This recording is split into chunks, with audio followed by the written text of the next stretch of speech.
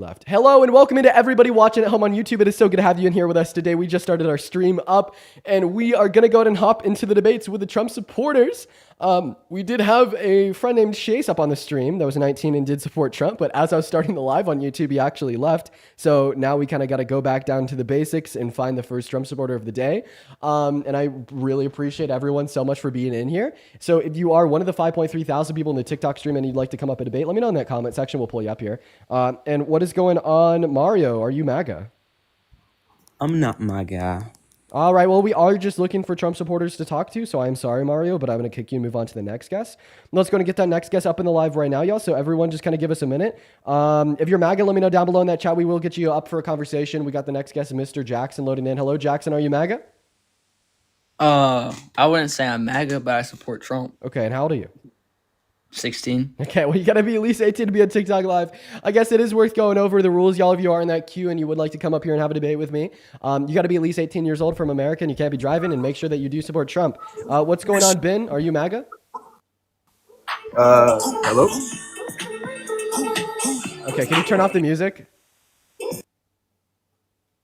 Okay, Ben left. We're going to go to move on to the next guest. For everyone tuning in on YouTube, I do apologize that it's taken a minute for us to get our first debate underway. Don't worry, we will get it in. We will get it in.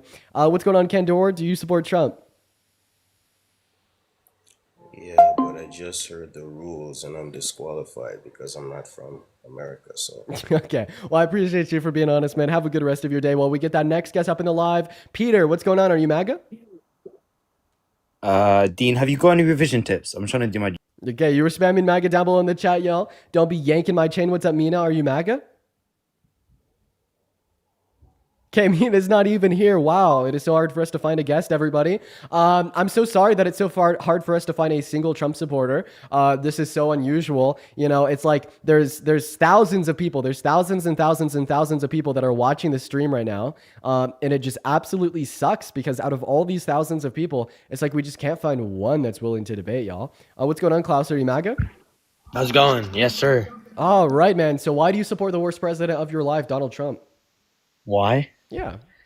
Well, for me personally, I like to make money. Okay, how old are you? I vote I'm 18. Okay. What year were you born in? I was born in 2006. Sweet. Take it away, man. So for me, I mean, the stock market always goes up.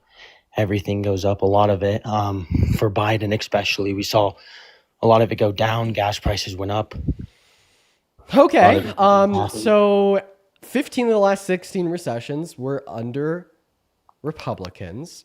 And the first financial quarter of this year, we actually had negative GDP growth, and we were one of the only countries in the world to have negative GDP growth, as well as since the start of Donald Trump's second term, we're in a net loss insofar as like insofar as a NASDAQ composite, which is an evaluation of all stocks in the market.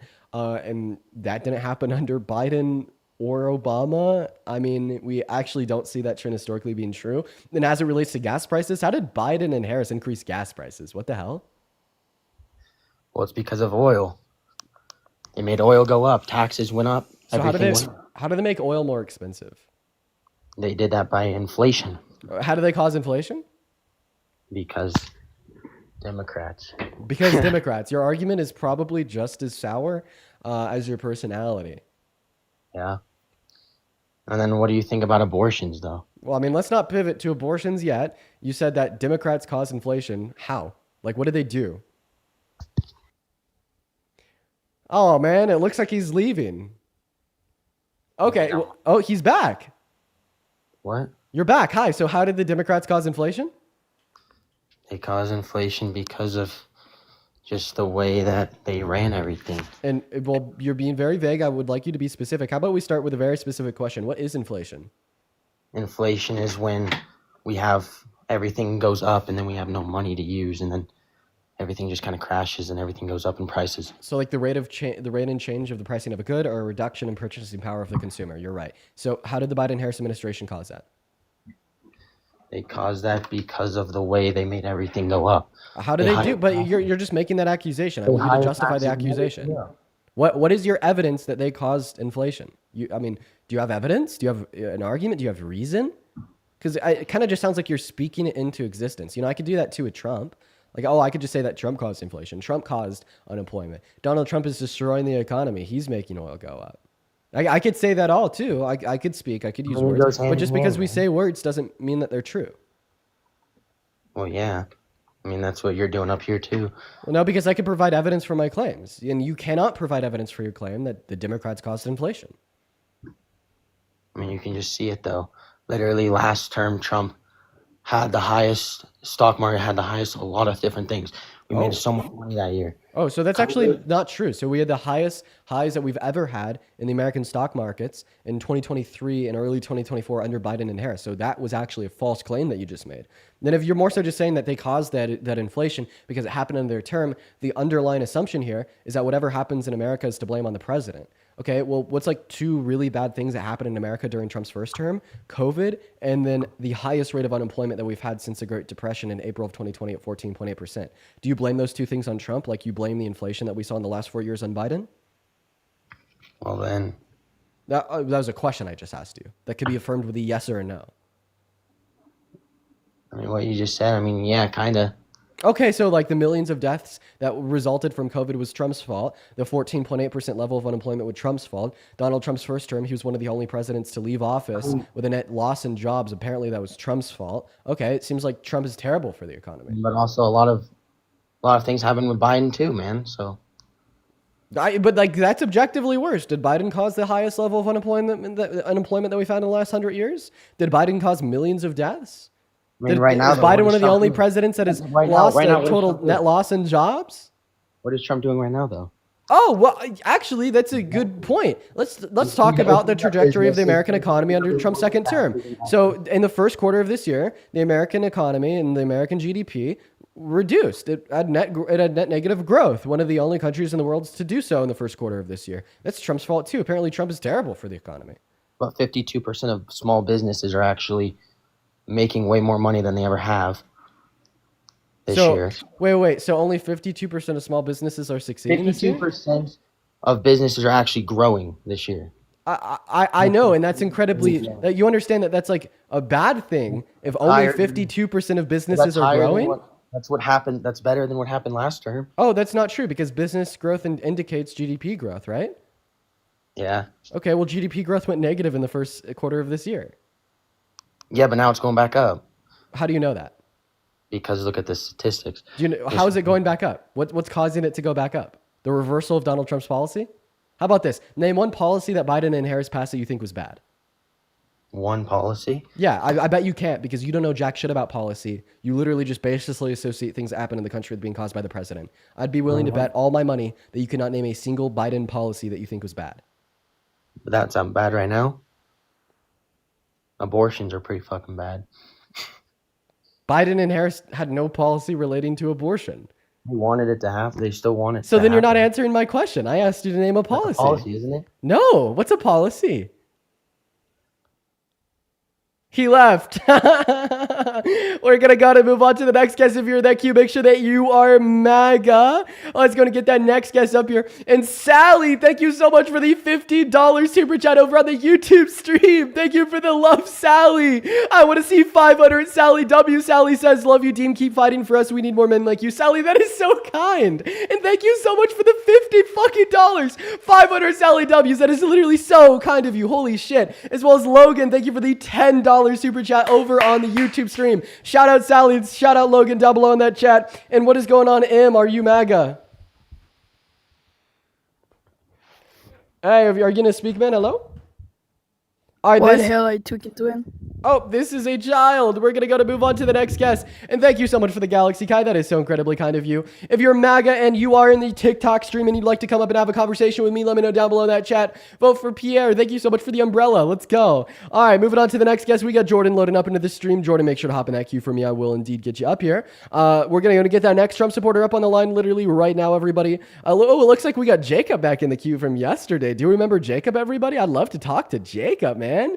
He was just in the queue, but now he disappeared. That's unreal. That's unreal. Oh, there he is. But he disappeared again. I don't know. All right, we're going to go to get that next guest up here. Go ahead and let me know if you're MAGA down below in that chat. What's up, Terry? Are you MAGA? Yep. Okay, how old are you? 26. 26. So why do you support the worst president of your life, Donald J. Trump?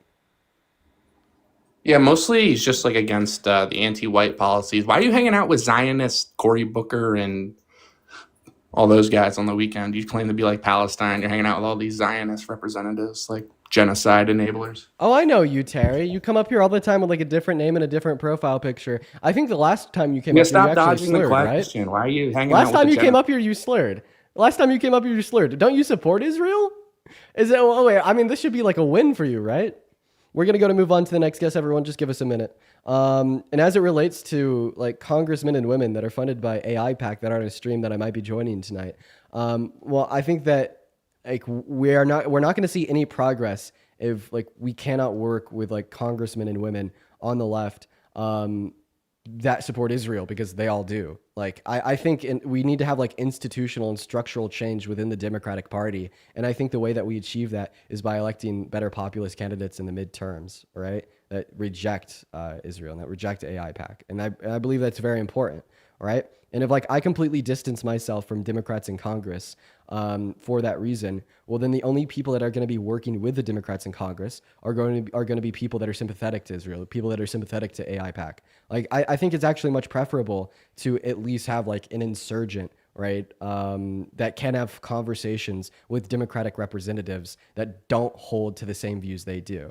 But if we just completely like alienate the people in power, the people that hold the power and that are in charge and control the country, and we basically just say like, oh, like, you know, we're just going to leave them to talk to Democrats that support Israel, and if you don't support Israel, you can't talk to them at all. Like, we're just simply not going to make any progress. I'm going to move on to the next guest here, everybody. What is going on, Mr. Dark? Do you support Trump?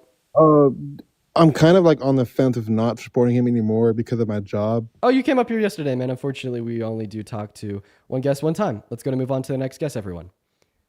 We got Mia loading into the live. Everyone, just give us a minute. Hey, what's going on? How old are you? Hi, How old are you? I'm 20. Do you support Trump? 20. No, I don't. But I am from the UK. All right, well, we are just looking for Trump supporters to talk to, y'all. Let's go to get that next guest up in the live literally right now, y'all. What's going on? How old are you? Okay. Turk is better. Turk is. All right, bro. We are really struggling to find anybody to tell me why the president is good. Everyone, just give us a minute to get that next guest up here. If you are one of the 5.1 thousand people in the TikTok live stream, make sure that we are double tapping away on that phone screen. We are just looking for like a single person to come up here and tell us why the president's good. What's going on, Lil Flea? Are you MAGA? Tristan, are you MAGA? Yes. Tristan, how old are you? 18. Yeah, what time is it? It is 8 and... All right, so we're going to go ahead and go over the ground rules once again. If you are going to be spamming MAGA in that chat, if you're going to hop in the queue, let me know, okay? But you have to conform to a handful of rules here. You have to be at least 18 years old, okay? You got to be from America, and you have to support President Trump, all right? And like right now, we just simply like don't see anybody that's willing to come up here and actually have a conversation with us insofar as why they support the president. A bunch of people are really scared, okay? What's up, Jacob? How old are you? All right, Dean. I'm 19. Oh, you're back with your EcoBoost. All right, Dean. I wanted you to know something. I wanted you to know one thing. Because I fell for your stupid rage bait yesterday. Your stupid, disgusting rage bait yesterday. You're going to be the only Democrat that I will happily follow. And I want you to know that. Because I fell for your stupid ass rage bait yesterday. All right? All right? I wanted you to know that. Yeah, man, that was good. That was good. Do you want to have a conversation about why you support Trump? We could, Dean. We could. Let's do it. But you're gonna destroy me because I don't like politics at Man, all. listen, it's worth a conversation. It's worth a conversation. So tell me, I'll be good faith. Listen, you took the rage bait on the chin. I could respect that. But take it away. Tell us why you support Trump. I support. Well, I don't really like him anymore. He's kind of a dick. Okay, well, we're already on like. This is a strong start. Okay, what you're saying is true. He is a dick. Okay. But the thing, I don't like him as a person, but I definitely am. I'm not swinging to the left in any way. I'm just waiting for a candidate that I support completely, that has my religious beliefs and believes in them as strong as I do. Okay, and so you would lead the country that way. so you mainly vote on religion. Yes. Okay, yeah. what's your religion? Christian? Christian. What denomination? Just so I can know You a little what? bit more. What denomination? Just so I can know a little bit more about what you specifically believe in. I mean, I just read the New Testament, bro. New Testament. All right. So probably some like Reformed Christian. Got it. So, okay. Here's the deal. I think that the left actually upholds more virtues of Christianity compared to the right. I think that Donald Trump is closer to the Antichrist than he is to a good faith follower of God. All right. I have a lot of reasons why I say this. Where should we start? What if we were to start with economic policy? We see a very strong theme reiterated throughout the Old and New Testament alike that Jesus really fucking likes it when you provide to those that are more needy than yourself. Okay. Psalms, it's all about if you provide for those that are more needy, you'll be given great glory in the kingdom of God. Mark, it talks about how if you're rich, you're just straight up not going to get into fucking heaven. All throughout the New Testament. What about Matthew the apostle? How did Matthew become an apostle? Well, first, he had to let go of all of his earthly possessions. He had to stop taxing the poor and then become a devout follower of Jesus. All right?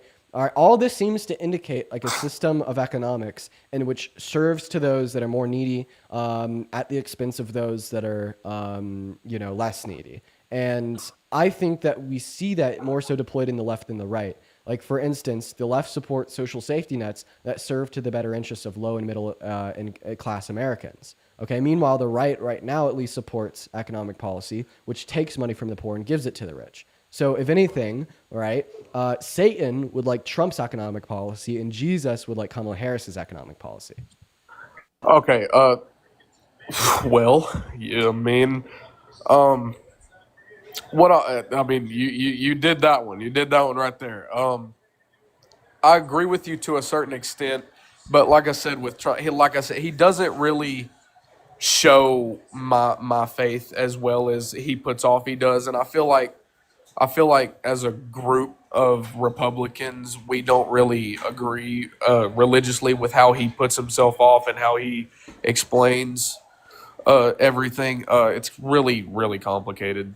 I know, but like, doesn't this demonstrate how like your faith is actually more so upheld within the left? It's just simply been propagandized as a movement to like support the evangelical right. Like even as it relates to abortion policy, like Southern evangelists prior to the 1970s actually supported pro-choice policy. And basically the logic there was, well, seemingly in the Old Testament, it describes fetuses to have less personhood or less rights than individuals such as you or I. And then on top of that, nowhere in the Bible does it state that there should be an actionable enforcement of the moral norms set forth in the Bible, but it's more so something that you should preach and attempt others to convert to. So that's why Right, and you Southern said evangelicals something actually of supported it. pro-choice policy, leaving it up to the individual prior to the 1970s. But then guess what? Politics got involved. The right exploited Christianity and turned it into a part of their movement. But this is actually antithetical to the real teachings of the Bible.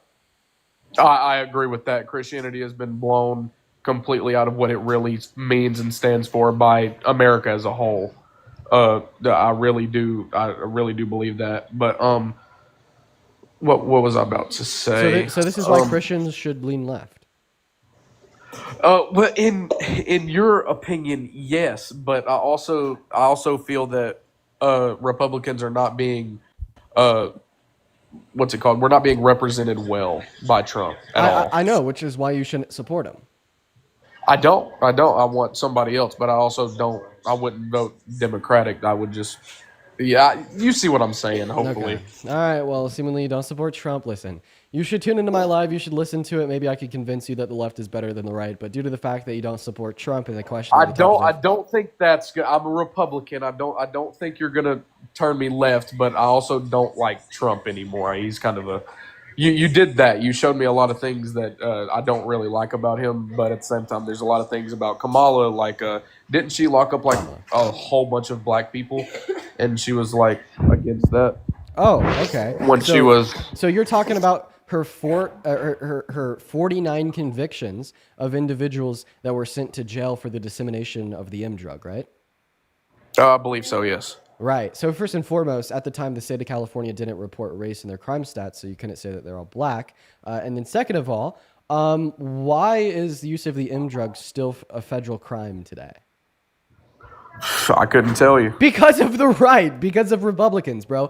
In 2014, she said that we need to end the war on drugs. And then she actually co-signed on legislation to federally legalize use of the M drug in the Senate in 2018. Okay, like the only reason why it's still federally criminalized is because of the right. And then once again, a vast majority of her, convictions that sent people to jail was for disseminating the M drug. Okay. Donald Trump literally wants to sentence people that disseminate drugs, drug dealers, to death, dude. All right. So the only bad virtue that you could seemingly point out in the past actions of Kamala Harris, right, is actually only upheld today because of people like Trump. You did your thing, Dean. You did your thing, but I don't know what else to tell you, bud. All right, Jacob. You did your thing. I appreciate you for coming up. Go have fun with your 5-0. I will. Yeah, not an eco boost. I mean, hopefully Jacob's able to see the light. Hopefully Jacob is able to see the light. We're going to move on to the next guest. Let me know in that comment section if you want to come up and debate, y'all. We're going to get that next guest loaded in right now. What's going on, Hope? Are you MAGA? All right, Hope's not even here. All right, we're going to move on to the next guest. If you're one of the 5.2 thousand people watching the stream, y'all make sure that you're double tapping and sharing out with your friends.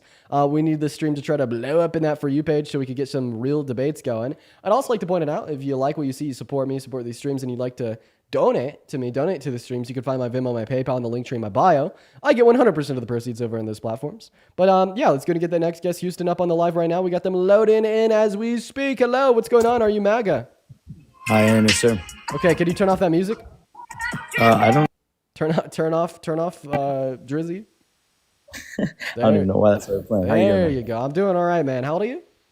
I'm 18. 18. So why do you support Trump, dude? Lay it on me. Let's hear it. By the way, I can't hear you right now because you can't see me. You left the app. There, now you're back. Sorry. All right. So there's a couple reasons. So like kind of in the previous chat, like I am Christian, and I know you were saying there's a lot of views that kind of align with the left. I kind of wanted to. Are we fine? Can we go back to that? Yeah, man, that's fine. I guess. Yeah. So you were saying that like Republican views or Christian views kind of align more with the left than they do right, and I kind of disagree. Oh. Because there's a lot of things like abortion rights. I mean, stuff like that, like gender, like LGBTQ kind of stuff like that. Can we talk about that, or did you want to go a different direction? Where does the Bible say that being GAY is wrong? Well, it actually, I don't have a specific. I'm gonna go ahead and say I don't know specific things for these claims I'm gonna be making. Like, I don't have set like points ready to tell you. But So then what? I could just say that the Bible says being straight's wrong, and well, I'm saying, I've read the Bible front to back a couple times, and I have seen where it says that. But I'm saying I don't have it ready. You don't have it ready. No, but I'm saying I have seen that multiple times. Hey, here's my thing. I don't think I have no problem if anyone's gay, right? Like that doesn't affect me. Would you do you want to maybe go on pause, do some research, find a verse for me? I could check if you want me to, for sure. Why don't you do it? Let's have a conversation, because right. I don't think the Bible says it being GAY. All right, let me.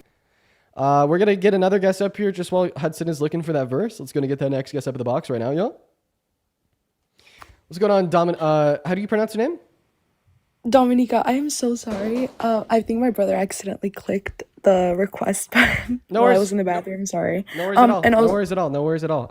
Oh wait, I cut you off there because I thought that you didn't mean to be in the queue. I didn't expect a follow-up question. I'm sorry for cutting you off. We're gonna go to get that next guest up here. What's going on? Are you MAGA? Okay, this person isn't even here. All right, Hudson. As soon as you find that verse, just come back on the app and let me know. You're back. Yeah. Yeah. All right. Oh, wait. I can't hear you when you go on pause. When you leave the app, I can't. So it said Leviticus 18:22. That was one of them. Sure. I can go and check, and I can read that for you if you want. You don't even need to read it. I know Leviticus 18:22 does say being GAY is wrong. I have a really good reason why you should reject it, though. Okay, can you go ahead? Because you should reject the entirety of the book of Leviticus. Okay. Yeah, I do agree. Do you want to know why you should reject the entirety of the book of Leviticus? Yeah, go for it. Because Leviticus 25 verses 44 through 46 say that slavery is okay. Yeah. So, I mean, if you want to hold to the Old Testament book of Leviticus to say that being GAY is wrong, and that's why the left is further away from Christianity, well, I mean, if there was a new political party that came in and did affirm that being GAY is wrong, but also supported slavery, would you say that they're closer to the real teachings of the Christian Bible? No, I don't think I didn't realize that was Old Testament I said it. There is a New Testament one that is right here. Give me one. Okay, Romans 1:26 through 27. Yeah, okay. Do you want to read it to us? Yeah, give me 1 second. I guess you want to be, because you can't do it if you're in pause. Give me 1 second. I can.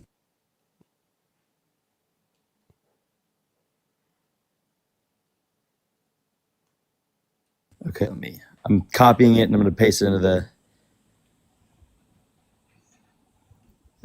It's not letting me. Are you able to look it up on your computer? Yeah. Why don't we do that?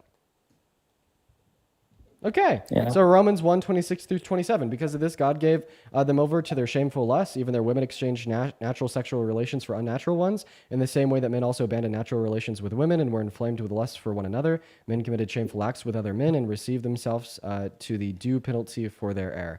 Do you know who wrote Romans? I do not. Paul. Okay, and do you know the society in which Paul wrote Romans? I do not. It was the Greco-Roman society. And based off of historical context, what we think this section of Romans is in reference to is unironic, like prostitution, like soliciting individuals for sex via payment. All right, because in the Greco-Roman society, you'd have like very like wealthy men go out and prostitute women as well as prostitute men. So that's why like this verse specifically references unnatural relations that men had with both women and men, because the best idea of the historical connotation behind this section of the Bible that we have is basically in reference to prostitution. Okay. Right. Yeah. Right. So I mean, I don't think that even like Romans 1:26 through 27 can justifiably condemn being GAY, right? Given the historical connotation that it's most likely in reference to prostitution. Okay. Yeah, I didn't even know that. Thank you for enlightening me with that. But also, I don't know if you want to go the abortion route. If not, that's fine. We can go somewhere else. But how do you feel about that? Well, sure. Let's talk about abortion. Do you think that it should be illegal because of your Christian values? So I know it's kind of, this would be hard to, make sure, but I think if you willingly had sex with another person, if you're over the age of 18, like you weren't raped or anything like that, I feel like it shouldn't be allowed. But obviously, if you were raped, if you're underage, I feel like it shouldn't. Okay, Yeah, go ahead. So you're able to identify one reason why elective abortion should be illegal. It's because the woman consented to intercourse, acknowledging the risk of the outcome of pregnancy. Do you have any other reasons why it's wrong? Well, why abortion in general is wrong? Yeah, so you just gave me one reason. Is that your only reason, or do you have others? No, it's because, well, to me, a lot of people say that, a fetus it shouldn't have human rights until, obviously it's out of the womb. And I just don't agree, because I just don't know, like, what to say. It's like a fetus is still a person. Like anyone, you were a fetus at one point. We all we spout from a fetus, right? So basically you're saying if you were it at one point, then it has the same amount of moral value that you do. Okay. Were you at one point a sperm and an egg? Yeah. Okay. So do sperms and eggs have the same amount of moral value that you and I do? Like No, because periods they haven't joined yet. Periods and masturbation or genocide, I guess? No, because they haven't, the egg hasn't been fertilized yet. Once it's fertilized, so once it's fertilized, then it's valuable. I would say so, yeah. Because do you think that it just becomes as valuable as you or I? Yeah, because it does. You're not giving. So do you know what a zygote is? I'm sorry? Do you know what a zygote is?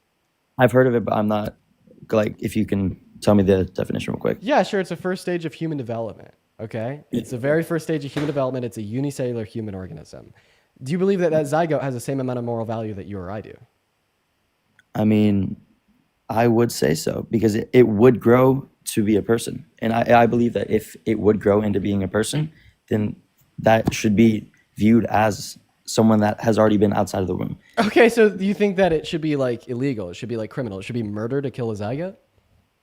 Well, I don't want to confirm or deny, because I'm not exactly sure what that is. So I don't want to. It's the first stage of human development. It's immediately what exists after the moment of conception. It's a unicellular human organism.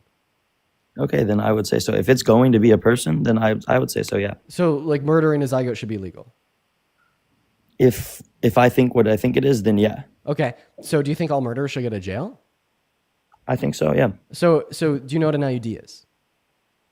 Like a bomb?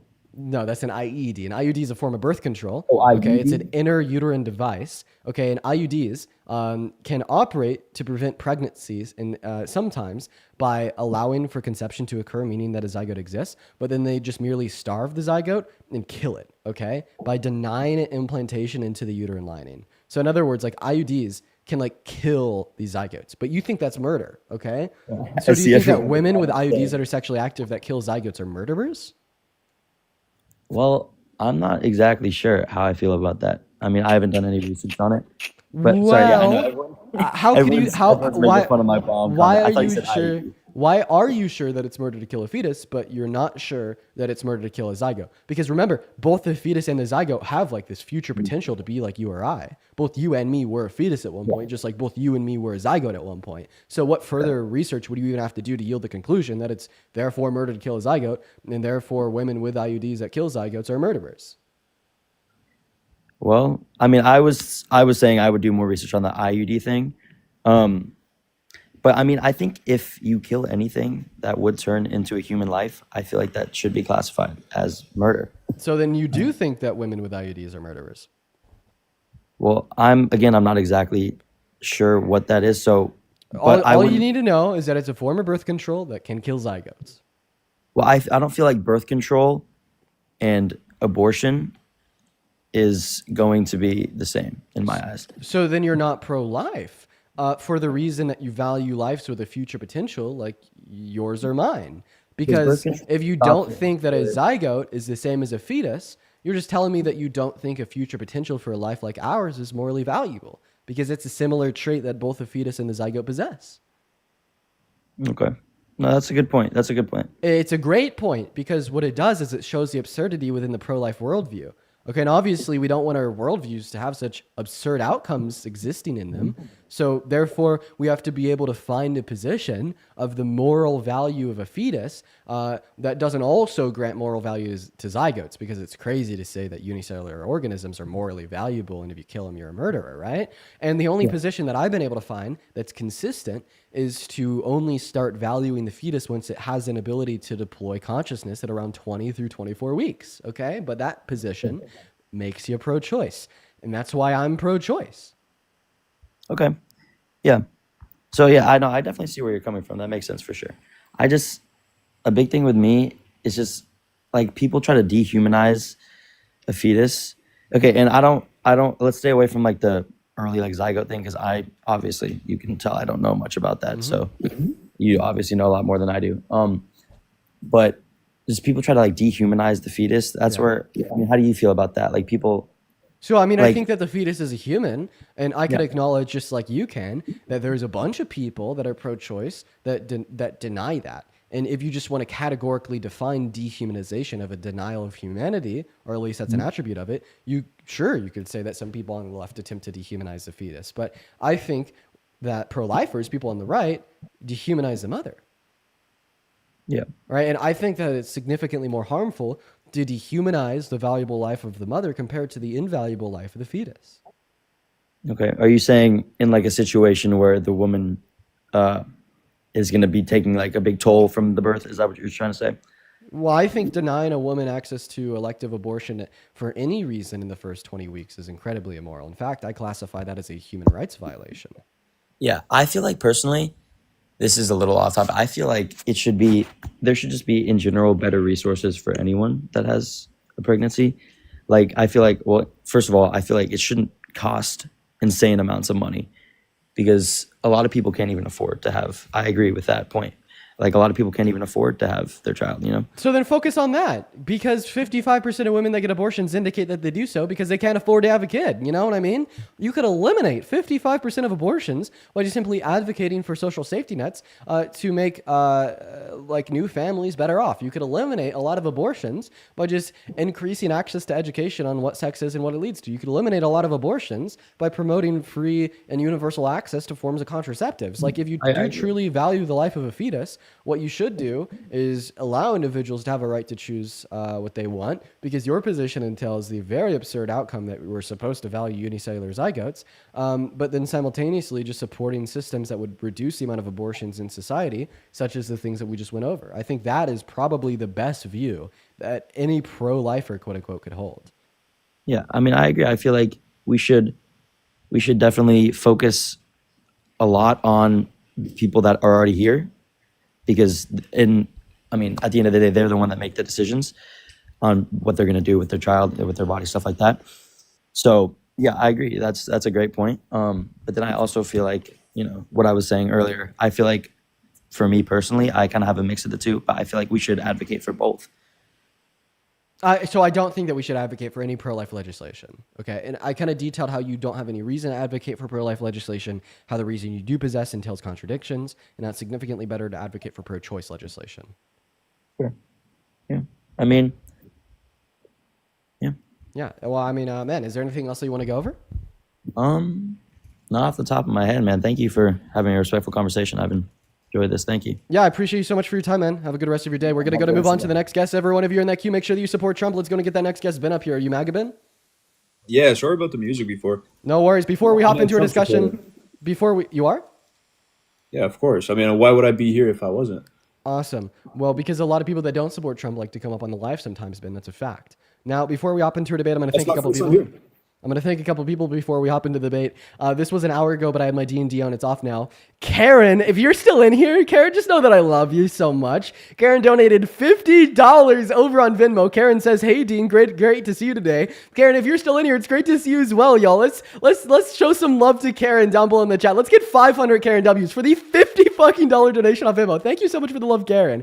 As well as Amanda. This was 47 minutes ago. I apologize for missing it. Amanda with a $30 says, "Thank you for everything you do. Thank you for your voice and your dedication." Amanda, that is so fucking kind. Oh my God. Let's show some love to Karen and Amanda down below in that chat. And then also James with the $10 on Venmo. This relates to that quote unquote leftist that we had up saying Putin literally bombed his own apartments. That guest was not a leftist. I'm a leftist. They're just a loser. Yeah, dead ass. They were a loser, James. Show some love to Amanda, Karen, and James down below in that chat. And of course, if you want to support me, support the stream as well, you can find my Venmo, my PayPal, and the link tree in my bio, my TikTok account, as well as in the pinned message over on the YouTube stream. But Ben, go ahead and take it away and tell us why you're MAGA.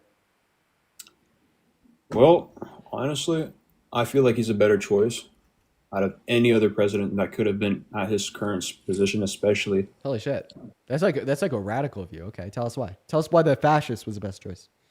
Well, we didn't have much of a choice at the end of the day. We were pushed to shove. Like Kamala Harris is a woman. I don't think any woman should lead the United States of America. Oh, great. That's great. Do you mind if I ask you why you think men are better at leading than women? Well, I mean, look at history. Thousands and thousands of years. So what do we see throughout history that proves men are better at leading than women? Well, emotionally. That could be a start. So that's a word. Give me an argument. Now, your argument can include that word, but an argument is not one word on its own. Look at the biological standards. Women are more emotional, so they can lead to bad tendency decisions. Okay. It can make literally overcomplicated situations even more complicated. I'm gonna ask the chat something real quick. Chat, what do you want me to do? Do you want me to just steelman his position and prove him wrong and dunk on his ass? Or should we ask him to justify his argument? I mean, we could be polite about it. I don't know why we can say dunk him. I think I'm being much more polite than I could be. And with all due respect, I think me not screaming at you and muting your mic and calling you nuts. I mean, it would just make you look childish at the end of the day. You're a grown man screaming through a TikTok. Through a man. I'm not screaming at you. I said I could be. Yeah, you could be. That's what I'm saying. You're a grown ass man. Honestly, I don't know if it's childish to scream it like bigots. I'm unconvinced of that position. But I'm gonna go ahead and dunk on you real quick. What makes me a bigot? Yeah, the false belief that you think men are better at leading than women, rooted within this other false belief and stereotype 100%. That women are more emotional than men. Karen with a $1 in Venmo says, Dean, I'll donate $100 if you dunk on him. Yeah, fucking say less, Karen. Hey, so here's the deal, Mr. Bigot. You said that women are more emotional than men. That is unequivocally fucking false. I actually think that men use emotions in their decision-making processes to a higher extent than women. Now, what the fuck is my evidence of this? Well, what the hell is a violent crime? A violent crime is definitionally speaking an incredibly irrational, emotional reaction to external stimuli. Which percentage of violent crimes do men commit? 92. Now, you may respond to this by saying, well, the reason men commit more violent crimes than men commit more violent crimes than women is because they're physically stronger on average and physical strength is required to commit violent crimes. That's not true. You don't need big biceps to shoot a gun, not to mention that violent crimes that don't require physical strength at all, like cyberbullying with threats of violence, are also disproportionately committed by men. Now let's look at other things that are emotional. Okay, well, it's obviously irrational and emotionally driven to drunk drive or reckless drive.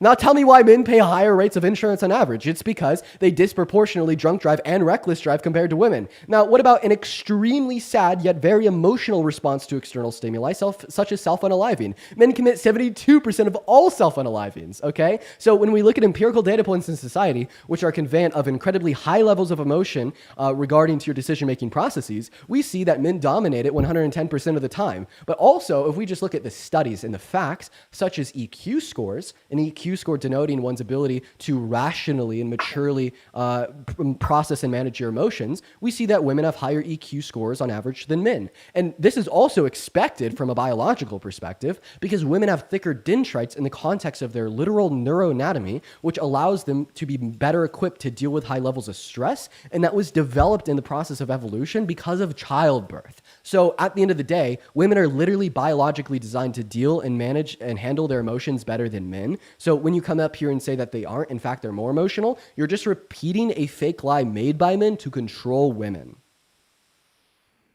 All right, so back to your, one of your arguments was that men are more violent. Well, sometimes you need that violent tendency to keep a nation together. At the end of the day, we could get evaded. Some bad things can happen. One second, I'll let you make your argument, but I gotta thank Karen for the $100 donation over on Venmo. Oh my God. Yo, Karen says, you're eating him up as I promised. Dude, let's get 1,000 Karen W's down below in that chat literally right the hell now. Thank you so much for the love, Karen. 1,000 Karen W's down below in that chat. As well as Kenneth, thank you so much for the $16 over on PayPal. Shout out to Kenneth and Karen. As well as Carmen with a $50 over on YouTube super chat. Let's get 500 Carmen W's. That is Carmen with a CCARMEN. Carmen says, yes, amazing dunk us women love teen. Yeah, bro, for like what? Common fucking sense? No, like it's not difficult to yield the conclusion that obviously men are more emotional than women. Like no fucking shit, dude. But thank you for the $50, Carmen. I appreciate it. You're going to keep interrupting the person before they're even talking to you about their thought process. I understand that's incredibly rude. You interrupted me 4 times, and I haven't been able to literally put an argument on the table. That's incredibly rude of me to interrupt you. That's all right, man. It was incredibly rude. So rude. You seem like a nice dude, bro. I'm just trying to have a nice civilized debate with you. Well, the issue is I'm too emotional because I'm a man. Sorry? Well, I'm obviously too emotional to have a civilized debate. You are. You're not able to even have an attention span. Like, can we finish the conversation? Must be my testosterone. I'm happy to leave. I'm just here to debate with you. I don't want you to leave. Respond to my points. Me neither. I don't want to leave either. So I was able to just prove to you that women are not more emotional than men, and if anything, the opposite. So like I was saying, sometimes you need a man to step up. And Donald Trump has done an amazing job with the trades. As we see, he's one of the only presidents to actually deport people and making the United States a more civil place. I mean, look at the violent crimes that have been committed in the United States and just in Canada that have been pushing through every single state has been definitely more violent. Hey, man. More murder rates have been gone up. Hey, man. Since of the immigrations are coming in. So deporting these people, the illegal aliens, hey, man. like Trump likes to say. Hey, dude. What's up, brother? So first and foremost, what you're saying happens to be wrong. When you talk about murder rates going up, I'm not wrong. So look at the news. Open up the news. So statistically speaking, hey, can you stop getting emotional and interrupting me? You're obviously not here to have a civil debate if you continue to interrupt me. Go ahead.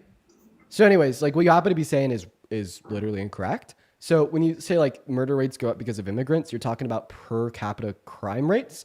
And funny enough, undocumented immigrants actually have per capita violent crime rates that are 2 times lower than that of natural US born citizens. So immigration actually reduces per capita murder rates, funny enough. But I just want to let you know that this is a pivot because we weren't talking about Trump or his mass deportation policy. We're actually talking about your claim that you think men are better at leading than women. All right. And you said the reason why you think men are better at leading than women is because women are more emotional than men. I then asked my chat if I should absolutely dunk on your ass. That chat said, yeah, Dean, dunk on his ass. And then I dunked on you so hard you ignored everything I said and moved on to next topic. But I'm not willing to let you go yet. You're still on my leash, buddy, okay? I'm going to have you either concede that you were wrong or give me a counter argument to my position that, if anything, men are more emotional than women for the reasons that I granted. All right, Mr. Dean. So, like I was saying, Harrison has been letting the immigration come into the States, and it's causing a mass population of jobs, crime rate. You pivoted again. Well, that's the truth. That's the truth. Buddy, what argument are you supposed to be responding to right now? Do you even know what do you know who you are? Do you know what's going on? Are you sentient? Like, the position that you're supposed to be responding to right now is like specifically the fact that I disproved your position that men are better at leading than women because you think women are too emotional. Okay? This has nothing to do with Harris. This has nothing to do with Trump. You locked yourself in to a losing position that, quite frankly, has nothing to do with the background. Okay, listen, I think Kamala Harris was a great presidential candidate. And maybe we could get into that later when you concede. But Kamala Harris has nothing to do with your position that men are better at leading than women because you think women are too emotional. So go ahead and respond to my refutation of your point that women are more emotional than men. I demonstrably proved you wrong. Well, this is a wide conversation. I mean, their title is, why do you support Trump? And I'm giving you the basis of my information, and then you could debate me on that. Why are you trying to run away? So why are you so scared? I'm not trying to run this is away. so I'm beta. giving you Yes, multi-arguments. this is so beta of you, bro. Stop being so beta. Multi-arguments, You came that's up all here it is. and you said, like, with like full fucking like spine and chest, that men are better at leading than women because you sure. think that women are too emotional. I refuted your position, and now you're I'm running giving away you my like reasons. a beta. So how about you stop running away like a beta and you respond to my refutation of your claim that women are more emotional than men? Okay, but we're talking about Harrison as a president. Remember, the first thing I said when I came on, and I said we didn't have any other choice. I said that Trump was definitely a better president than Harrison, especially the Who fact the fuck that is a whole Harrison? woman, I don't know who Harrison is. Okay, right? But so Kamala do, Harrison. Do I need to repeat the argument that you should be responding to? Let's go past that because we're not going to No, have. I'm not going to let you go past it, I mean, buddy. let's agree to disagree. You fucked yourself over. We're not agreeing to disagree. No, not today. You're getting embarrassed today, okay? And in fact, the embarrassment that you're feeling right now, and you will continue to feel until you immediately rage quit this live stream, is specifically embarrassment relating to your claim that men are better at leading than women that you can't defend. Okay? So let me be clear. You said women were more emotional than men, and that's why you think men are better at leading than women. A claim is false. If anything, men are more emotional than women. My evidence for this is that men are significantly more likely to engage in irrational, emotionally driven behaviors like violent crime, self-unaliving, DRUG abuse. Okay, they're also significantly more likely to engage in other emotional, reckless, irregular things like drunk driving or reckless driving. And then even when we just look at the data, the raw stats, like EQ scores, which is a score that determines the ability of an individual to process their emotions in a mature, rational way, guess what? Women have higher EQs on average. And then the cherry on top is that women are biologically designed to deal with their emotions better than men. They have thicker dendrites in the context of their neuroanatomy, okay? Because evolution determined that they need to be able to deal with stress better because of childbirth. Okay? So there's like 5 reasons right there why you're wrong. Like, just straight up wrong. So go ahead and respond to those 5 reasons why you're straight up just like wrong. Well, from my experience, I believe that men are less emotional creatures, and women have the tendency to escalate things.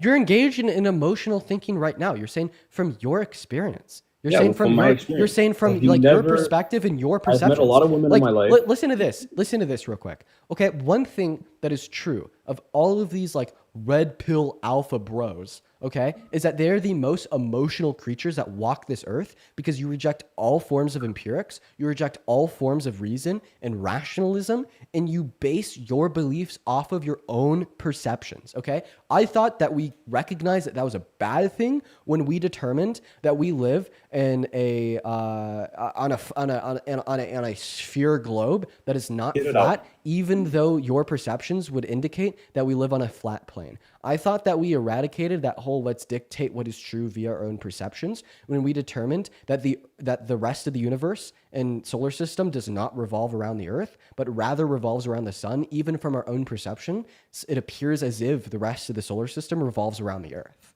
Okay? Like, I thought that we moved past that a long time ago, but obviously we didn't. And the only people that really still conform to those very irrational norms today are the very emotional creatures on the all right. See, everything that you accuse women of being is actually just a projection of yourself.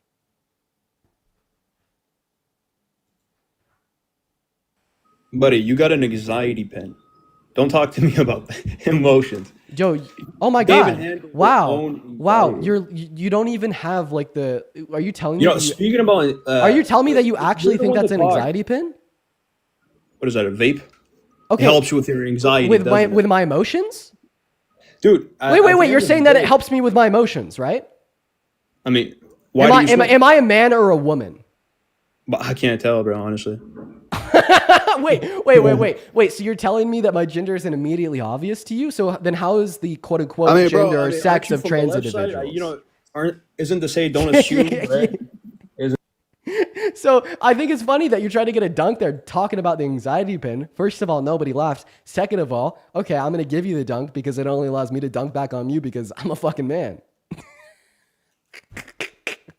Yo, D1 crash out. I guess this guy cannot control his emotions. He's starting to get really angry. Did you know that anger is an emotion? Well, I'm actually very well trained on my emotions. I'm actually a day trader. So the respond to the position. Sorry, Mark Douglas. Oh, you're a day trader. Did you know that unironically, it is a statistical fact that women are better at engaging in short-term investments in the stock market compared to men, proportionally speaking?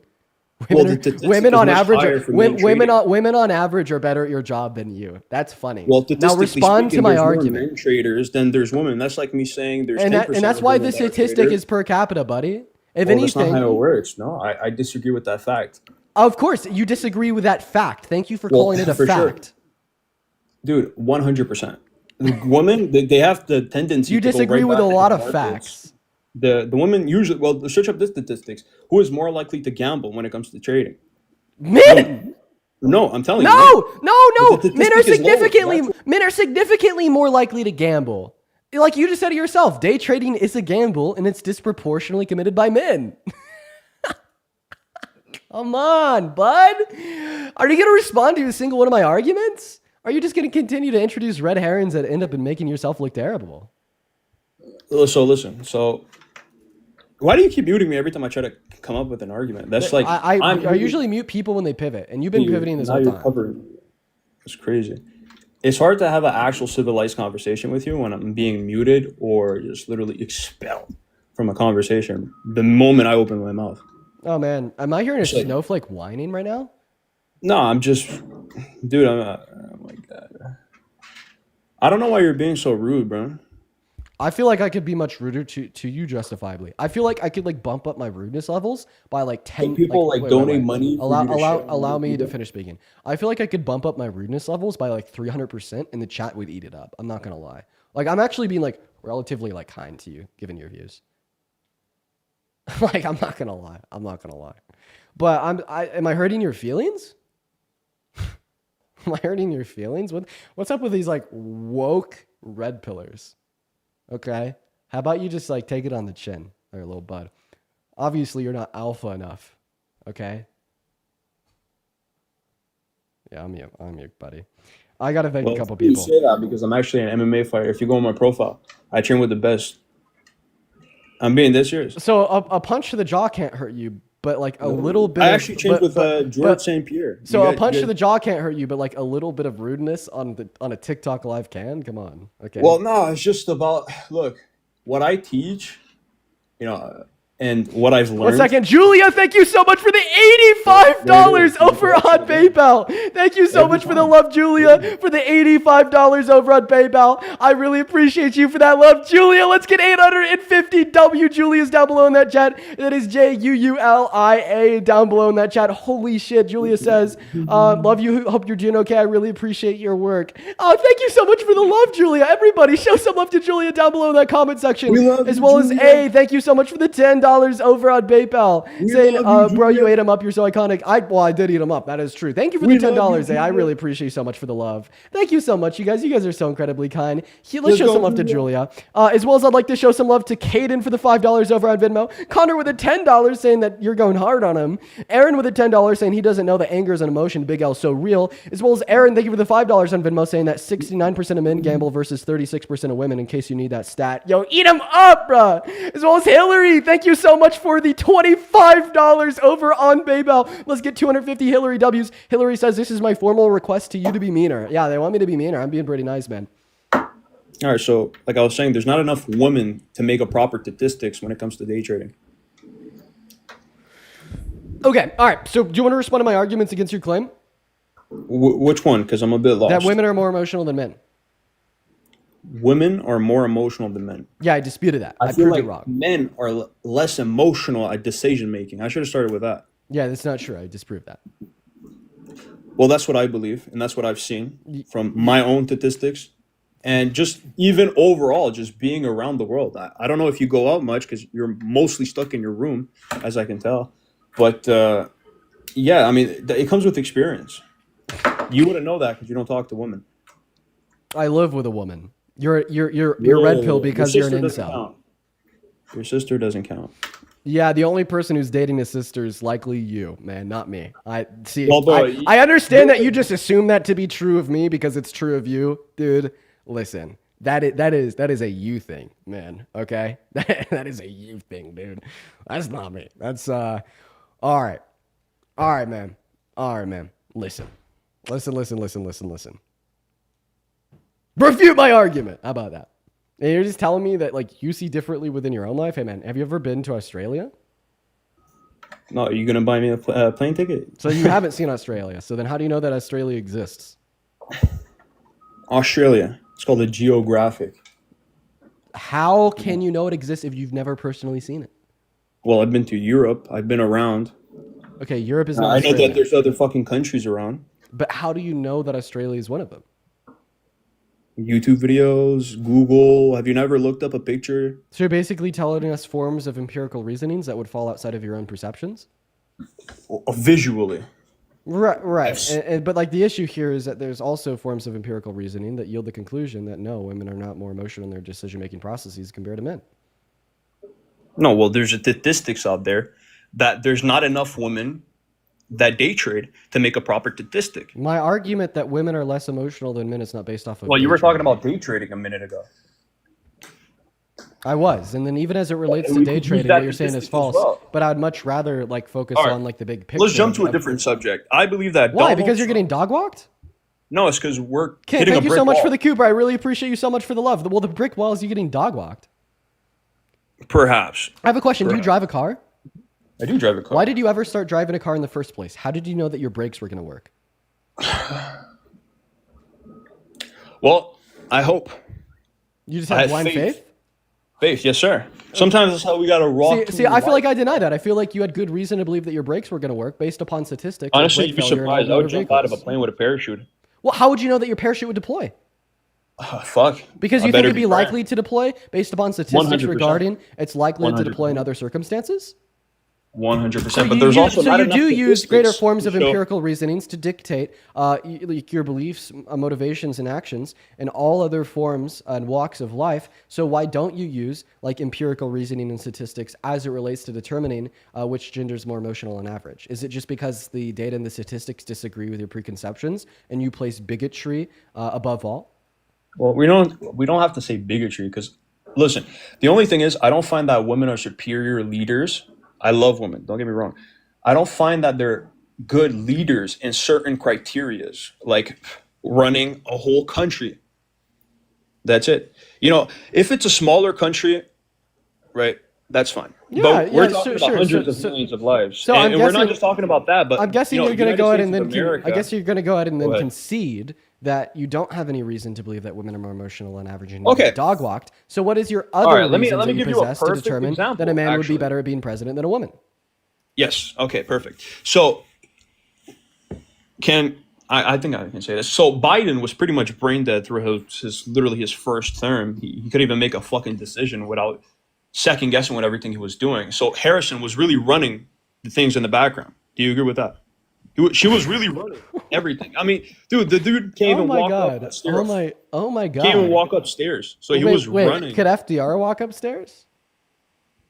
Listen, my point is, well, also, who the fuck is Harrison? Kamala? You think her last name is Harrison? Harris, sorry. There you go, buddy. You're doing great. Hey, well, the question. Name one bad policy that the Biden-Harris administration passed. The immigration. Immigration is a word. Immigration is not a policy. I asked you to name one bad policy they passed. Okay. Well, letting immigrants come into this country, 2.1 million exactly. Letting immigrants come into this country. So what policy did they pass to let the immigrants in? Well, they opened the borders. How do they open the borders? By fucking opening them. Okay, but that would require a moratorium, an EO, or a policy. So what was the moratorium, the EO, or the policy? Right, and letting them in was a huge So do you think that they literally like just went down to the ports of entry and they said open it up? Like, how do they open the borders? What do you mean? Well, I mean, they're letting more applications come in, right? But more applications for legal migration? Well, not legal, right? You don't know. Do you apply for undocumented entry? No, you're right. You're incoherent. What the hell are you saying? Yo, what are these things on me? These little badges.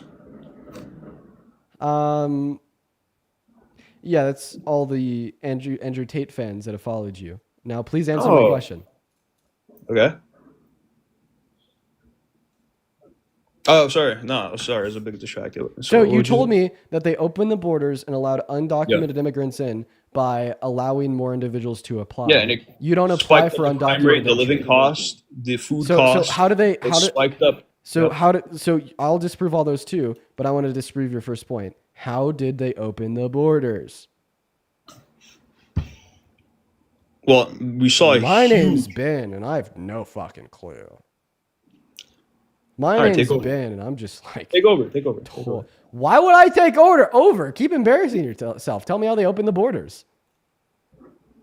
I don't know. So then how do you know they did it?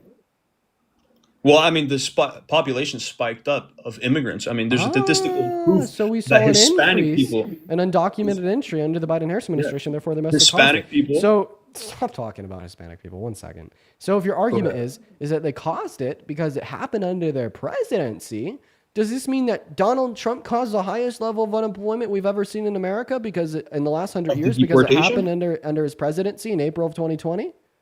I mean, the food cost is lowered, and whoa. I mean, everything has been better since his presidency. Repeat. I mean, think about it. His mass deportation. Hey man, repeat the question I asked you. So 2 weeks ago, Donald Trump... That's not the question I asked you. So you said basically, whatever happens in America is to blame on the president, and that was your logic for saying that the Biden-Harris administration opened the border. So does this mean that you think that during Trump's first term, he caused the highest level of unemployment in our country in the last 100 years in April of 2020? It literally caused a domino effect. It really did. Like, shit went downhill right after the Biden administration caused the borders to open. Whoa. 1.2 million people, hey, man. immigrants specifically, I don't let into the country of Are United you States listening to what I'm saying? You're obviously not listening at all. Okay, I want you to listen very closely. Are you ready? I'm listening. So you said that they caused and they opened the borders simply because under their presidency, there was a lot of undocumented migrants that came into America. So the underlying logic there is whatever happens in the country is to blame on... No, you're not going to ask me shit because I'm trying to ask you something. Really fast. If you hate Donald Trump so much, right? Why do you still live in the United States? You just said that Biden was literally brain dead for the entirety of his term. Why do you still live in the United States? I mean, he stepped down as president. No, he didn't. Without even finishing his 5th year term. Terms are 4 years. You're wrong about everything you say. But why didn't you leave the United States when Biden was president? What? Why didn't you leave the U.S. when Biden was president since you hate him so much? Well, I'm Canadian. You're not even from America? No, I am. I'm just here for the followers. You're here for the followers. So is this the way that you justify getting absolutely flamed? Well, listen, bro. I gotta get followers. Like your butt's fucking hurt. Ben, it's not about the followers. Like he's saying that he's here for the followers. Chat. He's lying to you. He's not here for the followers. He was here to make a genuine argument to me, and he got flamed. This guy's not here for the followers. He's here to debate. He truly is literally here to debate, and he got flamed. That's so embarrassing for you, Ben. No, I swear to God, I'm Canadian. You want to see the passport? No, I believe that you're Canadian, but I don't believe that you're here for the followers. You're here for a debate, and you got flamed. The only way I could give you, so I had to do what I had to do. You know what I'm saying? I don't believe you. I swear to God, search up Ben Trades on YouTube. Ben Trades on YouTube. I swear to God. I swear to God, my heavenly Father who art in heaven. I swear. No, what I'm saying is that you are here to debate, and you got flamed. Oh no, I still love Donald Trump. Don't get me wrong. I love him to death. Exactly. You came here to debate, and you got fucking flamed. But I'm just here for shits and giggles. Hey, buddy, how does it feel to lose a debate so abysmally that at the end of the debate, you have to say that you're just here for shits and giggles? Honestly, dude, I think it's great. I mean, I see nothing but positive things. Maybe. Yeah. Dude got walked. Dude got absolutely walked. I mean, it must hurt. That must be painful, man. That must be so fucking painful. We're going to go ahead and move on to the next guest at this point. Everyone just give us a minute to get that next guest up in here. Sabrina, thank you for the 14 Canadian dollars over on YouTube Super Chat. Erica, thank you for the $2. I really appreciate everyone so much for the love. You guys are so incredibly kind, as well as Brianna, thank you for the $5 on Venmo. D, thank you for the $5 on Venmo. Ashley with the $5 on Venmo. As well as Ken, thank you for the $25 over at Venmo, saying finest cooking on TikTok. Let's go, Ken. Thank you for the $25. Let's get 250 W's for Ken. As well as Lotta, thank you so much for the $3 on PayPal. And Nico, thank you for the $10 on PayPal. What's going on, Andrew? Are you MAGA? Yeah, I am. Okay, how old are you, man? I'm 18. Nice, bro. Before we hop into our debate, I'd like to say this for the individuals watching. Make sure that you're double tapping away on that phone screen. Let's try to get up to 2 million likes. And if you want to support me and support the stream, you can find my Venmo, my PayPal, and the link tree in the bio. I get 100% of the proceeds over on those platforms. That'll go straight to me, as well as you get a notification at the top of my phone screen, so I could shout out your name, the amount, as well as any and all attached messages. So take it away, Andrew. Why do you support Trump? Hey, I just support Trump because I think his border policy has done a extraordinary good job. But this is my first time doing a debate, so I'm not too familiar with this kind of stuff. But I just want to hear your opinion on how do you feel how Trump's been handling the border, because lately it's been looking pretty good in my opinion. Yeah, I don't really like the way that he's handling the border because he has no long-term solutions. And then a lot of the reason why we've seen a reduction in undocumented entry is because they're scared to enter, because Donald Trump is violating the human rights of the undocumented migrants that are in our country. Okay. I don't know, man. How do you feel about that? Like, you don't like undocumented entry because it's a crime, right? I just like how he's just handled it way better. So can you just affirm that you don't like it because it's illegal? I just don't like they're taking jobs, and I see all that. And Whoa. There'd be less jobs after mass deportation. They quote unquote take jobs by working, which leads to an additional $300 billion per year being put into the American GDP, plus an additional $100 billion per year being paid in American taxes, which strengthens the American economy, which increases the size of the American labor force. So they actually produce more jobs. Okay. I'm telling you, I'm not too good at this debate and stuff, man. I just wanted to get on here and really just hear your take on the border stuff and just everything that you just think about it. Because, like, the way I see it, I think he's doing a good job. He's keeping them, like, better than what they were doing. They let how many in? Like 2 million? Dear God. Okay, Andrew, is there anything like... And then what is it down to right now, though? Is there anything else that you want to go over? No. Okay. Hi, Andrew. You know what? You should watch the lives. Maybe I could change your mind. What's up, Aaron? Are you MAGA? Aaron, what's up? You're in the stream. Are you here? Hi, I can hear you. Are you here? Guess not. We're going to move on to the next guest. Let me know in that chat if you're MAGA. We will get you up here. We will get you up here. Let's go to get the next guest, Landon, up in the box. We also got Wonder J loading in, everybody. We are just looking for the next Trump supporter to have a conversation with. I'm sorry, guys. Yeah, we did kick that last guest. I'm sorry. Just gonna do it. What's up, Wonder J? Are you MAGA? No, I did not mean to join. I'm No so worries at all. Don't worry about it. Don't worry about it. We are going to get that next guest up in the box right now, though.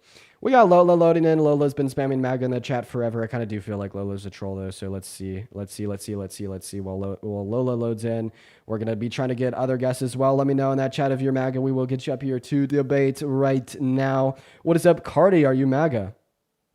Oh, looks like Cardi's also running away. Yo. Oh, what's going on? Are you MAGA?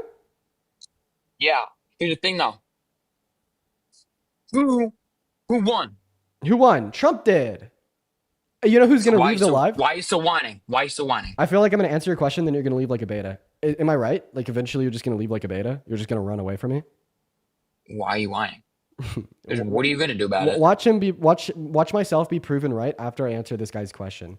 So yeah, I'm really upset at the fact that his presidency is so bad, and I want to make sure that as many Americans as possible know that his presidency is so bad, so that when midterms and the next presidential election come along, we could vote for better representatives. What you call whining is just an American expressing their constitutional right to freedom of speech, and particularly the protest of the current administration, which is destroying this country. Okay. So tell me, But is why there do you ever think gonna he's be a good president?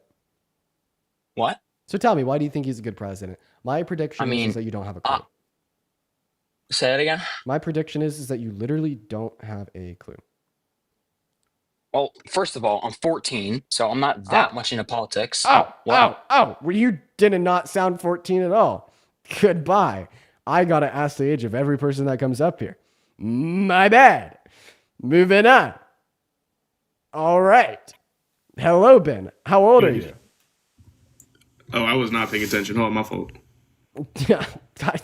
My voice was not that deep when I was 14. Holy shit. Moving on to the next guest, Luke. We got Luke loading up into the box, everybody. All right, Luke is loading in. What's up, Luke? How old are you? Luke, hello. Are you here? Okay, Luke is not here. Moving on to the next guest. Here we go, everybody. We got Matt loading into the stream right now. Hello, Matt. How old are you? Hey, 32. 32. Are you MAGA? Yeah. I Oh, would say yes. no. Why would you support the worst administration of your life? I mean, I remember back in 1997 watching TV, watching Bill Clinton have an affair with Monica Lewinsky. So, I mean, that's Donald kind of a Trump stretch. raped Eugene Carroll. But hey, let's go back recently. What's worse, the an last affair or few sexual years. abuse? I mean, yeah. I mean, that's just for me that was like one of my earliest ones. But let's go kind of over. I guess, the last several. The reason why I don't want to move on yet is because you brought up Clinton's affair to demonstrate a president that's worse than Trump. Well, even as it relates in the category of treatment towards women, like you do understand that Donald Trump was held civilly liable for raping a woman. Well, I mean, he didn't do anything while he was president. Not that it excuses anything, but like you said, why do I support him? Way better leader than what we would have had with Kamala. I mean, not a great leader. Biden was even that great of a leader. You want someone who shows strength, commands leadership. I mean, you're not really going to be getting that with any other options. So why do I support Trump? Well, as a 32-year-old college-educated person who holds a stable job, makes great money, married, yeah, I mean, picking somebody who's going to fight for me is going to be kind of a no-brainer. So, I mean, everyone has their own opinions. You can definitely agree to disagree. You may not like the character, but at the end of the day, most people are going to vote for who they think is going to be a better fit. And he's doing a kick-ass job. And that's really all you can really ask for. So why do you think he's doing a kick-ass job, man? Is it like the illegal deportations of undocumented migrants that the Supreme Court has ruled as being unconstitutional that you don't care about? Is it fulfilling all 14 tenets As of a fascism? taxpayer, as a long-time taxpayer, they're over here illegally. I mean, every administration has been under fire for deportating, even Obama. Did Biden illegally deport undocumented migrants? Unfortunately, pal. Unfortunately, whenever things get deported, it's separating families. It's not fun. Things? Yes, whenever people get deported, families get ripped apart. It's not fun. But the fact is that they're not here legally, and you can come here legally. I don't As a understand. I taxpayer, don't understand if you hear what I'm saying. I'm saying that he violated their constitutional rights. Like, for instance, Abrego Garcia. The Supreme Court ruled that his deportation of Abrego Garcia was strictly illegal. Okay? And he says he doesn't care. So how can you virtue signal about the undocumented entry of undocumented migrants, say that that's a really big deal because it's breaking the illegal, law? man. But listen, When to you're what a I'm saying. taxpayer, as long as I have, I would and really you've worked appreciate all it if kinds you'd of let jobs me in all finish. kinds of industries. You do and you understand got that you're people- actively interrupting me right now. I will happily give you the mic as soon as I'm done. I mean, you're doing the same with me. I mean, each two can disagree. I wasn't doing Like I the said, same to each you because I just simply administration, continue to each speak. administration. So, Matt, I'm going to count has down literally- from 5. If you're not done speaking by 5, so I could continue what I was saying, I'm just going to mute you. Thank you. Take 4. Okay, sweet.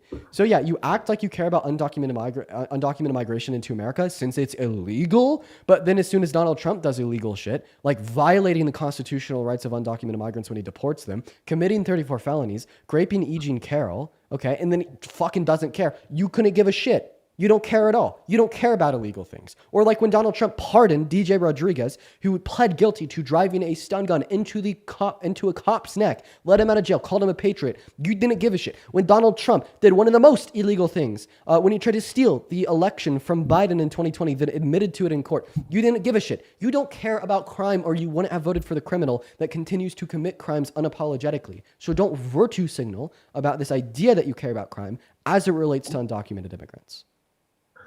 I got a question for you. Yeah. Have you ever read The Art of the Deal?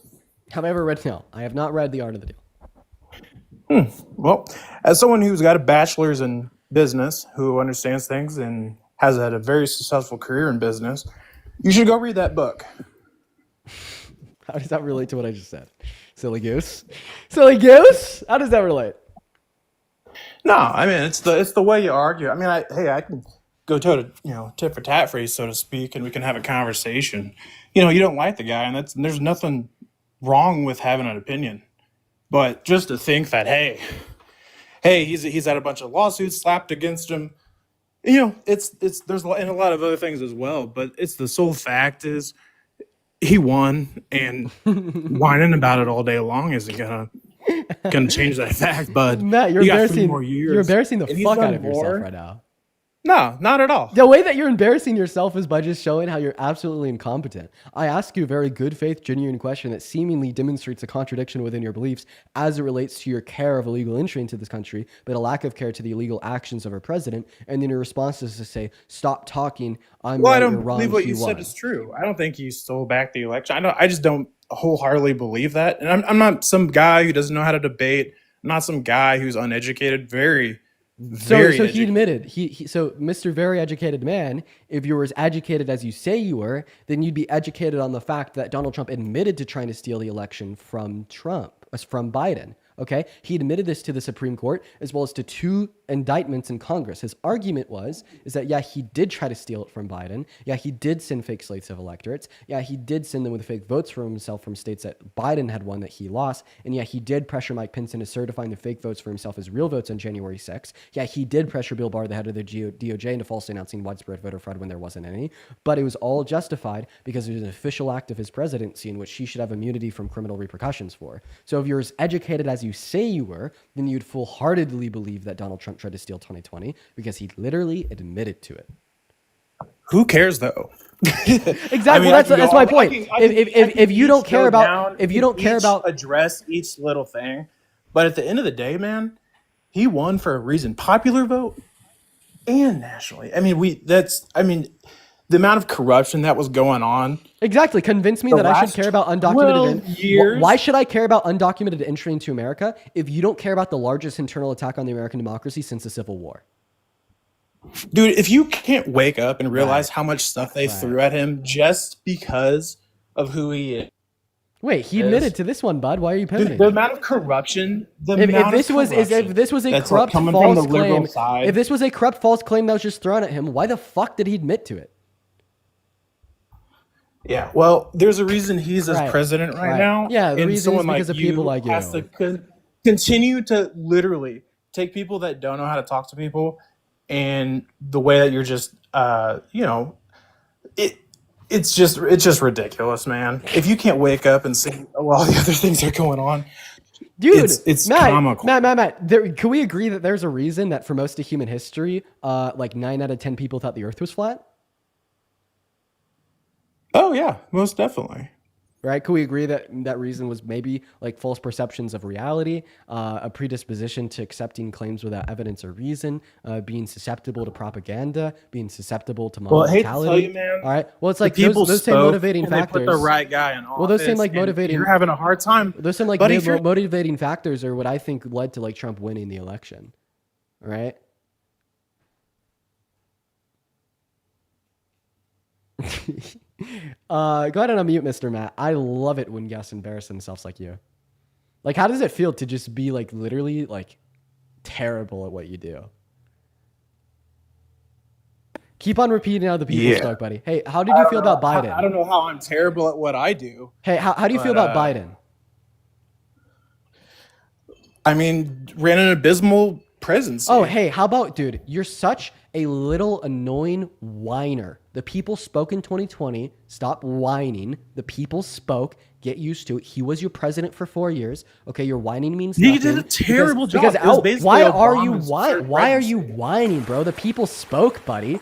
Give it up, little bud. Yeah, the people and he spoke lost. in 2020. I'm He won in confused. 2020, and you want to talk about the presidency that was Yeah, he consequential did a of his win, and you're bang-up calling it job. shit. Yeah. Oh my God, look at you. Why are you whining? The people spoke. Give it up, Matt. Yeah, man. Same can be said to you, man. You're on here debating people whether we like him or do we support him. Dude, he's doing more his second term than Biden has done in 4 years. Okay. And if you can't Really? realize that, yeah, how do we get $600 Okay, sure. billion Do you want to play a game? from Saudi Arabia? Do you want to play a game? Hey, just because you're not a business guy and it shows, dude, you're embarrassing yourself. What is the current corporate tax rate? Yeah, buddy. We're not going into this. Hey, Mr. Business Corporate Man. What is the current corporate tax rate? I don't know. Yeah, I don't know. it's Right 21. off the top of my It's head, on the 21%. whim, I don't- Wow, I'm not wow. sitting Look behind at a this. computer Look right at this now, business guy. Googling all Look at this facts. business dude down here. This business guy sure All knows right. his shit, sir. I have a question. What is equilibrium price? Hey, buddy, I'm not sitting behind a computer. What is doing equilibrium stuff. price? Yeah, look, I don't know. Look, It's I the don't know. intersection I'm of supply and walking demand. Look at I'm not this talking about any business of guy. this Look at this business guy. This business guy is. How do you spell business? Hey, Chief, get into sales. You last maybe last a month, but I don't know. Oh my god. Okay. Let's talk about sales. What is a question I could ask about sales? Because I want to see how educated you are. I have a question. What is a conversion rate? Buddy, I know what a conversion rate is. So what is it? We're talking about Trump. What is a I'm more conversion than happy rate? to talk- No, buddy. I'm here. To talk Buddy, about you're in sales and you don't even know what a conversion rate is? No, we're not. EDUK, talking about thank you so much conversion rates. for We're the talking galaxy. I about appreciate why you so much for the support love. Trump. If you can't stick on if you want to go off all over the place, you said, "Why do I support Trump?" Buddy, you're the one that said I wouldn't last a month in sales, and I pressed you, and you got pissed. You wouldn't. Oh, it's relationship building. Like I said, maybe Aslan, should thank go you read so much for the Art of boxing Deal. gloves. I do really appreciate you so much for the love. I really appreciate that, Aslan. That is so incredibly kind of you. Thank you so much for the love. Dude, Yeah, from whatever you sound university like you got sound that. like a little robot, Chief. Good luck. Good luck This is out where you there. leave. You're going to run away. I know, Matt. Beta, Oh, bye no. beta. Oh, you're not going to leave? No, not a beta. Let's keep going. Okay, Let's so have then some fun. let's play a Why- game. Can we play a game? I have a really fun game that we could play. Let's do. Why was Biden better than Trump? Yeah, for Let's sure. go. Biden had Let's better go. domestic. First one. Let's go. So yeah, here's why Biden was better than Trump. His domestic policy was significantly better than Trump's. First, I find it important to evaluate. Do you mind if we actually do a comparison of like the policy passed under the Biden-Harris administration and then the policy that? No, I really don't. What I really want to know right now, to be honest with you, is why you think right now is worse than when Biden was in. Let's hear it. Let's hear why it's so bad right now. Oh yeah, for sure. So one indicator I think that we have to determine that the Biden-Harris administration was significantly better for the American economy specifically was because during their 4 years, we experienced prosperous growth and investment into American manufacturing. And then the day that Donald Trump was inaugurated, it went stagnant because he scared investors away because he's terrible at running a country and his economic policy is abysmal. In fact, I even have a graph that I could show on the screen right now to demonstrate that what I'm saying is true. So what you'll see here, this is a graph of real fixed private investment into American manufacturing under the entirety of the Biden-Harris administration from 2021 until 2024. You'll see a big boom. But what is that at the end there? That stagnation? That is went from when Donald Trump was elected insofar as his administration right now. So that's so one reason why informative. the Biden-Harris administration is better than That's Trump. good. That's really informative. Very good job. Very good job. Get dunked on. Like, get absolutely it's literally obliterated. people like you is why he won. So like, dude, man, Wait, can you respond? Wait, respond to the argument. No, dude. It's half that crap's so made up you don't even understand. Wait. Fine. Do you know what website this is? Have you heard of the Fred, the Federal Reserve Bank of St. Louis? Can you dispute the Fred, sir? Okay, buddy. You can't dispute the Fred. You just call it fake because it pisses you off that you've lost the debate. No, because that building is located on 4th Street in St. Louis. I literally know. I used to live down there. But buddy, I'm telling you right now, it's people like you is why he won. You lost, bud. You got to enjoy the next 4, and then whenever Vance wins, Are you ready for the we have craziest another part? 8 years, 12 years. Are you pal. ready? Are you ready for the craziest You're part? gonna see the difference. Are you ready for the craziest part?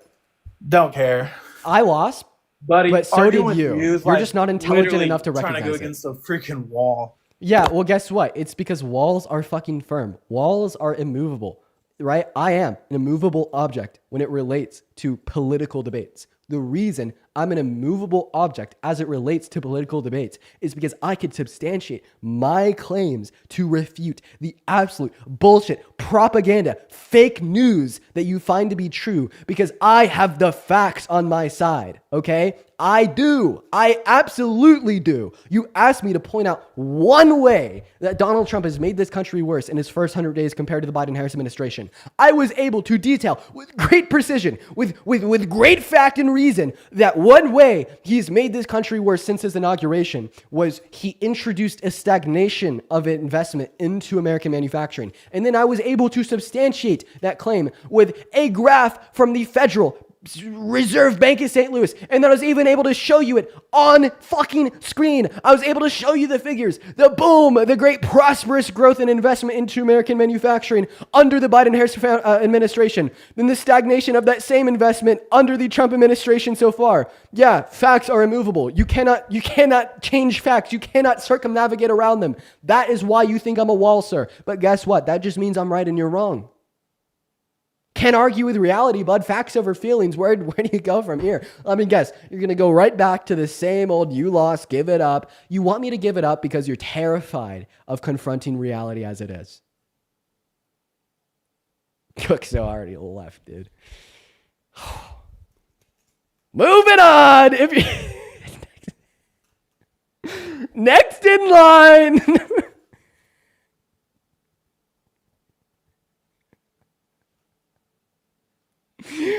All right, who's next? Let's get him up here. Put a MAGA in that chat. Put a MAGA in that chat. Who's next? Let's get him up here right now. Yo, DE, thank you for the $50 super chat over on YouTube. I really appreciate you so much for that love, DE. Thank you so much for the love, DE. I want to see 500 Ds down below in that chat. DE says, fun fact, some statisticians have been crunching the numbers and it seems highly likely that the 2024 election was heavily altered with. Look up Election Truth Alliance. The voting trends were highly suspicious when compared to past elections. I'm not going to lie, it's going to take a lot of evidence to convince me that 2024 was stolen. You're going to have a really hard time doing that, but I will look into it nonetheless. Thank you for the $50 super chat. That's incredibly kind of you. What's up, Dylan? How old are you? I'm 19. Nice. Do you support Trump? Yeah, I do support Trump. Great. Before we hop into our debates, I'm going to go ahead and just thank a couple people here. Mulaney, thank you so much for the $25 over on Venmo. Let's get 250 Mulaney W's. Mulaney says, appreciate you. Thanks for giving me hope. Thank you so much for being in here. I really appreciate that. As well, Samantha, thank you for the $5 over on Venmo. And Claire, thank you for the $10. Claire says, keep cooking. I'll never stop, Claire. Thank you so much. And then both Gabby and Lizzie, thank you both for the $5 over on Venmo. And then also, let's see here. Brianna, thank you for the $25 on PayPal. 250 Brianna W's. Brianna says, happy Tuesday. Happy Tuesday, Brianna. And Laura with a $50 over on PayPal. 500 Laura W's. Laura says, business guy keeps acting like you started this whole conversation. Why did you force him to call into your show, Dean? I don't know, dude. I got a lot of influence, I guess. But take it away, man. Tell us why you support Trump. All right. Well, so I actually support Trump because I like his policies way more than the Biden administration. Okay. During Trump's first term, unemployment was at a all-time low. Inflation was at a low. When Biden got in, I saw prices shoot up. I have some stats like grocery prices. So the Consumer Price Index, the CPI, from January 2021 to January 2023, grocery prices were at plus 19.6. Energy prices 38%, plus 38%. Gasoline was up 42.1%, et cetera, et cetera. So, I mean, do you have a graph of obviously- unemployment up by the way? Do I have a graph? I do not have a graph. Okay. No. Well, I mean, if you did, you'd see a huge upshoot in unemployment at the end of Trump's term. April of 2020, 14.8%. The same way that you're blaming all the uptrends and things such as inflation under the Biden-Harris administration on Biden and Harris, would you blame that uptrend in unemployment on Trump? Well, so, I mean, I would imagine that was because of COVID, right? Spot on. It was because of COVID. Yeah. It was not because of Trump. So external variables can impact things in an economy. So I want you to isolate and identify those external variables and toss them out as it relates to the inflation under Biden and Harris by telling me which policy Biden and Harris passed to cause higher levels of inflation. All right. So one of them, I think it was like, I want to say, what was it, 2023? He passed something. It gave like mad people like, I don't know. He spent a lot of, I can't think of the name. It was a policy. Was it just spending money? They spent a lot of money? Yeah, he spent a lot of money. Okay. What if I told you that Trump spent twice as much as they did in his first term?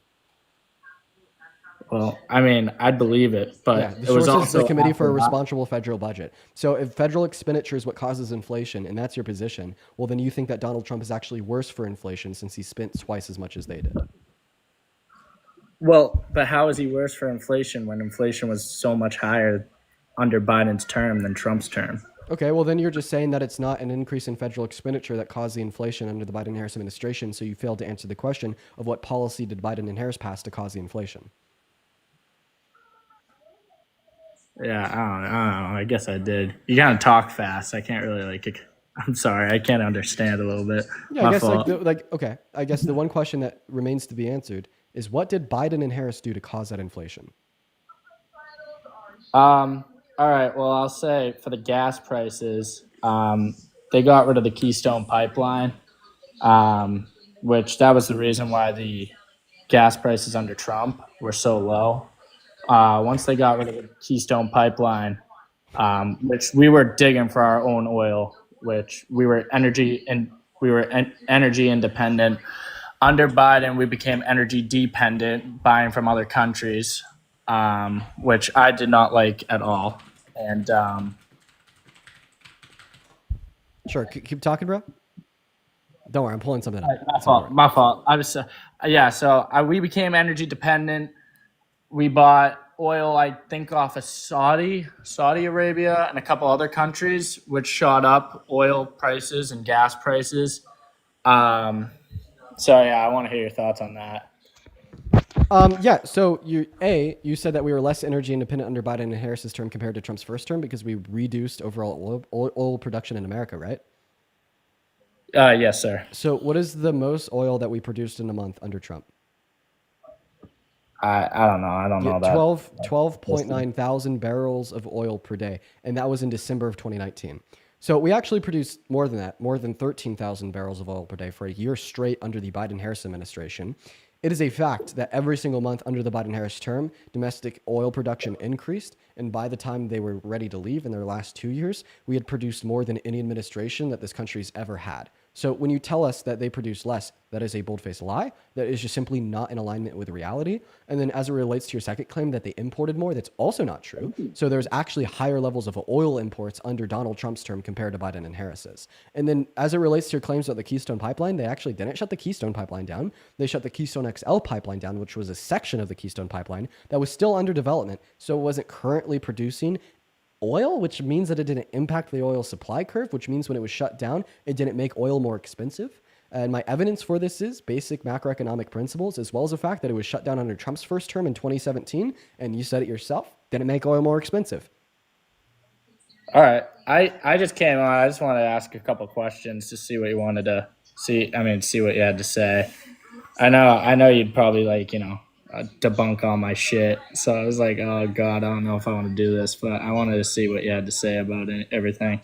Okay. All right, well, I appreciate you for coming up. Dylan, have a good rest of your day, dude. You too. Let's go and move on to that next guest. If you're MAGA, let me know down below in that chat. We'll get them up here, everyone. All right, also, if you're watching and you'd like to support me, you can find my Venmo as well as my PayPal in the link tree in my bio. Let's go and get that next guest up in the live literally right the hell now, everyone. Let's go and get that next guest up here. We got Kaylee loading into the live right now. We got Kaylee loading into the live, guys. If you're MAGA, let me know down below. We will get you up on the stream as we motherfucking speak. We got Peyton loading into the stream. We got Kaylee. Wow, look at this, everybody. All right, let's try to get Peyton loaded up in here, y'all. We got the king. We're going to invite the king up. Yeah, guys, it has been incredibly hard for us to find Trump supporters. What's going on, the king? Are you MAGA? Yeah, big time. How old are you? I am 18. What year were you born in? What year were you born in? 2006. What month? November. Great. Do you feel? I kind of feel like we should get more people up here. Maybe we should do a 1v2 so it's a little more fair. You know what I mean? Let's go and get another guest up here. What about a 1v3? Oh, what's up, Charlie? Are you MAGA? I'm here to talk about how the Aether Foundation ruined the Alola region and how they had no business being there, and Lucamine's discovery and obsession over the Ultra Beasts. Charlie, right now I'm here to debate Trump supporters. Are you a Trump supporter? I am. Okay, so you support Trump? I do. I'm just gonna kick you. What's up, JCM? Are you MAGA? Yo, what's going on? Yeah. You are? Okay, so we got 2 Trump supporters. Honestly, guys, I think that we should make it more fair. I say we get a 3rd Trump supporter up here, right? Yeah, that's cool. Me, it don't matter. Okay, all right, sounds good. What's up, Cassie? Are you MAGA? Cassie, hello? All right, Cassie's not here, so we're going to go to remove Cassie. Let's go to get the next guest up here. We're going to get Avery up here as well. Everyone just got to give us a minute here, y'all. Yo, what's up, Avery? Are you MAGA? I mean, I'm more apolitical, but do you support Trump? I'm just gonna get out because I was gonna talk to you about this stuff. What the fuck? I'm in this shit, gang. Yo, what's up, CeeLo? Are you MAGA? Nah, I just wanted to be in it. Bye. Okay, peace out. That's crazy. We got the next guys loading up right now, yo. We got GPD loading in, guys. If you're MAGA, let me know down below in that comment section. I'll get you loaded into the stream right now. I think we're going to try to do a 1v5. So go ahead and drop a MAGA down below if you want to be a part of the panel, y'all. Go ahead and drop a MAGA down below if you do indeed want to be a part of the panel, everybody. But please only spam MAGA in that chat if you actually are MAGA. It's really annoying when we don't have people. What's up, Josh? Are you MAGA? Yo, yeah. How old are you? I'm 18. 18. What year were you born in? 2007. And what time is it? It's 2202. I'm European. All right, great. Well, we are only talking to individuals that are from America. What's up, kid? Are you MAGA? Yes, I am MAGA. Age, please. I am 19. 19. What year were you born in? 2005. 2005. Sweet. So we're going to go and get a 4th MAGA individual up here just to make it more fair for you guys. So if you would just kind of give us a minute here to get Langston loaded into the live, that'd be awesome. Langston is loading in right now. So everyone just kind of give them a minute. What's up, Langston? Are you MAGA? Oh, I just want to get on here. I'm actually supporting Kamala Harris. Base, bro, base. We're just looking for the Trump supporters. Let me know in that chat if you are a Trump supporter. I will get you up here, y'all. But please, I'm only looking for Trump supporters. We're going to go to get that next guest. Iris loaded in, y'all. Let's try to get that 4th Trump supporter right now, y'all. Everyone just kind of give us a minute. Guys. Everyone do just kind of be patient. Only request if you do support Trump. Guys. Right now we are just looking to fill up the panel, so trolls and liberals and whatnot. It really is slowing us down right now just because we're trying to get so many guests connected. Where are the Trump supporters? Why is it so hard to find 5 Trump supporters out of a group of nearly 7,000 people? Don't you guys kind of think that's crazy? It's so hard for me to find them? Because I do. I certainly do. What's up, Wyatt? Are you MAGA? What's going on? Are you MAGA, Wyatt? Yes, sir. Okay, well, we're going to go and get a 5th Trump supporter in here just to make it more fair for you guys. What's going on, Delaney? Are you MAGA? Delaney, what's up? Are you MAGA? Okay, Delaney isn't here, so we're actually going to go and get another guest up in here, y'all. So everybody just do kind of give us a minute. We're going to get Patrick loaded into the stream. Here we go, everyone. What's up, Patrick? Are you MAGA? I am. Okay, how old are you? I'm 20. Sweet, sounds good. So take it away, guys. Where do we want to start? Tell me why I should like Trump. I want you guys to try to convince me that the president right now is just a deplorable fascist that's destroying the economy and running America into the ground. Take it away. I just had a question to start. Mm-hmm. Just from watching like the Jubilee videos and other videos, why in every debate do you try to go from like a condescending angle where you tear down the other person instead of listen to them and then like come to an equal viewpoint? Well, I think I just simply give the same energy that I receive. And a lot of people that request up can be incredibly condescending. However, like if I try to streams just like frequently, look at both sides of the aisle. Like, so I really just give my guests the same energy that I receive. Like for instance, like we had like 2 or 3 guests in the beginning of the live stream that were incredibly respectful to me. So I was incredibly respectful to them. Right? Okay, I that's just fair. give That's the all I same was energy I wondering. receive. So take it away, guys. Why should I support Trump? Why is he a good president? I wanted to talk about his Middle East deal that he just like crushed over there. Okay, so that's investment into American manufacturing, right? Also talking about like the arms deal he made, the Syrian deal he made where he raised the tariffs, the UAE deal he made, all of those. So the Syrian deal, releasing sanctions on them was to get $600 billion invested into American manufacturing from Saudi Arabia, right? Right, and I think that's good for the country. Okay, well, the only issue here is he's only highlighting that win because he's taken so many losses. If we look at a graph of investment in American manufacturing since his term begun, it's gone stagnant since the Biden-Harris administration ended. So he's really going to try to highlight his wins, spread propaganda that he's doing great. But on the macro scale, investment into American manufacturing has gone stagnant. True, but if you look at any time there's a new president or a new leader in chase, the market hates what's the word for it? The market just hates like uncertainty. And whenever you have a new president, even though he had a term before this, I mean, they're going to be uncertain. And if you look at any time in that, like right around there, look, from 15 to 16, it goes a little stagnant for a little bit. Okay, so we saw a short decline, then it went back up. So you're just saying that the market hates uncertainty. Market and it's uncertainty is not always Trump's going to fault? lead to like people not investing as much. That's just normal economics. Okay, so why didn't we see that in the Biden-Harris administration? Like this was at the pit of COVID, and they're still able to climb out of it. Between 2019 or 2020 and 2021? Yeah, like we saw a downtrend because of the pandemic, and seemingly like the downtrend stopped with the election. True, but I mean, And also the the reason COVID, why I think, and those factors play a role into it as also well. the reason why so much uncertainty existed into the market was because, well, why? Okay, well, Donald Trump put blanket tariffs on every other country in the world. Okay, and the uncertainty was also seen in the stock market. You cannot deny that the uncertainty that created a stagnation in investment in American manufacturing was unironically because of his tariffs. Okay. Like that same uncertainty created or caused the S&P 500 to lose 7% value in less than 48 hours. But can you not also highlight the fact that the market also hit an all-time peak as well? You can highlight the lows, but I feel like you should also highlight the highs. It didn't hit an all-time peak. It just rebounded once he put a pause on the tariffs, and it didn't. It even rebounded, rebound but fully. were there not multiple news headlines talking about how the market had its most successful day in like quite a while? It had its most successful day in quite a while because it rebounded when he paused the tariffs. He caused it to crash, have its largest crash since 2008 when he implemented the tariffs. So obviously, when he removes the restriction that caused the uncertainty, which caused the market to crash, the market's going to rebound. He created the issue, then eliminated the issue. Exactly, but then you could still say that's the exact same thing Obama did with the 2008. See, I'm not going to just say Obama had a horrible presidency. He was able to rebound as well.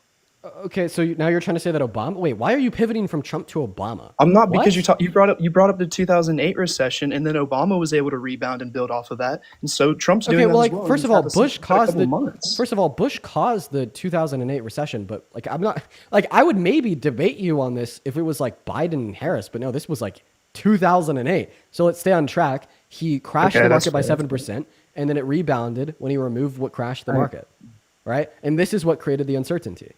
I guess I'm a little confused how Trump has been in office since November, and we see stagnation in the graph, which is normal because of consumer confidence and things like that, normal economics, as he stated. But now that he goes to the Middle East and he makes these investments, some of the biggest investments we've seen, especially in countries that we were not even sure that we were ever going to get investments from, now you're saying that this is a bad thing because it's been stagnant, so he's going to take the credit for it. But I do think that you should give Trump credit for it because it is great what he is doing in the Middle East, and these investments are huge, and you won't even give him credit for something like this just because it's been stagnant for a few months. So my big issue with the Middle East is more so the fact that in order to get the money invested from Saudi Arabia, he had to lift his sanctions that he had imposed on Syria, when the reason the sanctions were in Syria in the first place is because they're committing a genocide on Yemen. That's my critique. But more so, my overall critique of you using this as a Trump win is to show that it's not really a Trump win when we look at macro level business investment. They've gone stagnant because of him and his policy. Okay, but like stagnation doesn't mean it goes down to zero. Like the stagnation that I just showed you is still like around $128 billion, right? So like obviously there's still going to be some business investment. However, it is the case that it is stagnant compared to the growth that we observed under Biden or Harris and the growth that would have been present if Harris was elected in November.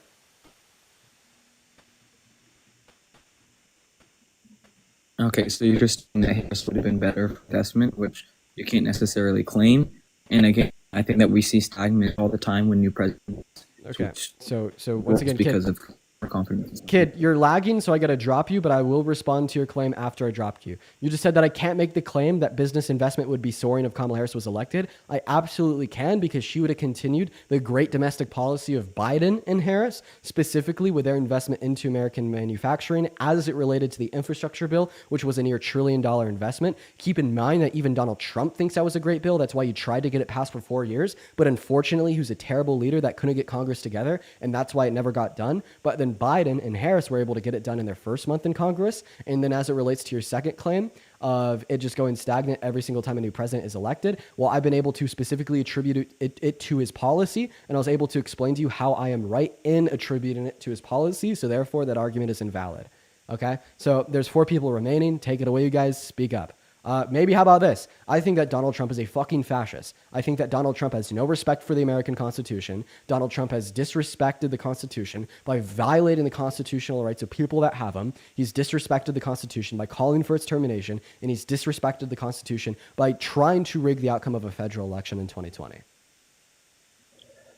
I think he has a lot of respect for the Constitution, and I think that it's fair for you to have your own beliefs, but I think it's also fair for me to have my own beliefs. And I don't see anything in his first 4 years, if he was such a fascist, why didn't he just make it a dictator, communist country then? Okay, well, first of all, communism is adjacent to fascism. And then second of all, he literally tried to make himself dictator. He tried to install himself in the presidency. When did he do that? In 2020? In 2020. When did he do that? 2021. With when he sent fake slates of electorates to 7 different key swing states that Biden won that he lost, with fake votes that were not the official vote from the state, and that he instructed them to send back to Congress, and then he instructed. Sounds very similar to how Biden would bust a lot of illegal immigrants into critical swing states as well, because there's evidence for that. And also when they had a bunch of don't shake your head like only Trump. Patrick, are you registered to vote? Have people going into those states as well. There's proof that he had illegal documents inside of buses. Patrick, are you ready? Are you registered to vote? Yes. When you're registered to vote, did you have to give them your social security number? No, I had a voter ID card. No, when you register to vote in all 50 states, it is a federal requirement that upon registering to vote, you must provide your social security number so they could ensure that you are an American citizen, right? Yes, but do undocumented migrants have social security numbers? At different voter stands, there were reports that came out that they weren't IDing people. Do undocumented migrants have social security numbers? No, and if you don't ID someone and allow them to vote, so do you have to be registered to vote? Number. Well, I mean, he's giving up a good point. Like, if you just bring people in just like from the streets and you don't ID them, you say, hey, come in, vote. Anybody on the streets, they can really get in and get votes in no matter what. It's all based on who's. Do you guys have any? No. What I'm saying is that in order to vote, you have to be registered to vote, and that's a fact. In order to be registered to vote, you have to be a citizen, and that's a fact. And this is why nobody on this panel will be able to give me any evidence of widespread voter fraud in any swing state in the 2020 election to indicate that undocumented migrants vote. And that's a fact. Prove this fact wrong by giving me the evidence. Are you saying the people that control the stands couldn't get outside of this fact by just not registering or IDing people? What I'm saying is that you have absolutely no evidence of widespread voter fraud insofar as undocumented migrants voting in the key swing states. Give me the evidence. It doesn't exist. I could not document a lot of things, and it could still happen. Right, so you're basically saying it still could be true even though you don't have evidence. That's what we call a conspiracy theory, buddy. You could say calling Trump a fascist is a conspiracy theory. He hasn't done anything. Is there anything like it actually fulfills all 14 characteristics of fascism? We'll talk about that next without pivoting this time. You guys made the claim that undocumented migrants vote and rig the election for Biden. Where's the proof? I was gonna say about all the claims of the people that were actually passed, or like, there's a bunch of things online about like people that were passing away in car accidents or things to that nature and being registered voters after the fact that they're already passed away and voting in Biden's favor. Yeah, the dead, quote unquote, voters that voted in 2020 were people that voted then died. You wouldn't be able to give me evidence of anything outside of that fact. Once again, my upper hand that I possess over you guys in this conversation is that you just simply don't have evidence for what you're saying. I have evidence. According to gov.texas.gov, Texas saw over 12,500 migrants shipped to Washington, D.C., 37,000 shipped to New York City, 30,000 shipped to Chicago, 3,400 to Philadelphia, You understand that I'm asking for evidence that undocumented 1,500 migrants to Los voted, right? Angeles. All of these which were undocumented immigrants. So where's the evidence that they voted? Right? You don't have it. Yeah, but there's proof that they were shipped to these critical So cities. you're saying and that swing you're saying that states. there's proof that there's undocumented migrants, or what is more likely, refugees with legal statuses existing First off, in let's get to swing the key states. point. Why are Of course, that's a undocumented migrants fact. getting Of course, bused? wait. Of course, that's a fact. But you made the claim that this was Biden rigging the 2020 election, getting them to vote. You don't have evidence for that. Meanwhile, I have so much evidence that Donald Trump literally tried to install himself for a second term, and my evidence is literally his own admission. Right? That's the difference between you and me. I have evidence. You don't have evidence. We cannot move past that fact. Can you please tell me the evidence, sir? Of course. So Donald Trump's attorney, his name is Will Scharf. Will Scharf represents Trump today and represented Donald Trump in 2020 and 2021. Will Scharf represented Trump to 2 sessions of Congress as well as in front of the Supreme Court to defend Trump against the allegation that he tried to unlawfully rig and install himself for a second term even though he lost the election. Donald Trump's legal defense was to admit that he did try to rig the 2020 election, but he was only doing so to ensure the valid and authentic outcome of the election. That was that he won and Biden lost, and that he claimed this as an official act of his presidency. So in other words, his legal argument was that he did what he was accused of, so he did try to rig 2020. It was just merely the fact that he should be immune from all criminal repercussions. There's my evidence. Now I'm going to ask you the same question. What is your evidence that Biden had undocumented migrants vote for him in the 2020 election?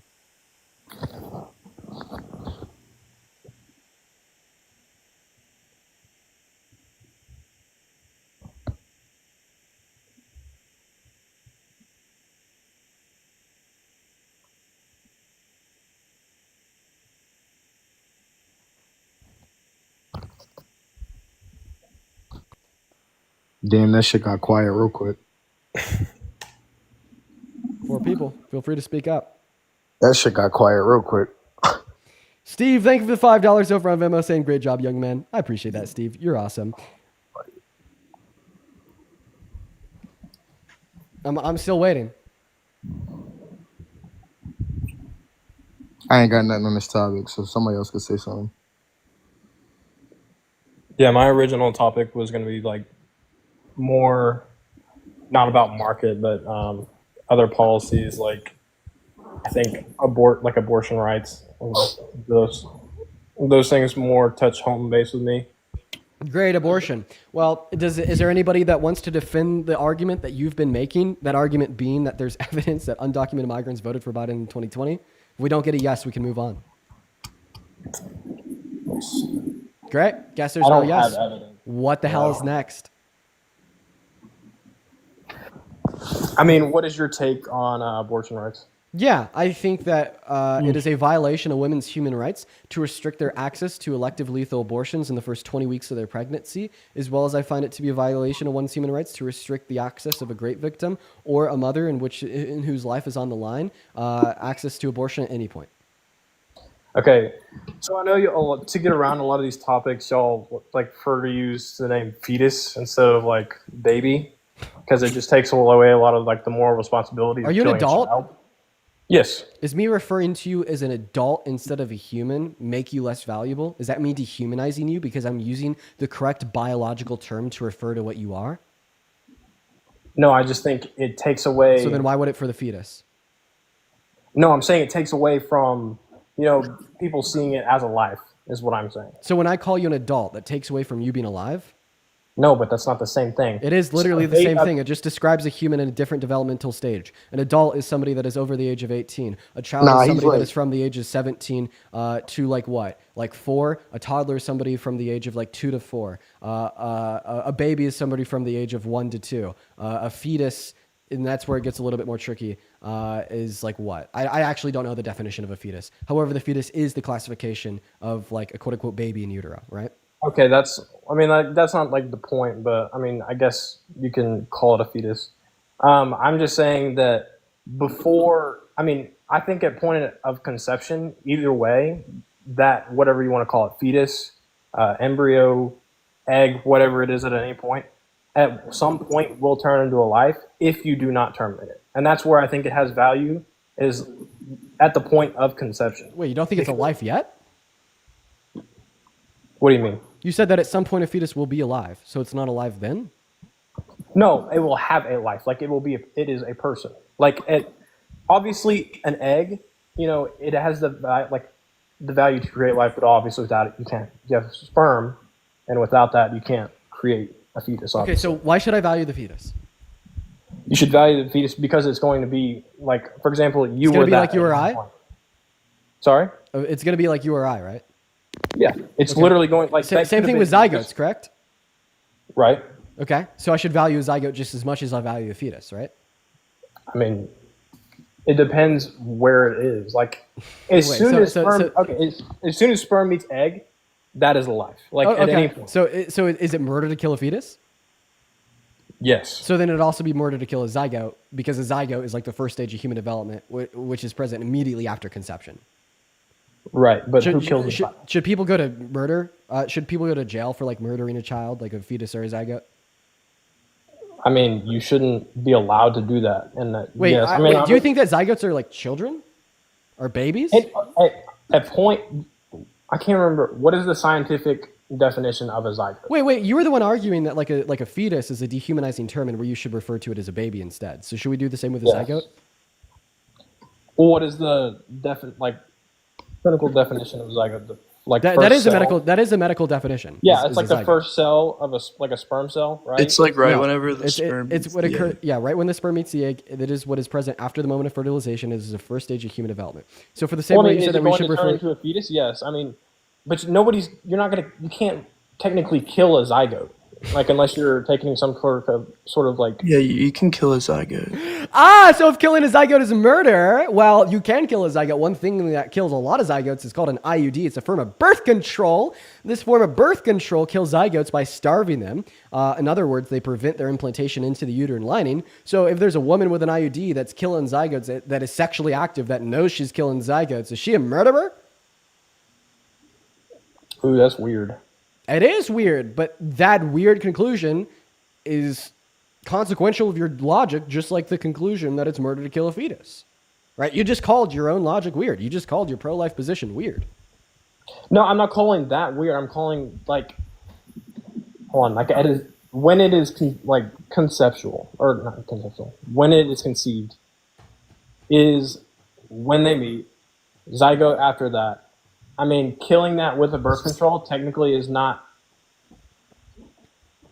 like murder in a sense, but it's destroying what would have been a human life. If it's not murder to kill a zygote, then why is it murder to kill a fetus? Seemingly, your special plan, because both a zygote and a fetus possess a future like I think ours. it's both, and I think it's a murder no matter what. These are killing zygotes. I think a zygote's a life as well. Okay, so Patrick, you think that women with IUDs are murderers? I mean, I don't think I don't want to go around It's saying honestly, you're I a don't know. murderer, but like I have the belief as a Christian that the moment that the sperm meets the egg, that's a human life, and I value the human life. I'm not going to go out of my way to go. Do you use your Christian beliefs to justify your support for pro-life legislation? What do you mean by that? Like the fact that I support being pro-life instead of pro-choice? Yeah, like you say because I'm a Christian, therefore I think fetuses are valuable, and because of that, I vote for legislation to restrict a woman's access to abortion. It's just that's the basis on what I think a life is why I. But base is that it the off basis that you use to support pro-life legislation? Yeah, because that's my belief. That's my belief system. Great. So what's the relevant distinction between Christians during American slavery using Leviticus 25 verses 44 through 46, where it says slavery is okay, to justify enslaving individuals from Africa, and you today using other scripture from the same Bible to condemn access to abortion, then using that belief to justify voting for pro-life legislation? What is the relevant distinction between those two beliefs? I I think there's a lot wasn't of using misrepresentation. literature. I was just saying it's a belief system that I have that causes me to act the way I do. Yeah, I'm but the not gonna belief go- system that you have I'm not also gonna- caused I'm not going to go nitpicking the individuals Bible to trying to get support what I want out of legislation to take rights away from black people the same way you are using that scripture to support legislation to take rights away from women. What's the No, relevant but it's distinction? just as Charlie Kirk's talked to you about. You can't just nitpick and pick apart the Bible to take out what you want and leave the rest that is good. You can't just pull out what you want to use from That's it. what you're not doing fair. because you're pulling out the parts to condemn access to abortion, to use it to When have I justify voting stated for legislation. when have I stated any part of the Bible? All I said was because of my belief system, because of what I Because grew your up, belief because of system what is I was rooted in the taught as a Bible. kid. Yeah, it's rooted in the Bible. Right. And The it's whole rooted book, in the though. whole Bible. The It's not whole rooted in the Bible, not nitpicky just- parts of the Bible that you Not choose. just like 3 words from like a verse that you decided to take Also, and Leviticus translate in is the way from the that you wanna Old see it. Testament, and the Old Testament is largely within the faith considered to be something that you don't look at literally, but you use as for context. So do you look at the Ten Commandments literally? I use them and I apply them, yes. Okay, so the Ten Commandments are in the Old Testament. In fact, they're written by Moses, the same person that wrote the Mosaic Law Actually, in were Leviticus. not written by Moses. They were actually gifted to Moses on 2 tablets from God the Father. He did not write them. He was able to bring them back, and he was able to read them to the people once he got down from the mountain. Whenever he found them worshiping idol gods, he never Written wrote them. in the scripture. In my belief, Written God in the the Father scripture. wrote them Respond. and handed You're- them for 2 tablets. sorry. to Moses. You're completely. Sorry. What? He wrote them in the scripture. I'm referring to the scripture. You just said that we cannot take the Old Testament literally, yet you are telling me that you take the Ten Commandments literally, even though they're in the Old Testament, written in the scripture by the same person that wrote Leviticus. I'm saying you can't take the certain like actions literally. You're supposed to the Old Testament. You're supposed to gain the information and like apply it to your life from there. You're not like you're just trying to twist my words against me, dude. You're the one that said we can't take. You're the one that said we can't take the Old Testament literally. Are you saying that we should only take the moral? I said we teachings of the shouldn't Old take Testament it like. literally? I'm saying it like for an example like this. The Adam No, and no, Eve no, no, no, story no, was no. not a specific That- thing but that that's happened. parable, It's a thing that all we're right? supposed to learn from. Yeah. So you're basically calling stories of the Old Testament parable. Are you calling the moral teachings of the Old Testament parable, or should we take the moral teachings of the Old Testament literally? I think we should take the moral teachings and we should apply them to our modern day life and not apply them. Should to we whenever they were take the written. moral teachings literally? We should apply them to our life and then. That's apply not them what I'm literally. asking you. We should apply them literally to our current day, not the way when they were written. Okay, so we should take the moral teachings of the Old Testament literally insofar as its application to current day. That's why you take the Ten Commandments written in Exodus literally, and this is why you'd also have to take the moral teachings of Mosaic Law in Leviticus 25, 44 through 46, where he justifies slavery as literal. No, that's not true. Why not? Because in one instance, you're talking about a certain slave group, which you're talking and you're trying to equate that to African slaves whenever this is happening over in the Middle East in ancient times. And then you're taking that, and then you're also talking about commandments getting You know what? written down. You know what? And You're right. making- There's a big difference. There's a big difference. You're right here. Because this specific literal teachings of Leviticus 25 only say it's okay for Israelites to enslave non-Israelites, right? And you're basically saying that the slave owners in American history were not Israelites. So if they Which were Bible- Israelites, wait, it would which have been Bible verse are okay. you specifically talking about? Leviticus 25 verses 44 through 46. Can you like quote the verse and where it says it is okay to enslave other, like Yeah. word for word? Of course we can.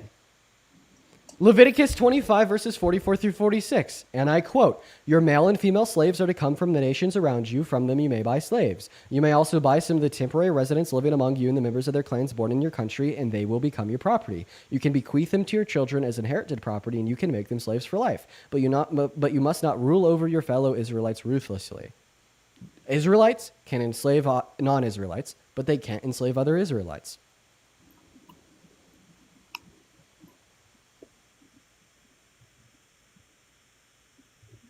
I'm confused the context of this whole verse. Yeah, the context was the greater scripture of Leviticus 25 as it related to how God saw non-Israelites enslaving Israelites in Egypt, and he said, no, no, no, no, no. That's very, very bad. He unleashed 12 plagues and famines on the Egyptians, the non-Israelites, because he hated that they were enslaving the Israelites. The Israelites broke free, and they took their 120-year conquest back to their land. And then when they got to their land, then God said, well, that was really bad because non-Israelites can't enslave Israelites. In fact, nobody could enslave an Israelite.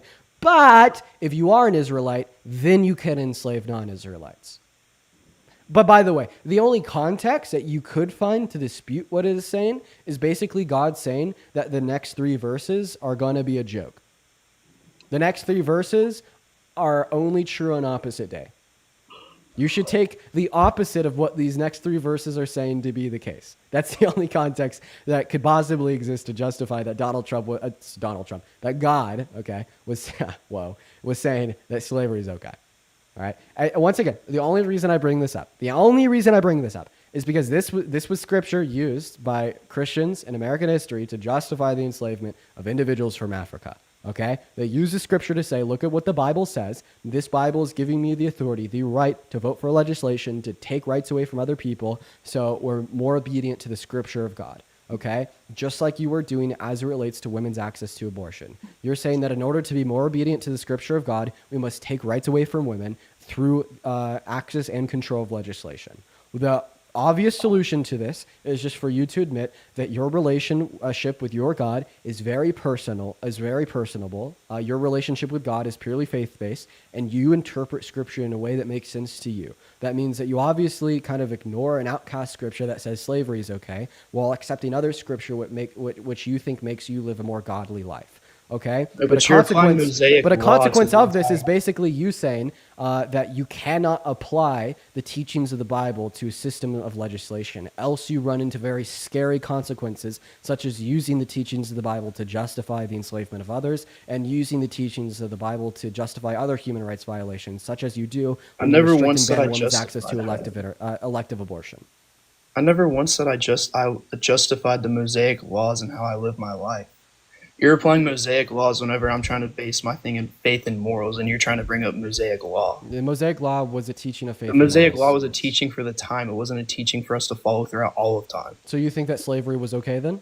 No, I never said that. Don't put words in my mouth. So then slavery slavery is the single worst thing that has ever happened to this country, and it should have never happened, and it is horrible. Was it horrible when God said it was okay?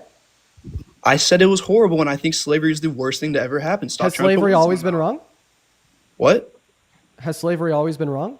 Yes, slavery has always been wrong. Even during the time of the Mosaic law? Yes, it was wrong then. So you're telling God that God was wrong. No, I'm not telling God that God was wrong. The Mosaic law was God said that it wasn't wrong. God said that it wasn't wrong. God said that it was okay. Wait, do y'all know why they were slaves and why they had to be slaves? Because they were paying off debts. So you're talking about indentured servitude, and you're misinterpreting Leviticus 25. Indentured servitude or paying off debts, that could be applied specifically to Israelites. So an Israelite could work as an indentured servant to another Israelite, but as it relates to the Israelites' enslavement of non-Israelites, it was a literal fucking chattel slavery. Okay, 1 down, 3 more to go. That guy left. I don't know why he left. Yeah, it's a debate.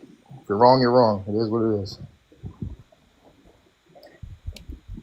Well, I didn't get to properly introduce myself. My name's Joe. I'm 21. Hi, Joe. Serving in the United States military. Fuck.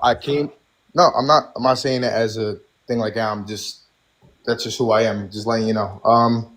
Came on here to tell you my beliefs on everything. So the reason that I like Trump, I'm not really like one of them like big Trumpsters that's like going all out crazy for him. It's not even that. I just like Trump because I think he's straightforward with stuff. He's honest, and a lot of people don't like him for that. Some of the people may have other beliefs, but what changed my mind on certain conservative things, I'm more so independent now because as you could kind of clearly see, you can't really trust like certain like news, like, and that's like even the conservatives, like they're all kind of just telling a story. I mean, they're all just trying to program us. I really don't care who's in. What happened? Can I hop in here? Yeah. All good. So first, you said he was honest. He actually told the biggest lie that any sitting president has ever told with his denial of the outcome of the 2020 election, plus 30,000 confirmed lies during his first term. But what I more so want to talk about is the fact that I think you're an oath breaker. I'm an oath breaker. Yes. And joining the Why you say military, you that? took an oath to uphold and defend the American Constitution, yet you support a man that has spent the last 8 years trying to tear it down. I'm an oath breaker. Well, I've already been under since Biden was in. So the reason I think that you've broken your oath, I didn't even vote. the reason I think that you have broken your oath to uphold the Constitution by supporting Trump is because Donald Trump explicitly called for its termination of December of 2022. Not to mention, he's engaged in many actions which have been ruled as unconstitutional by the Supreme Court, such as his deportation of Abrigo Garcia, our applicability of the Alien Enemies Act to a group of Venezuelan immigrants in northern Texas, in which he defended and says that he didn't care, plus the fact that when interviewed by an ABC News reporter, he straight up told them that he doesn't know if he has to uphold the Constitution. You support a threat to the Constitution, yet you took an oath to not support any threat to the Constitution. In fact, you took an oath to protect the Constitution. That is why I believe that you are an oath breaker. Well, I do protect the Constitution. I mean, I serve in the United States Army. Obviously, I protect the Constitution. I stand for it. And Why don't you stand for it when Donald Trump wants to tear it down? Garcia was an MS-13 member. Has If this you been look at the adjudicated by a court? what happened? Has this been adjudicated by a court? Doesn't have to be adjudicated by a court for us to understand that he's an MS-13 member by the tattoos that he has on his hands. It's very easy to look up what the tattoos mean. You can go look them up. Okay. Do you believe that Donald Trump's a rapist? Do I believe that he's a rapist? I don't know him too personally to know that. So he was adjudicated by a civil court. 9-0 decision. They ruled that he had raped E. Jean Carroll. That he had raped her? Yeah, I don't get charged. Okay, so JCM, here's my question. Why I'm is a listening, unanimous ruling from a jury of 9 in a civil court not enough evidence to determine that Donald Trump's a rapist, but a couple fucking tattoos is enough evidence to determine that Abrigo Garcia is a member of MS-13? I mean, he has them on his body. I mean, he's putting it out there. What are the tattoos that he has? You can look it up and go see for yourself. If it was not a ruling, why wasn't he convicted? JCM, I want you to, Patrick, I'll answer you after I talk to JCM. JCM, I want you to tell me what his tattoos were. All right, I'll look up the pictures for you real fast. So I you don't know remember what it off the top of my head. What do you got? A skull tattoo? You got a tattoo of a plant? Tattoo of a cross? What's the fourth? Let me hop on here real quick. Give me 1 second. If you want to talk to Patrick real fast while I pull these up real fast, you can. I just want to get these up. Sweet. So what's that, Patrick? If it was ruled 9-0, why wasn't he convicted or charged? So he was held liable in a civil court. So when you mean convicted, do you just mean found guilty? Because he was. So why is he not in jail? Because there's a civil court. Civil courts determine financial responsibility. They don't send people to jail. That's the nature of the court, sir. Oh, that's good to know. Thank you. Yeah. So back to you, JCM. I think the big issue that you stand against is the fact that you don't think that a civil court is enough evidence to determine that Donald Trump's a rapist, but then you think no court is enough evidence to determine that Abrigo Garcia is a member of MS-13. I didn't really comment on the whole Trump thing because I didn't really watch it. I didn't really know about it, to be honest. So I'm not going to argue with something I don't know about, if that makes sense. But I mean, I'm just clearly depicting like you could be completely right in your now, standards. and I wouldn't know. I'm just clearly like depicting like how your standards of evidence are so like clearly contradictory. Okay, it's like 9 jurors isn't enough to believe the claim that Donald Trump's a rapist, but like what? A couple tattoos is enough to like prove that Abrigo Garcia is a member of MS-13? Like that's bullshit, man. And I feel like you know that. Like the only reason why you believe one but not the other is because of like your political biases. I also think it's really political bias. Someone I that serves our literally country. told you that I was independent. And then I'd also like to point out, like, even if Abrigo Garcia was a member of MS-13, which, by the way, the Supreme Court did not conclude, they literally called it a mere allegation, which he denied, all right? It would still be illegal to deport Abrigo Garcia. They violated his constitutional rights to due process, and they violated his constitutional right because of a withstanding withholding order. Donald Trump did illegally deport him. If he did that, then he's wrong, and I'll say that you're right. I'm not going to sit here and argue. But the bigger issue is that he doesn't think he's wrong. He thinks that he's completely justified, and in fact, he says that he's going to ignore the Supreme Court order to facilitate his return. This is one of the many reasons why I say. But this is one of the many reasons why I say that he serves a threat to the Constitution. You got to take it up with God. That's Trump's mental. But do you see how like this is him like belligerently violating the Constitution? I can definitely see where you're coming from, for sure, 100%. Right. And like you took an oath to stop that. You took an oath to fight against that, literally. Right? So then why do you support him? I can't, like I said, I like Trump because he says it how it is. That's why I like him. Did he But say it how it was when he claimed that he won 2020? as I've been following, Did he say it how it is when he said that he was Michigan's man of the year? Did he say how it was when he said that fucking windmills cause cancer?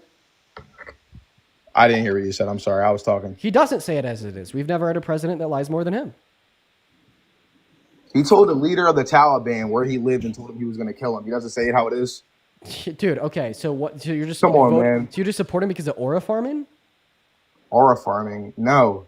That's what? So like I didn't say that. fuck fascism. Listen, So like I just want to I just want to clarify. Jeez. So fuck fascism, okay? Fuck economic policy that redistributes wealth from the poor to the rich. Like fuck him like trying to like or explicitly calling for the termination of the Constitution. Fuck so many belligerent constitutional rights violations. Fuck human rights violations. He told a member of the Taliban that he might kill him, and that's why you support him. End of day. That's very weak reasoning. I said that was a reason that I liked him. Yes. Right, but I feel like that one reason. That's fine. You can call it weak. That's fine. But I feel like that one reason fails in comparison to all of the reasons that I pointed out that you shouldn't like him, that you shouldn't support him. I said that's the only reason why I like him. Like I said when I first came on here, I'm not a big Trump supporter. I said that's the only reason why I like him. I didn't even vote. Okay, Jason. I came on here to tell you that both parties are bullshit. Okay, well, the left is obviously better than the right. They both spew lies. But the right spews more. But they both spill lies. But the right spews more. That's why the left was better than the right in the election. I mean, the right won, but I guess so. Are you saying because they won, they were better? I'm not saying they're better. I'm just saying they won. So, I mean, the majority thinks Trump's better. Okay. The majority. Well, you know actually, what I'm saying? that's actually not true. The majority of voters in the election voted against Trump, either for Kamala Harris or a third-party candidate. But over a majority of humans thought that the Earth was flat 300 years ago. Was that true too? Trump won the popular vote. But winning the popular vote doesn't mean but that winning means the he got popular more vote votes than Kamala. Right, but that doesn't mean that he got a majority of the votes overall, which was Still the claim means that he got JCM more made. votes than Kamala, which sucks. Somebody put Right. I'm voting off of Right, but emotion. Patrick, that wasn't the Right. claim that JCM made. You're making a different claim, Patrick. I'm just chiming in. Don't get so defensive, man. Wait, I'm just defending truth. My bad, bro. So JCM, is there He's anything else you good. want to say? He's good, bro. He's good. Your gotta truth. listen. That's Wait, it. That's how he are you is. saying it's not the truth that majority of voters in the election did not vote for Trump? I'm saying that the majority of voters between him and Kamala voted for Trump. Okay, right, and that's true, but that's It not what is true. JCM said. JCM said a majority of all voters. I said that completely wrong, and I am wrong. Sorry about that. Okay, all right. Well, JCM, I kind of feel like you're kind of bowing out at the debate at this point. Is there anything else that you want to debate me on, JCM? Because it kind of sounds like you're bowing out. My fault. I was looking up the pictures because then we started talking again. I completely went off track. So the symbols. Was, paid left. I got the pictures up. No. I got the. Yeah, I don't know why everybody's leaving, bro. Look, it's a debate. Stop getting in your feelings. All right. So look, like if you're wrong, you're wrong. All right. Either way. So the picture that I had pulled up is the weed symbol or like the kind of looks like a fucking flower. That's the M. The smiley is an S. The cross is a 1, and then the skull is a. Yo, by the way, you just totally caught a fucking stray. I had to kick you because you said WEED, but I do just want to let you know that you were literally just like lying. You said that the cross was a 1. No, a cross is actually not a 1. A cross is a cross. And then you said that a skull is 3. A skull is actually not a 3. A skull is a skull. Anyways. Oh, the king guy left as well. Wow. Okay, well, we just cleared a panel of 5 Trump supporters. Everybody left except for the guy that I had to drop that said he didn't even vote for Trump and he doesn't like him that much because he couldn't withstand the pressure of the points I was making against him. Oh, wow. Look at that. Look at that. The whole panel is gone. The whole panel is gone, dude. I feel like they should make the size of these panels bigger. I want to be able to bring up like 20 Trump supporters at once.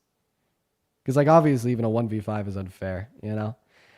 Keith, thank you for the $25 over on PayPal. I appreciate you for that love, my man. Shout out Keith in that chat. Let's get 250 W. Keith says, really enjoying listening to you beat down on these Trump supporters. Cheers from Steamboat. You're in Steamboat, bro?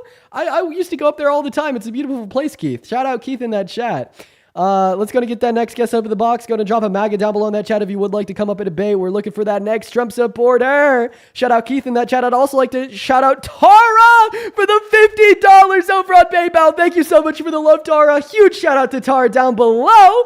Tara says, keep up the amazing work you're doing. You're an inspiration, and I have no words for the amount of admiration I have for you. Tara, that is so fucking kind of you. I mean that so seriously. Thank you, Tara. Oh my gosh. Thank you so much, Tara. Let's get 500 Tara W's for the incredibly kind message, as well as the $50 donation over on PayPal. Huge shout out, Tara, while we're getting this next guest up here. As well as Yashika, thank you for the $20 over on PayPal. We're just going to call you Y. Huge shout out to Y down below in the chat for the $20, bro. Let's get 200 YWs. What is going on, Cross? Are you MAGA? All right, they're not here. Moving on to the next guest. Yo, let's go to get that next guest up here. Please show some love to the donors. Seriously, while we get that next guest, Shay, loaded into the box, everybody. If you want to see some debates, make sure that you're double tapping, sharing, and spamming MAGA in that chat if you want to come up. As well as Jaden, thank you for the $5 over on PayPal saying squad wipe. Yeah, we squad wiped him. Let's go. What's up, Shay? How old are you? 21. I just wanted to say I love you. My bad. Shay, that's incredibly kind of you. Thank you so much for the love.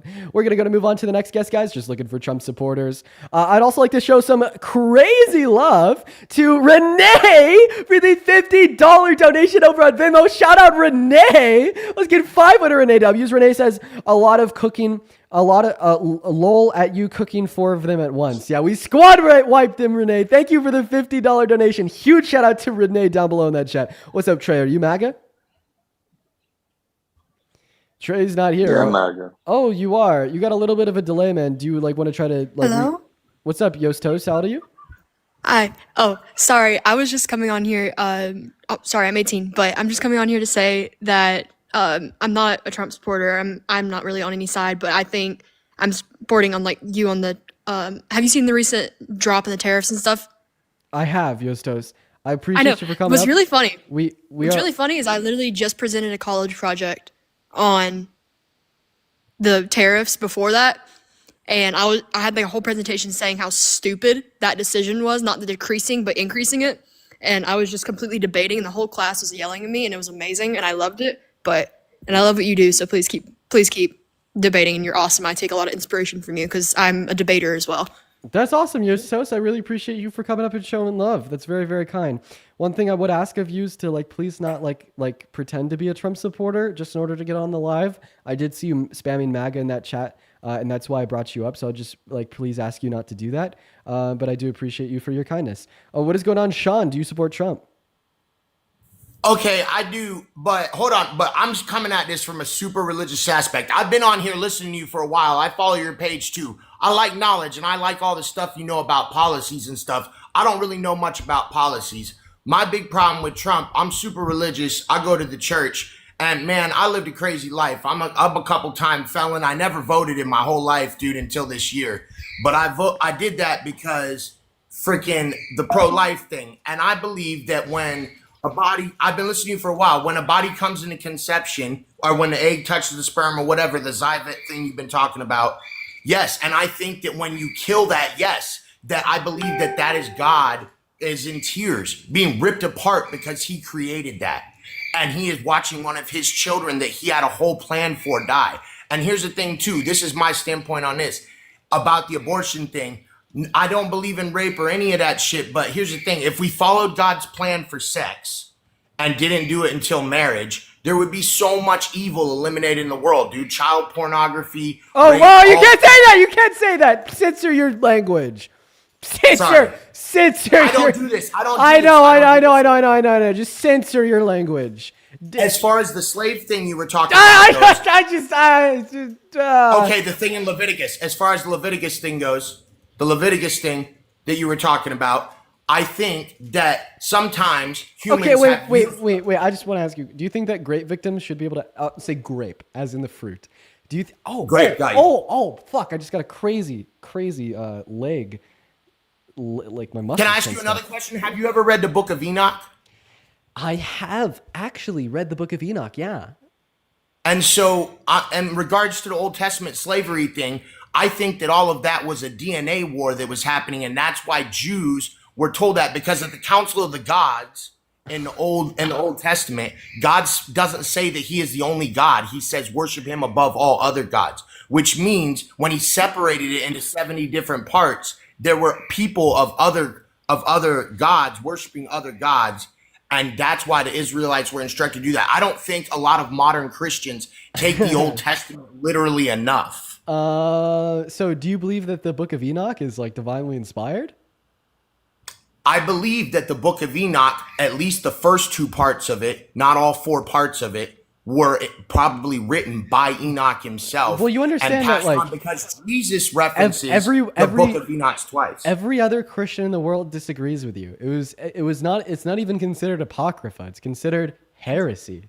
Also, No. Also, There's like, a I want to growing- clarify there's a growing the book movement. of the Have you book heard of of blurry creatures. You understand that the Book of Enoch describes the earth as being flat?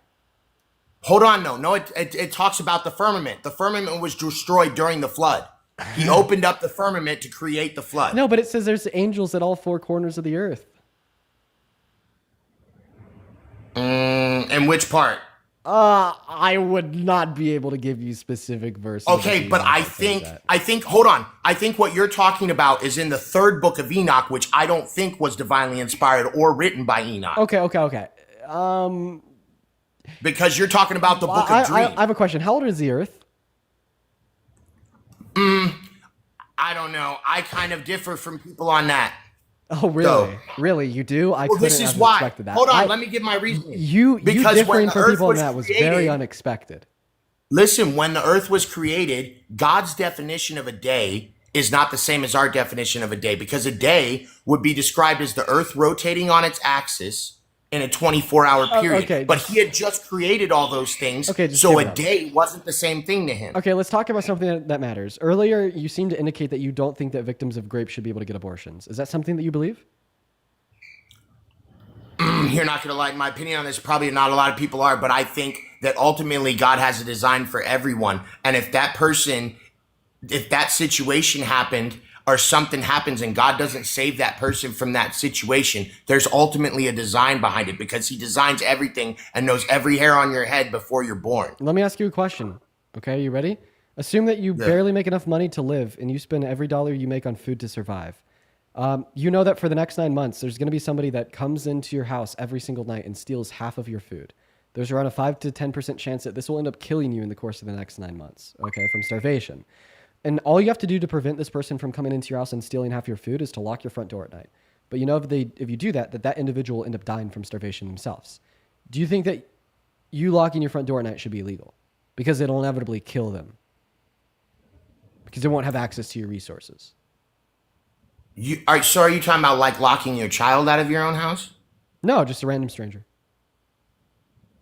Well, yeah. I mean, you have the right to have your own stuff, but if someone's in need, you're supposed to provide. But do you think that you should have a legal obligation to provide? Like, if you don't provide it, you're doing something that should be considered criminal. I think that the Bible teaches that giving and volunteering and giving back at least 10% of everything you have is part of getting back, because But that wasn't God the will question that I provide. asked you. I just asked you, if somebody breaks into your house every night without your consent and steals half of your resources to live themselves, do you think that you're doing something that should be illegal by locking your front door at night to prevent that, No. even if they die as a result? Okay, well, I mean, this is the argument for why victims of rape should be able to have access to abortion, even if you think the fetus's life is very morally valuable. It's just that the victim of rape is under no obligation to provide the fetus their bodily resources. So the fetus being dependent upon their bodily resources to survive is just like that burglar being dependent upon half your food to survive. You're not doing anything wrong if you stop that burglar from stealing half your food, even if it kills him as a result. Just like a victim of rape isn't doing anything wrong if they prevent the fetus from being dependent upon their bodily resources to live, even if they die as a result. But how do you know that God doesn't have a plan for that child? How do you know that God didn't have a plan for the person that's stealing cure food from your cancer? house? How do you know that the person stealing food from your house wouldn't have cured cancer? Well, you didn't harm the person from your house. Okay, well, I mean, if you're saying that you didn't harm them, even if they died as a result of your actions, then victims of rape, and for fuck's sakes, all women aren't harming fetuses, even if they die as a result of their actions, which is eviction from the womb. I think, okay, keep in mind the abortion thing is touchy, bro, but I think that a lot of that goes back to if we all just followed God's plan for what sex is supposed to be. But obviously the person committing the grape is not following that plan, but Satan's in the world too. He's in the world. He's in people. All sin by all flesh by nature. Chat. We're gonna do, or should I continue the conversation, or is it not worth it? Let me know. I'm not saying from a scientific point, I don't see your points of views. I'm just talking from a faith point. All right, we're gonna move on to the next guest, just because Sean, I don't think that Sean had like a super like strong grip on reality. Not gonna lie. Let's move on to the next guest. Let's see here. Yo, Megan, thank you for the $1 and the 11 cents over on Venmo saying keep crushing, dude. I'll never stop. Thank you for the love, Megan. And then Kimberly, thank you so much for the $3 on Venmo as well. And Veteran, while we're getting the next guest up here, I really got to thank Veteran for the $50 super chat over on the YouTube stream. Thank you for the love, Veteran. That is incredibly kind of you. Let's show some love to Veteran down below. At least 500 Veteran W's. Veteran says, Rockstar still fighting the good fight. Veteran, you know I love you. Thank you so much for being in here again with us today. You've been here every day. You're an absolute boss, Veteran. Huge shout out to Veteran. As well as to Coral, thank you for the $10 super chat over on YouTube. I really appreciate that. Thank you so much. As well as what's going on, JG, are you MAGA? I voted for Trump, yeah. All right. Before we hop into the debate, I'd like to say if you're watching the stream and you like what you see and you want to keep the streams running for 4 hours a day every single day, and you'd like to support me, you can support me through my Venmo, my PayPal, which you can find in the link tree in my TikTok's account bio, as well as you can find it in the pinned message over on the YouTube stream. I get 100% of the proceeds over all those platforms that go right to me, as well as you could add a message and I could read it off on live. But yeah, anyways, take it away, JG. Why do you support the current president? I actually just wanted to bring one thing up from the panel. Actually, the first point with the undocumented voters. Congress back in and breathe, thank you, Galaxy as well. September 10th of 2004 did do an audit, and they found in multiple states Virginia had removed 6,303 non-citizens from its voter rolls. Texas had purged 6,500 non-citizens. 2,000 found were voted in past elections. Alabama identified 3,251, Ohio, Louisiana. So the list does go on. So even though you're right, it is a federal law to have a Social Security ID, people did still slip through the cracks. Yeah, so I mean, people will always slip through the cracks. The numbers that you just gave are completely inconsequential. You're comparing like 2,000 undocumented migrants that were registered to vote in Texas compared to the multi-millions amount of citizens that do, meaning that ultimately their say is inconsequential. Plus, that was 20 years ago in 2004. I'm talking about the outcome of the 2020 election. No, 2024. It was in 2024? Yep. I thought you said 20. I thought you said 2004. Nope, September 10th, 2024. Oh, okay. All right. Well, in that case, then that was completely inconsequential to the outcome of the election. Bree, thank you so much for the motorcycle, just simply denoting that their claim. I heard 2004 as well. That this swayed the outcome of the election was false. Maybe I said 2004, but sorry, I meant 2024. Cool. It might be inconsequential when you're talking about each one, but 5,000 votes in one state, you times that by multiple states, it starts to add up pretty quickly. Yeah, and those are the ones. What's the total number? Because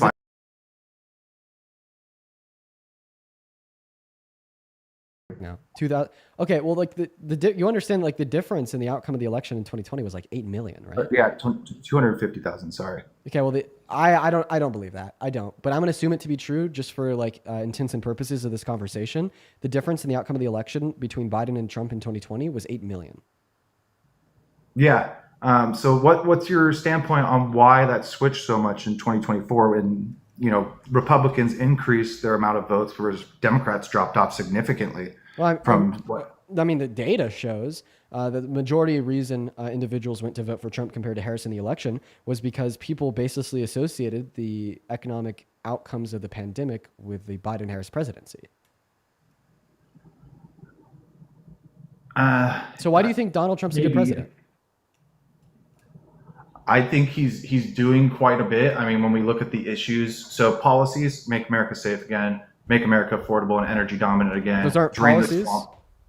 That's where his running campaigns. Yeah, but I'm asking you for policies, I guess, because that's what you said. You said policies. You like his policies. So which policies? He signs executive orders. He doesn't do policies. What's that?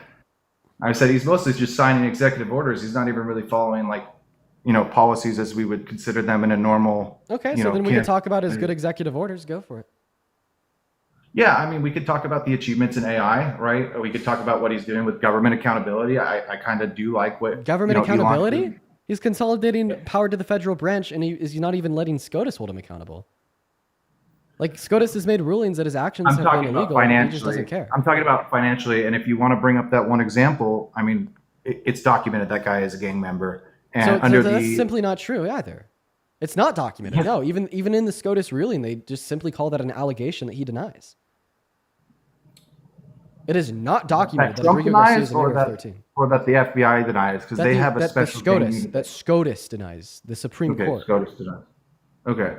Yeah, I mean, I disagree with the fact that he pushed back on him. It kind of disrupts law and order in our country. Absolutely. Right. But so I cronyism think and corruption in the federal branch of our government. Yeah, but I think under the Alien Invasion Act, he's totally allowed to do that, right? Alien Enemies Act? Alien Enemies, yeah. He's not he wasn't a citizen, was he? So no, I don't know, I don't understand. So I just want to get it clear. The conclusion of what you're arguing was that his deportation of Rodrigo Garcia was illegal, correct? Was legal or illegal? Was legal. You're trying to argue that he was within his rights to deport Rodrigo Garcia. True? So I'm probably not the expert. From my understanding, yes. Okay, but the issue with the argument is that the Supreme Court, the highest court in the land, you cannot appeal Supreme Court decisions. Supreme Court decisions are final unless overruled by another Supreme Court decision or a constitutional amendment. They ruled that his removal was strictly illegal. Okay? That you can't argue that it was legal. It was illegal. Yeah, they said it was illegal based on the fact that he didn't get due process, but he wasn't allowed due process as a right in our country based on his citizen statusship, which was not American. We don't owe due process to those people, especially if they've committed crimes. Wait, everybody in America has the right to due process. We do give undocumented immigrants due process. We do give undocumented immigrants constitutional rights. That is literally what the interpreters of the Constitution SCOTUS says. Like, for instance, if the Constitution does not give undocumented migrants constitutional protections, including due process, why does the Supreme Court say the Constitution gives undocumented migrants constitutional rights such as due process? I don't know the answer to that. Right. Well, there's no answer to that because who's the Supreme Court? What is their function? What is the function of the Supreme Court? Yeah, they're the judicial. They're the law of the land. But so more specifically, what specifically does the Supreme Court do? They rule on laws. More specifically, the answer that I'm looking for is they interpret the Constitution. Their interpretation of the Constitution is the legal interpretation of the Constitution. Okay? Right? Clarence, thank you for the galaxy. So okay. if they didn't think, if you are right that undocumented migrants do not have due process, how come they argue that they do? I don't know the answer to that. You've got me beat here. Do you have any case law to demonstrate that undocumented migrants do not have constitutional protections? Only the act that's brought up as the current topic of debate, which is the Alien Invasion Act, saying that if they've committed crimes and they're not citizens in this country, that we are legally allowed to send them back to their country for due process of whatever that is within their nation. Also not true. Also not true. 2 days ago, the Supreme Court ruled that the Trump administration could not apply the Alien Enemies Act to a group of Venezuelan immigrants in northern Texas because they didn't give those Venezuelan immigrants in northern Texas due process. So yeah, but even that was under recent. the Alien Enemies so Act, his act you have happened before. Yeah, so his act. So is the Supreme Court basically ruling and saying, "Hey, that's unconstitutional what you did, and therefore moving forward we can't do that," or was that already a fact in place? Because it seems like he dotted his I's and crossed his T's when he did that. Had substance to back up on and say, hey, I'm allowed to do this. And then they came around and said, well, that's kind of effed up. Let's not do that. So Supreme Court rulings are retroactive. So they basically rule on something that's going on and then they determine if it's legal or illegal. All right. So for instance, they ruled that Rodrigo Garcia's removal to El Salvador was illegal like a month and a half after it happened. They ruled that he couldn't apply the Alien Enemies Act to a group of Venezuelan immigrants in northern Texas, right? Like the day after it happened. Like they rule retroactively.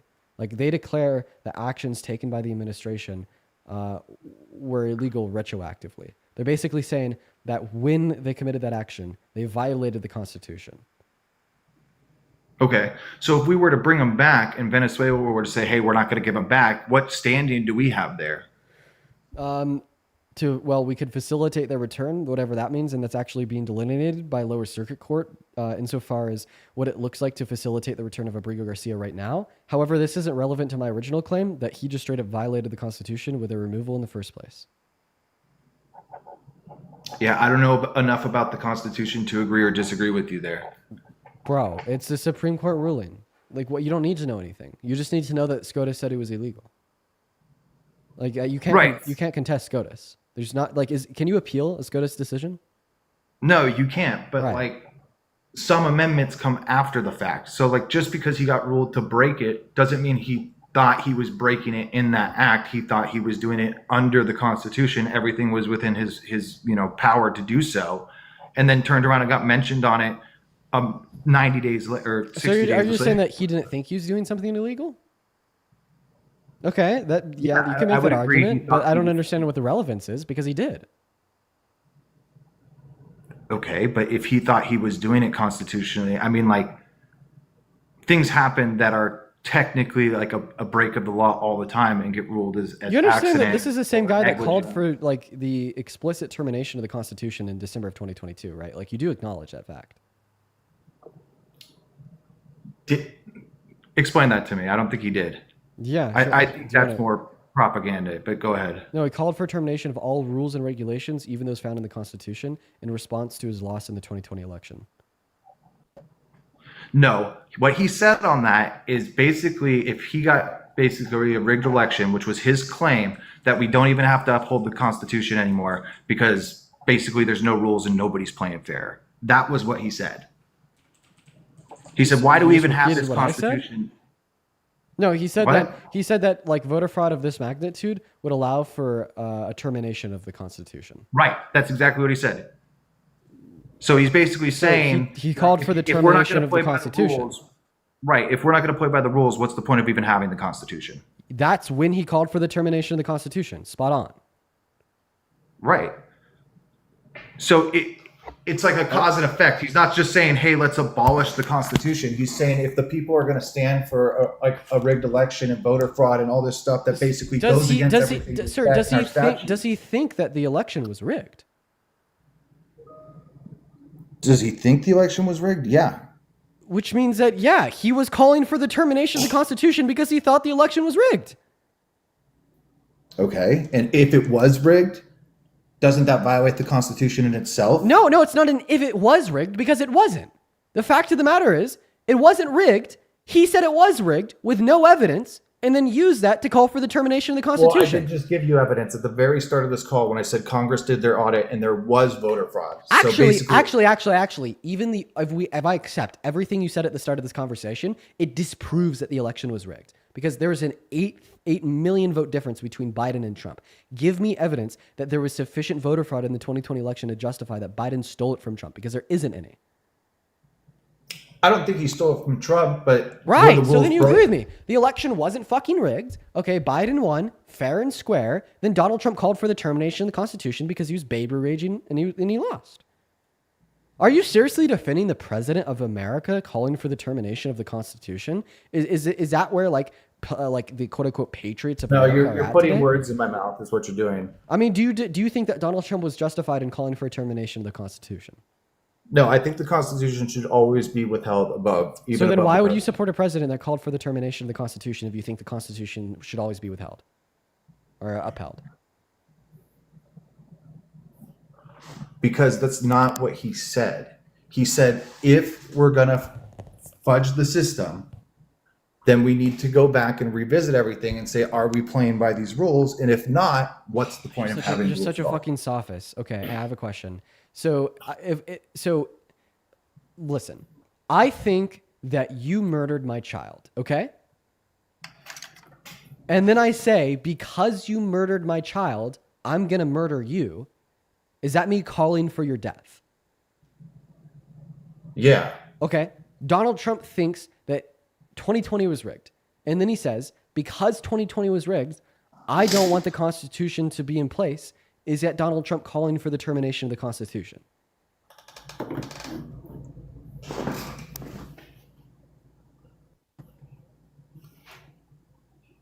Yeah, it is. Bingo. Yeah, but did he terminate the Constitution now that he did win the election? No. So Oh, yeah, I've given you an yeah, he actually said to an ABC News reporter that he doesn't know if he has to uphold it. And as well as I gave you 2 specific examples of him violating the Constitution and being checked by SCOTUS, and by the way, doesn't care about that. He even said about Abrigo Garcia that he's never coming home, he's never coming back, he's an undocumented migrant, and he defends his actions. So quite frankly, yeah. Not to mention, in 2020, last time he was president, he also tried to terminate the Constitution when he tried to steal the election from Biden.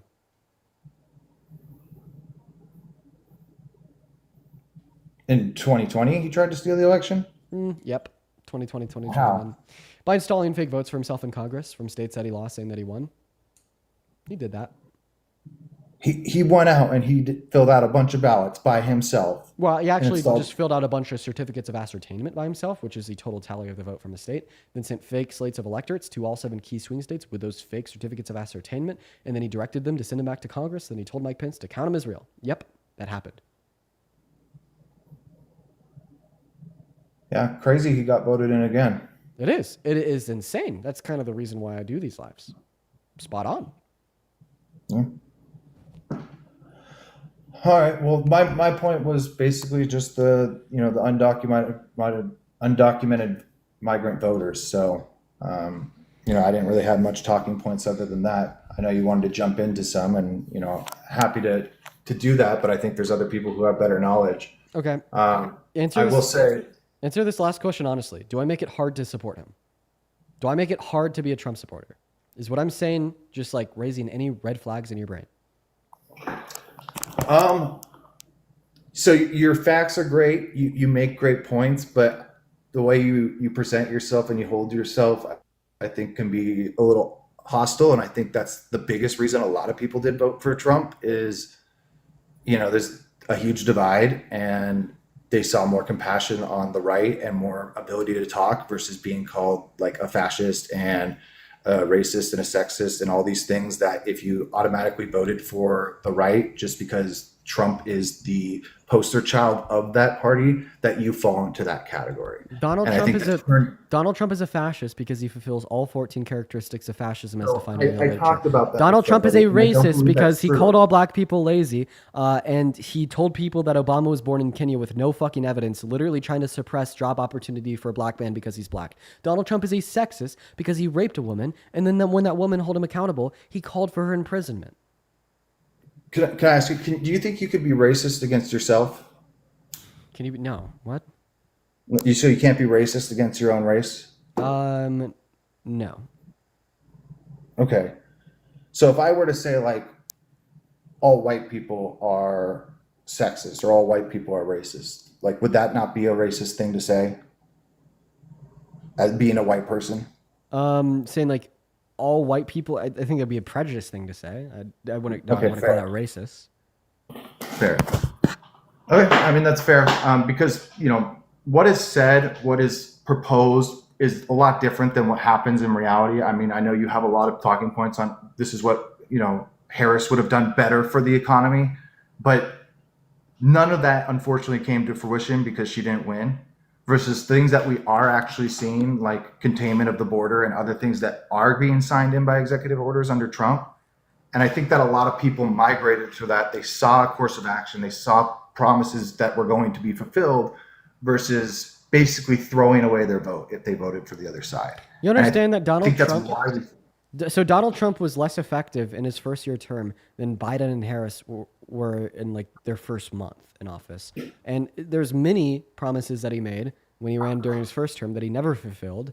Meanwhile, there was not a single promise that Biden and Harris ran on that they never fulfilled. So it's like, if you wanted to vote for promises fulfilled, the most reliable, trustworthy, and honest candidate, the obvious pick was Kamala Harris, the lawyer, not Donald Trump, the 34-count felon con man who told over 30,000 lies his first term. Okay. So when you sick your Department of Justice on somebody as president, that would be like a dictator, right? When you stick if we were just going to lock up somebody for 700 years actually not necessarily. Like, no, you could like direct the DOJ to prosecute crime, and that doesn't necessarily make you a dictator if they're actually prosecuting crime. I mean, you have to prove the crimes, and then you still could have like a kangaroo court, basically. So Of like, basically, hey, you just think if you direct the DOJ to prosecute political opponents, that makes you a dictator? it's part of it, absolutely. Okay, so when Donald Trump directed the DOJ to prosecute political opponents, insofar as the liberal activist judges, that made him a dictator? Was he talking about the judges that were stacked against him? Is Yeah, those the ones he went after? all the judges he arrested or the people he deported without due process? What about that? I mean, again, for the people he's deported, I can't speak on that because based on the information I've been given, and that's, you know, the difficult part about the internet today, is I'm seeing that he did it within rights. And so we're just going to have to just read it. Can I have you read something? Until the Supreme Court ruled on it. Read this. Okay. I'm like literally read it out loud. So on March 15th, he was removed from the United States to El Salvador, where he's detained in that center. The United States. Okay. Read it out loud, Subject please. to withholding or forbidding his removal to El Salvador. United States represents. Read it out loud, please. Found to be an MS-13 gang member. Wait, why did you just over the part where they said his removal to El Salvador was illegal? So it's the result of an administrative error. What's the error? Yeah, deporting him without due process. Okay, so that verbatim is the error. It wasn't like something that he did where he had that right to deport him, but he had to do some small other thing. No, they just deported him without a hearing.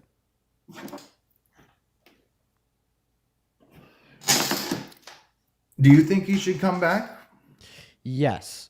Like him, like you as an individual, without the Supreme Court aside, like, do you want somebody with smoke W till I die? So, because I which is MF13. Oh, the tattoos? Yeah. Can you explain to me how a skull is 3? So the slogan is smoke MJ till I have the God, eyes and me, you know, God's in me. Wait, I have a question. Die. Is Parker? With Do you the know? skull. Do you know who the creator Parker is? I don't know who Creator Parker is. So Parker get a job. He does these debates. He's a lot like me. Is Parker get a Oh job? yeah, your buddy. Is he a Yeah. member of MS-13 because he's gonna smoke MJ until the day he dies? No, but it's like a. Oh well, you gotta lock him up, dude. He's a member of MS-13. So it's like the My Crazy Life, the 3 dots. It's like it's associated. Like now I could go and put that on my body. So is Parker an MS-13 associate? Does he have smoke M till I die on his body? He's tattooed it. But he's always talking about it. He doesn't have it tattooed, but he's always talking about it, man. He's gonna smoke. I MJ mean, if till he had it dies. tattooed, I would just think he's an idiot because that's just a stupid thing to put on your body. But okay, he's Mr. also putting Mr. something Conservative. that- So you think that Abrigo Garcia doesn't deserve constitutional protections because he's an idiot? No, I think he doesn't deserve constitutional protections because he's a registered gang member who crossed into our country illegally. No, even the Supreme Court says it's just an allegation, bro. Look at it again. I'll read it off. Whoa, wrong graph. I'll read it off to you. It literally says the United States has alleged, meaning it's not registered, it's not proven, it's not been convicted by a judge or held up by a jury, alleges that he's a member of MS-13. However, Abrigo Garcia denies this and points out that he's never been charged with a crime. He hasn't even been charged with like a crime, dude. It's an allegation. Do you believe that Donald Trump's a rapist? Do I believe he got charged for SA? Do you think he actually raped Eugene Carroll? Is that something he did? Yeah, I mean that's how it was ruled. I didn't look into the matter like extensively, but that's exactly how it ruled. Okay, well the fact you just openly support a rapist is nuts, but How did I do that? Again, you're putting words in my mouth. You support Trump. Look at dude. Okay, read that. I had to vote- Dude, I had to vote dude, between read two- that. Read that question. I had to vote between 2 candidates, and I voted for the lesser of 2 evils, in my opinion. And you think I didn't, and that's the only difference. Okay, I gotta thank a couple people real quick. V, thank you for the $3 over on Venmo. I appreciate that. Thank you so much, V. Thank you so All right, much. I got a spider on my wall. Anyways, I gotta go, man. Okay, he's gonna head off now. All right. Christopher, thank you for the $10 over on PayPal. Thank you so much for the love, Christopher. Let's get 100 Christopher W's. As well as Desiree, thank you so much for the $25 over on PayPal. Desiree says, I was gonna go out to dinner tonight, but you just kept on cooking and serving. I don't think I need to go anymore. Yo, Desiree, thank you for the $25. And as well as Christopher with $100 over on PayPal saying, you're not only debating, you're educating. Keep it up. Christopher, that is literally so fucking kind of you. While we get the next Trump supporter up in here for us to have a conversation with, if you guys could please show some love to Christopher down below in the chat. That'd be so incredibly kind of you. Thank you so much for the love, Christopher. Let's get some massive fucking Christopher W's down below in that chat. Literally right the fuck now. Let's get at least 1,000 Christopher W's in the chat right now. Thank you so much, Christopher. I really appreciate that. What's going on, Twisted? Do you support Trump? Not really, no, but I did vote for him. Okay, I'm going to kick you because you said you don't support him. Thank you so much for the motorcycle. I really appreciate that. Yo, we got Parker? Yo, Parker. How long have you been in the queue, man? Mr. Parker. All right, well, while Parker's loading in, we're going to go get that next guest up here. But huge shout out to Christopher once again for the $100 donation on PayPal, as well as Hitman. Thank you for the donation of the 50 pounds over on YouTube Super Chat. Thank you so much for the love, Hitman. You are awesome, Hitman. Hitman says, Europe has also become very right and is also very important for us to talk about the issue in the U.S. and the world. But it is weird that Trump has so much power and the laws don't really matter, and it'd be so interesting to talk about it. Yeah, I agree with you. 110%. 110%. Thank you for the 50 pounds, Hitman. Let's get 500 Hitman W's down below in that chat. Parker, what's up? What's good? How you doing? I'm doing all right. How long have you been in here, man? I just hopped in. Oh, craziness. You know, actually, the last guest we had on the live likely thinks that you're a member of MS-13. Did you know that? Why? Because you're going to smoke MJ until the day you die. Bro, that's rough. I don't know if I'll end up doing that, but I mean, that's crazy. Like, guess he's not a member that's of MS-13 diabolical to anymore. believe that because you do that until you die, that would mean you're a part of a gang. That's Well, actually, you're not a part of a it weird anymore because you're position. not going to do it until the day you die. You're no longer Okay. part of MS-13, Parker. How does it feel to no longer be a part of MS-13? I don't know who that person is. That person is pretty wild. I will tell you. What's up, Delaney? You MAGA? No, I'm not, but I did want to say something on what you touched on earlier for voting when you had the 5 people against you. For sure. Real quick, before we just get the next Trump supporter up in here. So they were trying to say that you could, like, they were illegals voting in the election. I was actually a poll worker for elections, and that is not possible because each ballot is issued specifically to a person based on their registration for voting. Oh, very nice. Well, thank you so much, Delaney. You're awesome. Thank you. Shout out Delaney. Thank you for the information. It's cool. Wonder what it was like to work a poll. Moving on to the next guest. Quite frankly, where are they at? That's so it's so true. So I'm gonna run downstairs, grab something to drink. Do it. Also, You'll great. probably you should add up like 4 people and we'll debate them. Oh, bet, bro. I was actually just doing a 1v5 earlier. Let's try to do it Yeah, again. no, I saw that. It's been a while since we've done something like that. I That's know. like back in the day type stuff. All right, I'll be right back. Cool. What's up, M? Are you MAGA? Okay, M's not here. All right, guys, it is really hard for us to find a single Trump supporter. Holy shit. Tiffany, you're a troll, right? You're not actually MAGA? MAGA. You are MAGA. Yes, sir. Okay, all right, man. Why do you support likely the worst president that has ever run this country in your life? Well, let's start by saying facts. The facts is 77 million people voted for this guy. He won the electoral. He won the majority, the House and the Senate. Yep. Them are all facts. And the reason why he won is because on his policy, and a few of the policies he said he was going to do, he did. He was going to make the economy a little better, right? He said that he was going to shut the borders down, right?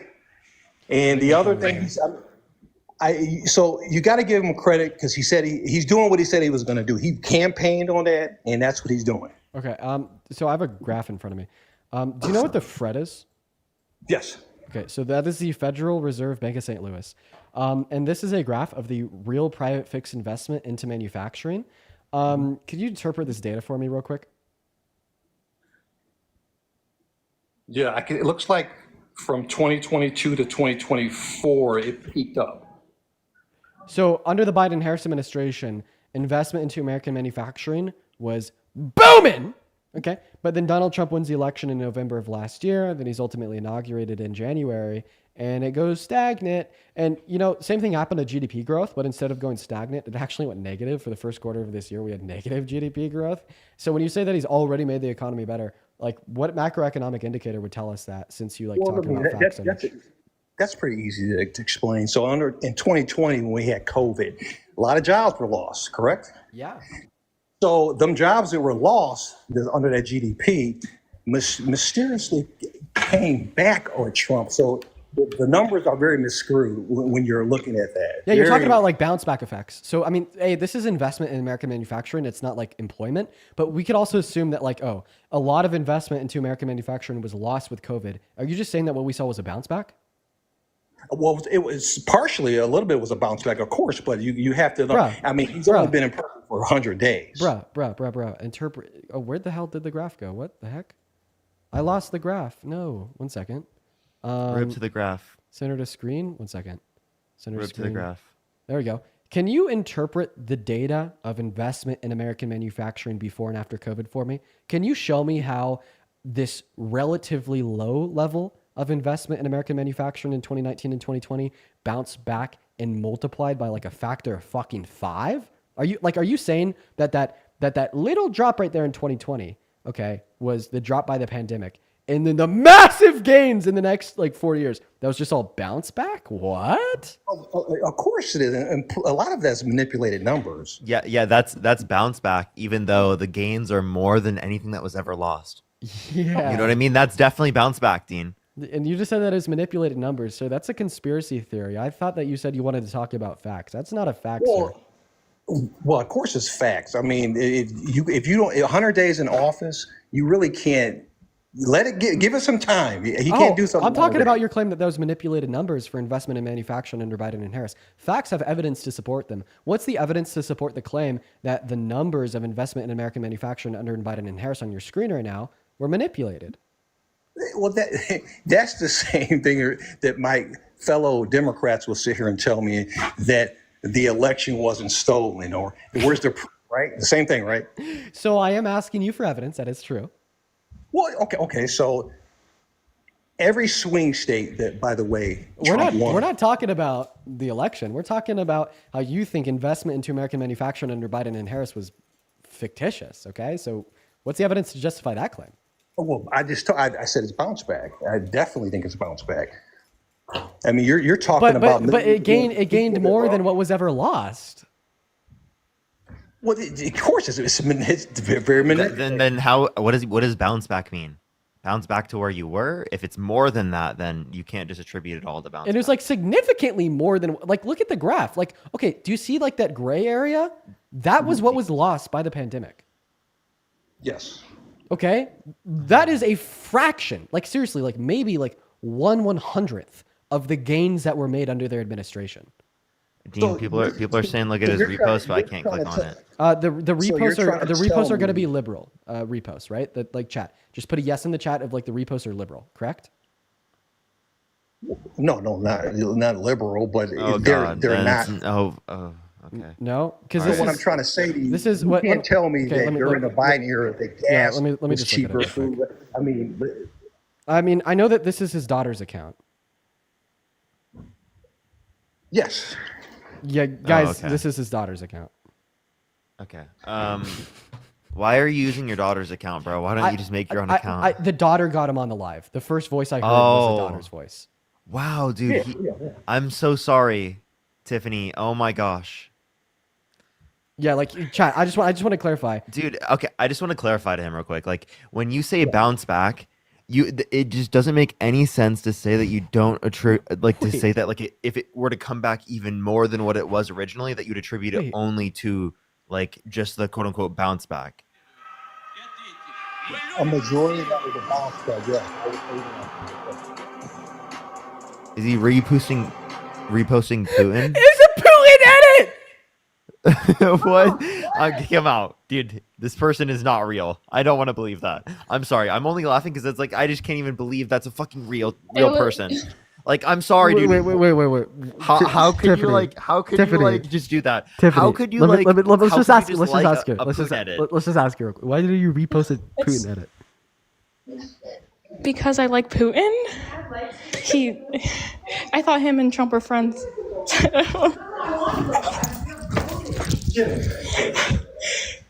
I don't Okay. even live in Russia, so who cares? Wait, I'm serious. Do you actually like Putin? I mean, Tiffany might be underage. That's Tiffany, crazy. how old are you? That's a crazy thing to joke about, by the way. How old are you, If Tiffany? you're joking, even. How old are you, Tiffany? Then why the fuck do you believe that? Wait, Tiffany, how old are you? 14. Yeah. I assume that she was very young because she gave the phone to her dad. We're just gonna move on. What is going on, Dean? I No, just hopped I'm on. sorry, I'm and sorry, the that first is- guest is like pro Putin. I'm sorry. That is Like- just like totally her dad's fault. I'm sorry. That is like just totally her dad's fault. Like I'm not gonna lie. I think that is 110% her father's fault. I completely 110% put the culpability for that on her father. Tiffany, if you're still listening, like your dad's wrong, bro. Your dad's wrong. Your dad's wrong. That is diabolical. We're gonna go to move on to the next guest. But like guys, don't go attack Tiffany's page. Just remember, that's a 14-year-old girl. Like just don't go attack her pages. Obviously she has like very bigoted beliefs. I just think that they're completely from her father. Oh, I look at Dude, Slack. What's up, Cross? How old are you? diabolical. Wait, Addison just sent me an audio message. Oh no. We That gotta- was just like that's like they're living in a different reality, bro. Yeah, that's nuts, bro. That's nuts, dude. I was thinking that like maybe like the reposts were liberal. It was like liberal daughter, conservative father. I wanted to get him up here to have a conversation. Christine, thank you for the $5 over on Venmo, and then Kennedy, thank you for the $5 as well. Thank you, Christine and Kennedy. Then also Martin, thank you so much for the $10 over on PayPal. Show some love to Martin and Beatrice. Thank you for the $5 on PayPal as well. Just gonna get that next guest, Gabby Patty, up in the box, y'all. We got him loading in right now. And then also, possibly here in around 30 minutes, I may be making a guest appearance on a live stream with a couple congressmen, and I'm might spend 20 minutes just shitting on Trump. Very quite possibly. I've had a lot of back and forth considering if I want to hop on. I think like my main contention was. I had two main contentions. The first main contention I had was like a lack of diversity within the people like on the live stream. But I brought that up to the organizers, and then they're like, "Yeah, that's like our main concern." And then like the very next day, they had fixed that issue.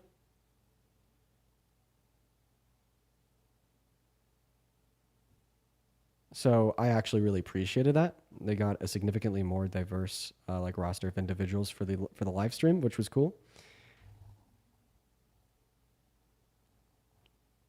And I think another issue I saw was another couple people on the roster that I don't associate with, but for like my slot on the broadcast, I wouldn't be on with them at all. What's up, Luke? How old are you? I'm 18. 18. What's up? How old? Oh, you're 18. What year were you born in? 2006. 2006. What month? August. August. Okay. So why do you support Trump? What was the point of that? I don't know, but what do you guys think about that? Have your oh, are you talking to the chat? Yeah, talking to chat, talking to you. What do you guys think about me going on this stream? So basically, my slot is for 30 minutes. I'm going to be on with Congressman Maxwell Frost, Adam Mockler, and then Hank Green, if you know who that is. Really inspirational guy, Hank Green, for 30 minutes. And the point of the slot is to literally like shit on Trump. That sounds cool. Yeah. And like I guess what the concerns that I wanted to raise to y'all was like, I mean, I don't know, like first and foremost, there wasn't too much diversity within the people on it. I brought that up to them. You know, they seemed to take a step in the right direction. And then just another couple people involved with the stream that I don't personally associate with. But I wouldn't be Oh, on no, with them that's not personally. taxed, So how but, do you like, guys feel about that? Let me know in the chat if it's a good or bad Um, idea. Let me know if it's a W because or they're L idea. putting it on as like a statement credit. So it's like they're Patty giving you cake? $1,000, basically like a gift card that you can only What use to happened pay with your the- bill. What happened with Interstellar Hey, 750 gift that they Patty got cake, south? hello? Was it taxed? Okay. I think they're talking to someone else. Yeah, honestly, it happens every so often when we'll actually bring somebody up that's like in the middle of a debate with like somebody with them. I feel like that starts just by watching our streams, and then like different political beliefs comes out in like families or whatnot. Thank you so much for the galaxy. I appreciate that. All right, we're gonna move on to the next guest, y'all. At this point, everyone just kind of give us a minute to get that next guest up in here. We got that next guest loading in right now. Yeah, let me know in the chat how you feel. Let me know in the Discord how you feel. I'm going to be looking at the Discord specifically within like the live section, the live chat. Let me know in the Discord how you feel.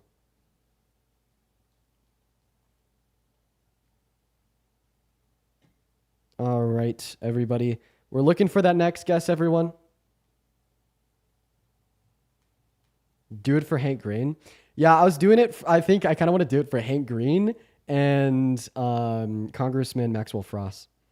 Let's go to get that next guest up in here, you guys. Everybody, go to let me know in that chat if you're MAGA. We will happily get you up onto the stream, y'all. We will happily get you up onto the stream right now if you are MAGA. We are literally looking for anybody to debate because there's nobody here for us to debate right now. It's literally so fucking bad, y'all. The Trump supporters are scared. The Trump supporters are running. We can't even get a Trump supporter just up in here to have a debate with us. It's going to get that next guest up in the box right now.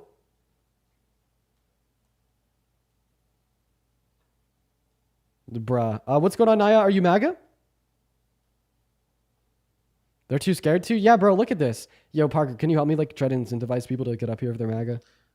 Yes, I got you. If you're in the chat and you're MAGA, type MAGA in the comment section, and we'll be looking to get you up. I actually don't have the ability to bring anyone up right now. I don't have mod. I know, bro. I know. But everyone, yeah, do make sure to send a guest request. Only if you did vote for Donald Trump. We are just looking for some debates. Literally, there's like nobody spamming MAGA in the chat. And like the people that are, I'm inviting them and they're just not joining. What's up, Devin? Are you MAGA? Yep. All right. Yo, Parker, I'm going to leave you, Devin, real quick while I go use the restroom. I'll be right back. Got you. What's up? So did you did vote for Donald Trump? I did. Why so? And the reason why was because his economic plan he promised people to cut taxes on overtime. Hey, that's it. Not Lena. Yeah. My bad. So economic plans. So like, can you give me a policy that Donald Trump influenced to get passed that you like? Or actually, wait, how old are you? I am 22, about to be 23 in July. For sure. Yeah. So what economic policy? I can't really name the policy. I just know that he was talking about taking away taxes on overtime. Taking away taxes on overtime. Okay. Yeah.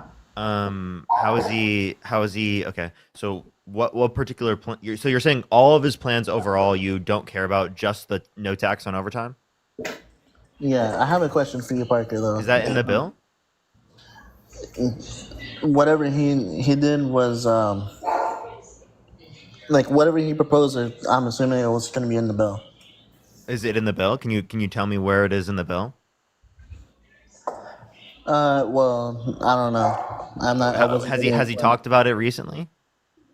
I don't think so. I haven't really kept up. I've been working. Okay. So then, is that the only economic policy you like of his? Because if you're saying that like you like him because of his economic policy, do you like any of his previous economic policies? Do you know any of them? Not that I can think of, to be honest with you. Nothing? Parker, I have a question for you. Okay. If you don't mind answering. So, in Mr. Abrigo Garcia, was he an MS-13 gang member, or was that debunked by the same exact? There was no evidence to support that. That was debunked. But they do have court documents saying in 2019 he was a part of associated with MS-13. So that's actually not true. It's actually not true at all. So that was for the withholding order. That was actually in 2019. And all that said is that he could potentially face persecution from gangs in El Salvador. Okay, however, this doesn't indicate that he himself is a member of a gang. And then also the standard of evidence to uphold said hearing and said ruling is incredibly low. I mean, it was just a hearing in front of a judge. There was no jury. And it wasn't like a civil or a criminal trial. Okay. In the even like SCOTUS, the Supreme Court recognizes it as a mere allegation, not as like a fact, not as a definitive proven claim. They reference it as an allegation. Okay, so that means that they were just saying it was an accusation of he was somewhat part of it because of the gang association. Yeah. And if you want to believe that accusation, let me ask you, do you believe that Donald Trump is a 26 count rapist because he's been accused of rape by 26 women?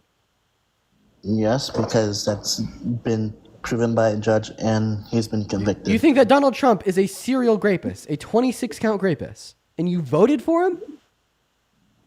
Yeah. Why would you vote for a serial rapist? What? I don't know. Wait, no, literally justify that to me. Justify making a serial 26 count rapist the president of this country. That was before he even got elected. Yeah!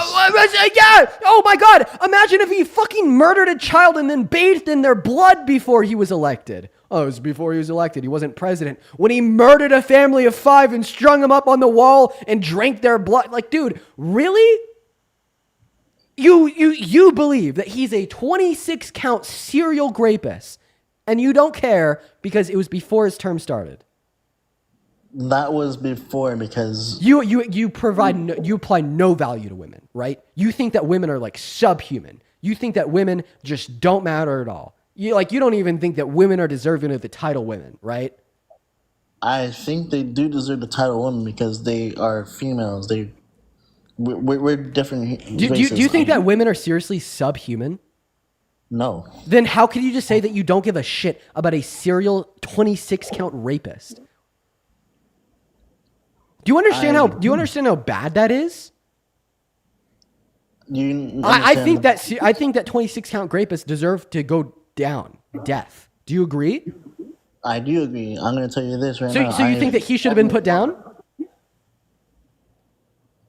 Dude, I'm not part of the law enforcement anymore. I was a correction officer. I dealt with people that had murder charges, everything. So I understand where you're coming from. So yes. So justify making why don't you hold a red line against a 26 count rapist?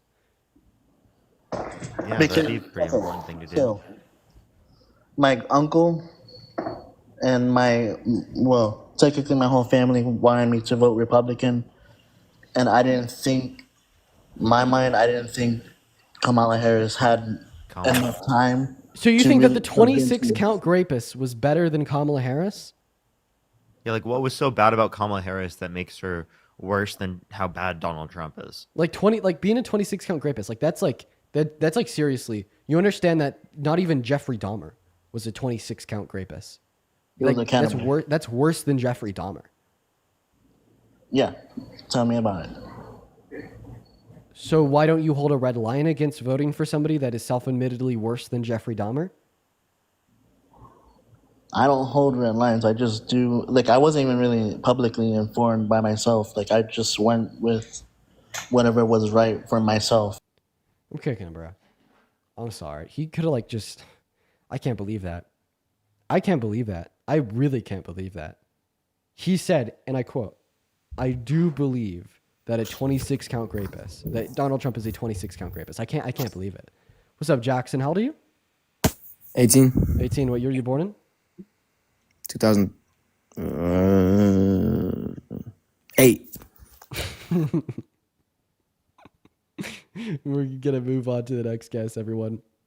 Yo, Hitman, thank you so much for the 100 pounds down below on the YouTube super chats. One saying, do European leftist stream? And then the other says, MAGA's so boring. I'm sorry, they can get a little bit boring. But MAGA, thank you, Hitman, thank you so very much for the 100 pounds over on YouTube super chat. Let's get 1,000 fucking Hitman W's. Thank you so much. That is seriously nuts. Thank you so much for the love, Hitman. You've been showing so much love recently. Huge shout out, Hitman. What is going on, dogs in New York? Do you support Trump? I do. Did you say Dahmer was worse than Trump? You're cutting out a little bit for me. No, I'm saying that the last guys believed that Trump was a 26 count rapist. Right? That's like worse than Dahmer. Yeah. That is worse than Dahmer, really? You genuinely believe that? How many victims did Dahmer have? I don't know the exact number, but he ate them. I think that's probably worse. Okay, how about this? I will repeal a claim of comparing grave travesties. It's just as bad as. I mean, I don't agree with that. I think that's still absurd, but that's a side point. Can you fathom how like bad graping 26 people is? Yeah, it's pretty bad. That's really bad. That's like I don't know if like you and other people like really can see how like terrible it would be to be a 26 count rapist. Like that is nuts. He was convicted 26 times of rape? No. So the last guy said that an accusation of a bad action is sufficient evidence for him to believe that it occurred. The counter argument was, well, there's been 26 accusations against Donald Trump, which would imply that he would believe those accusations. Yeah. And then he affirmed that he does believe all 26 accusations. I see. Well, yeah, that's not why I support Trump, but... So why do you support Trump? Because I think that America is best when supporting Christian values. Okay, so America is like the worst under Trump. He doesn't support Christian values, dude. Well, are we talking about what he did in the past or like what policies he's going to implement? Past, Because present, and now, bro. I'm saying the policies under Donald Trump, the general cultural direction under Donald Trump, is significantly more pro-Christian than that. No way. Oh, Institute wait. on Taxation and Economics indicates Really? that he literally wants to redistribute wealth from the poor to the rich. Psalms 32. It talks about how if you give glory to those that make less than you will be given great glory in the kingdom of heaven. Jesus literally made Matthew quit his job and stop taxing the poor in order to be an apostle of his own. It is fundamentally a Christian value to provide to those that are more needy and support social safety nets to help out those I that are more agree. needy than I yourself. agree. Donald Trump's economic policy literally takes money from those that are needy, takes money from those that are worse off, and gives it to those that are rich, literally demonstrating values how does it antithetical do to that? that And of I the totally teachings of the agree New with it. Testament. I totally agree that the Bible teaches to give to the poor, but that's more the church, not the government. What does Donald Trump do that takes from the poor and gives to the wealthy? I didn't know he said he supports that. Are we lagging on TikTok right now? Is this? I think Dean, that's the same glitch that's been happening to me. It keeps doing this, and it fucking throttles the streams, and it's not lagging for us at all, but it is lagging for the chat. Like YouTube, it's not lagging for them at all, but it's lagging for the chat. And Yeah, it just throttles the stream. chat. Can you guys? It looks like it. Okay. It goes in and out all the time. It goes in and out. Yeah, it's just a You TikTok. see, it just like randomly did that. It didn't lag at all for us. Yeah, and it also didn't like lag on YouTube at all. Mm-hmm. So, anyways, what's that, dogs? So I totally agree that the Bible says that the church should give to the poor, that Christians should give to the poor, not the government. But anyways, What? how does Donald Trump want to take away? Wait, No, so but you how think a does Donald Trump separation want of to take church and state then? Well, yeah, in a way. That doesn't mean that Christian Okay, if you believe in direction- separation of church and state, then why are you saying that like whoever candidate you're going to vote for is predicated off of whatever one conforms more with your Christian ideology? I didn't really say I believe in church state. I'm saying, or separation of church and state. I'm saying that the Bible is not referring to Julius Caesar, like telling Julius Caesar to give more money to the poor. It It's just, telling- it just tells people. It tells people to do that, which would include Right, the and how people. is in Donald power. Which Trump- I'm includes asking which how- includes leaders. Yeah, and How also, is like, I Donald just want to say, Trump like, I taking- don't think that we should have a Christian nation. I think we should have a nation where you're free to be Christian, and I think that our nation should uphold good ideals. Now, if those good ideals happen to intertwine and intersect and align with the teachings of the Christian Bible, that's cool. If they don't, that's also fine. But at the end of the day, I don't think that fundamentally saying that we should have a Bible, we should have a country in which upholds Christian ideals is a smart idea at all. Basically, I We just live think in that a we should. secular society, and we want to. Yeah, we should just be doing Because good you're things. not We should just be doing because you're good not a things. Christian. And I think that Kamala Harris ran on a better campaign and did more good than Donald Trump. Okay, so how is, back to the question I asked 4 times, how is Donald Trump taking away from the poor and giving to the rich? Yeah, by introducing regressive forms of taxation such as tariffs, and then is progressive tax policy serves to the better interests of the top 1%. Over 80% of the cuts. What did the tariffs do to the stock market? Okay, why are you pivoting? I'm not pivoting at all. Did you ask a question? No, I was just responding to your question. So Yeah, like Well, yeah, you mentioned tariffs. How tariffs hurt the wealthy more than they hurt the poor. Absolutely. So tariffs, I deny that. So the reason why I deny that is very clear. Tariff is a regressive tax. The poorer Yeah, you I are, know. the higher I proportion of know, your I know. income you spend on the bare necessities to live. And I mean, this is all affirmed by the Institute on Taxation and Economics. So they did a study which indicates that everybody making under $395,000 per year will have less purchasing power because of his economic policy. Meanwhile, those making over that dollar amount will have more. Yeah, I've taken a microeconomics class at a pretty good university. I understand basically how tariff works. Thank you for explaining that. But that's not the long-term goal. And that doesn't deny what I said, that it hurts the wealthy as well. So you said that he's trying to distribute wealth to the wealthy. You have not explained that. You're just saying how prices are going to rise. So I've been able to I actually did. Tariffs are aggressive. His tax policy disproportionately helps the ultra wealthy, and then all this is affirmed by a study done by the Institute on Taxation and Economics. Yeah. So what that does is it shifts the burden from people who are higher income to people who are lower income, because people who are lower income spend a disproportionate amount of their overall income on consumer goods that they require to live. Right. Okay. Yeah, that's definitely possible. But it's also possible that he's trying to rebuild, manufacturing in the United States, which I know you say probably isn't necessary or practical, but maybe he's not trying to help the wealthy as demonstrated by the stock market. He's really trying to. I just want to say that this is the last point. After you make this point and Parker responds, then I gotta go. You're getting off? Yeah, I got to. If I want to shit on Trump for 30 minutes in this live stream. Okay, for sure. I'll be live. I'm gonna go onto my main account again.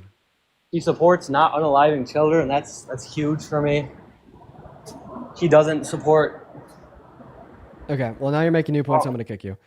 Right. Okay, so everybody, I think I have determined that I am gonna go on this live stream for 30 minutes and shit on Trump with Hank Green and Congressman Maxwell Frost, Adam Mockler, than one other individual.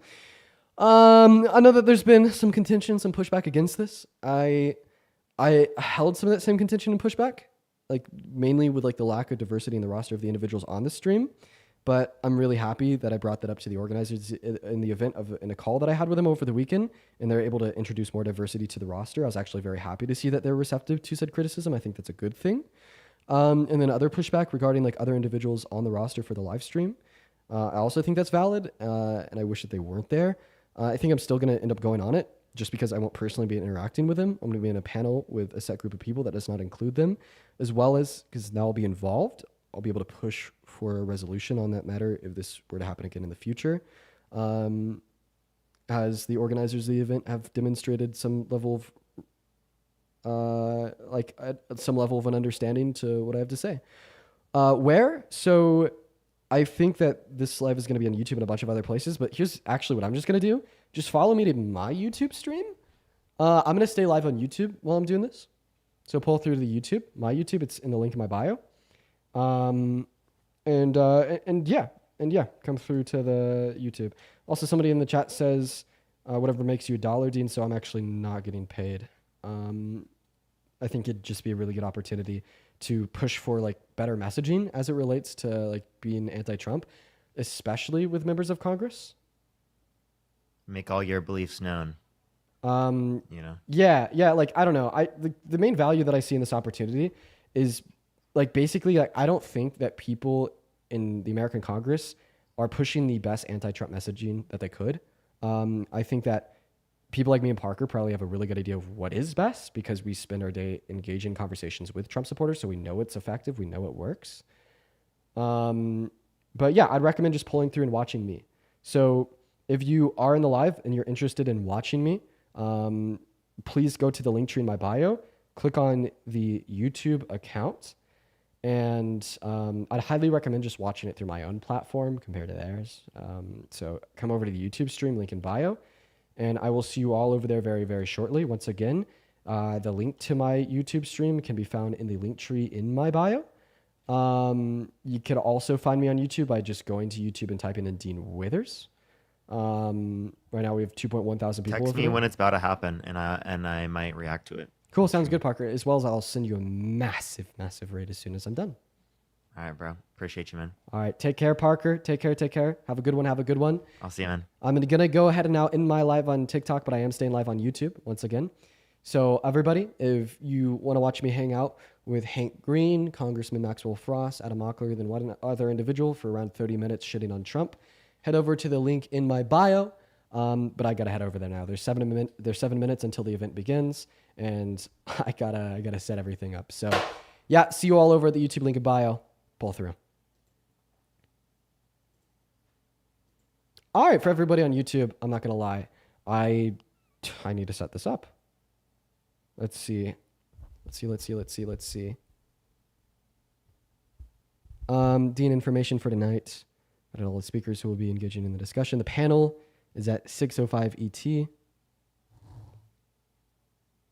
Please join the Discord by 3 minutes ago. Oh fuck! Oh fuck! Wait. I'm actually maybe cooked. I'm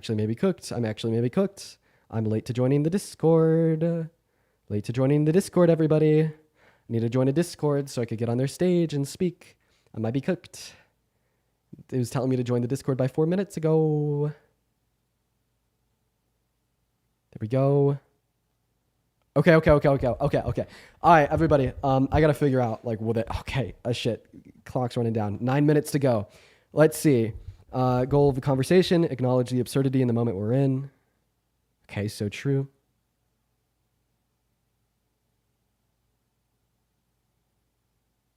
Highlight some of the most insane differences between Trump 1 and Trump 2. Okay. Give people who are tuning out or paying attention reasons to pay attention. So real.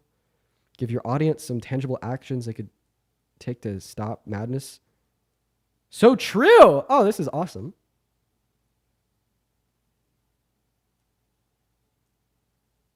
Okay, so I'm specifically supposed to talk about what I've seen on the ground across the country where people are at on college campuses and what it'll take to get them involved. Okay, and then the last 10 minutes of it is going to be a Q&A session. Neato. Okay, now I got to figure out where the hell I go.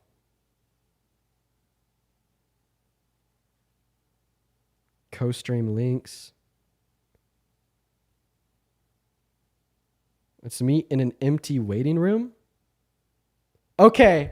All right, they're in the waiting room. Okay, I don't know how to do this. Okay. Room 2. Okay, I'm going to go on mute. What the fuck? My message couldn't be delivered. Okay, I'm gonna go on mute. I'm gonna go on mute, everybody. I have to meet with one of the organizers of the event. So for the 2.8 thousand people in here, the event is gonna start in around 5 minutes. Keep that in mind. The event starts in 5 minutes. I just have to meet with one of the organizers to figure out where the hell I'm gonna be and what the hell I want to do. So I will be right back, everybody. I appreciate you for being here. Just keep in mind the event starts in 5 minutes.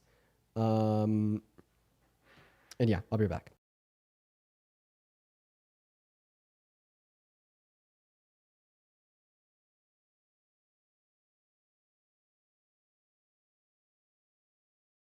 You're not going to lose the chat, everybody. And of course, the Discord has to do a crazy fucking update. Oh my God. Maybe I could just join on my phone.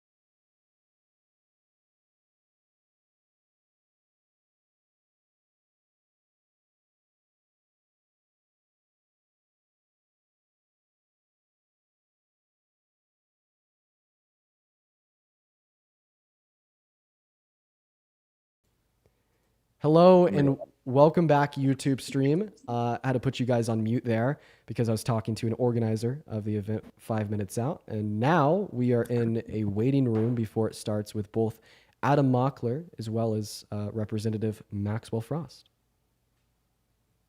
What's up, chat? It's gonna be a fun, quick 30 minutes. Win the fight. Dean, you have been busy. You've been doing a lot of really good work, bro. Your shit goes viral. Oh, look at that camera. So clean. There it is. The Looks camera's solid. on. Well, I appreciate that, Adam. Representative Maxwell Frost, it's a pleasure to meet you, man. Hey, great to connect. And you're coming in. I'm also admiring the camera. I appreciate that. And you're coming in from the Capitol, right?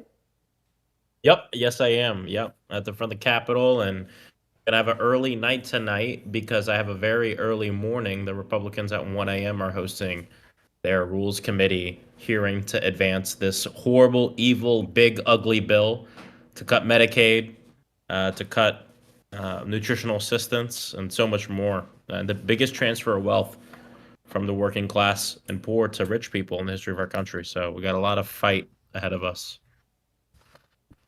Well, I mean, thank you for being there and fighting for us. 100%, man. 100%. Did you see how desperate Trump was? Oh, sorry. What did you say? Oh, yeah. At the meeting? I mean, he was just walking around Capitol Hill trying to get anybody to fall in line today because a lot of Republicans seem like they're pushing back a bit on the Medicare piece, but I don't know. Yeah, some are pushing back on Medicare. Some are pushing back on SALT. We'll see. We'll see. These guys fold all the time. But we got to keep the pressure up for sure. Yeah. I mean, it's super cool to be doing this event. I was expecting Hank Green to be up here. Unfortunate that he's not. Yeah, that dude taught me a lot. You used to watch his. Did you watch his stuff in school? Was that him or his brother? He single-handedly got me through sophomore year biology. Single-handedly. Yeah. Yeah, that's unfortunate. That's really sad. That's, very sad. Very sad. Very sad. Very sad. Unfortunate. Let me see if there's anything I could actually do for my own YouTube live stream. But just to run through what I'm going to do, they sent me the talking points a bit ago, but it's going to be, I'm just going to introduce you guys. I'm going to ask Representative Frost what's been going on in Congress lately, what he's been seeing on the ground. Just Pass it about over to Dean. push you in there in just a second. Sweet. Let me know, Jay. Putting you guys in now. Have fun.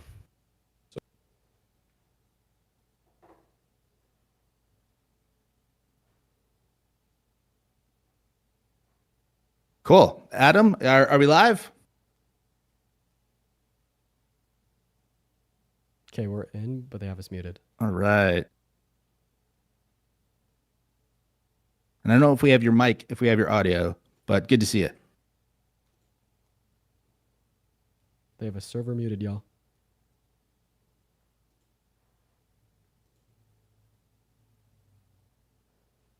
Hey, Dean, what's going on? Hey, guys. I'm gonna try to screen share this part, everybody. Let me see if I could get it on the sources. Give me one moment. Adam, how we doing?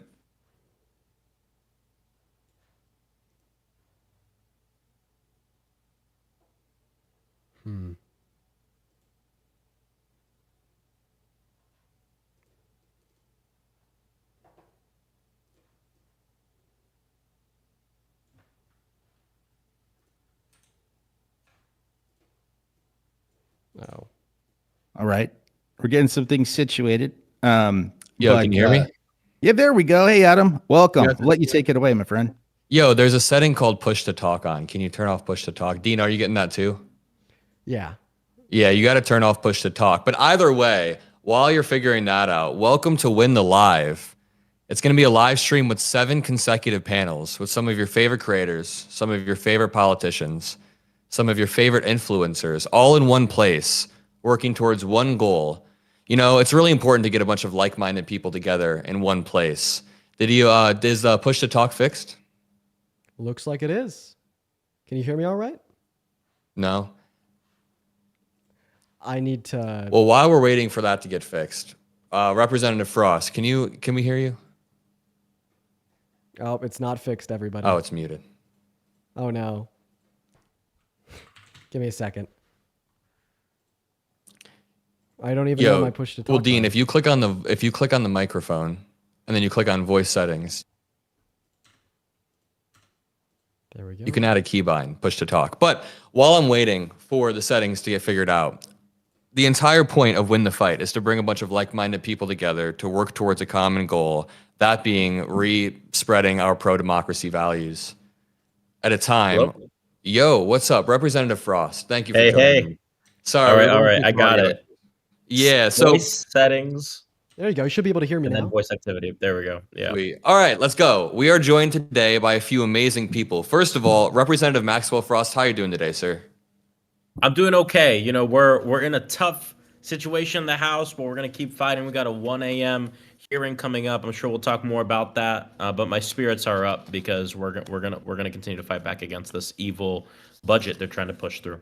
The youngest member of Congress, making all Gen Zers proud, endless energy. I love political knife fighters, people who are out there and are willing to just, punch back a little bit. You, Jasmine Crockett. We are also joined by Dean Withers, one of the most influential, largest Gen Z creators. How you doing today, man? I'm doing all right. It's so good to be here. We're speaking briefly for a moment before the stream started in the waiting room. I'm very happy to be in the presence of you both, and I think today will end up being a very beneficial event for everyone. So I just appreciate both of you guys for being here. Yeah, so I guess the reason you should care about this event, if you're watching, just to kick this off, is because we'll have 7 consecutive panels of people who are like-minded and are working to fight authoritarianism as it spreads throughout the mainstream. Every single media source you could tune into, whether, I don't know, if you're a young dude and you're trying to watch workout videos on Instagram, you get sucked down this pipeline to RFK Jr. Or if you're looking up dating advice, you get sucked down this pipeline to Andrew Tate. So we want to provide some moral clarity at a time like this. Let's start off with Representative Frost. Can you tell me what you've been seeing on the ground, in Congress? How have people been feeling about this fight against Trump and authoritarianism? Tell me a little bit about the big ugly bill coming up. Well, I've been on this national tour with Senator Chris Murphy from Connecticut, who I actually met when I was 15 years old after the Sandy Hook shooting happened. And I met him at the vigil that was going on. And over 10 years later now, we're both in Congress. We've been traveling the country, going to Republican districts and speaking with the people in districts where the congressperson refuses to do a town hall. Because what's happening is Republicans in Congress are trying to pass this thing. They're calling it the big, beautiful bill, but it's really the big, ugly bill. It's a bill to rip away health care from millions of Americans, to rip away nutritional and food assistance from millions of Americans, to do all these cuts. And you think, wow, we're doing these cuts to make sure that our country is more, fiscally sound and et cetera. We can help more people. But no, they want to do all these cuts so they can give billionaires and mega corporations a massive tax cut. It's the age-old thing of these Republicans working to make the poor poor and the rich richer. And so we're fighting against it. But I'll tell you, as I've traveled the country and I've spoken with people face to face, I've spoken with people who voted for Trump. I've voted for people who are Democrats, Republicans, progressives, moderates, all across the spectrum. And everybody's pissed off because they're seeing the day-to-day impact of all these cuts. And also the fact that all these cuts are just to make the rich even richer hurts even more to people across the political spectrum. So I'll tell you, even though times are tough with all the fighting that we're doing, I do feel a sense of optimism because the people are really rising up and we're not going to take this. We're not going to take this shit from them. We're going to fight for the programs that help our people and help our families.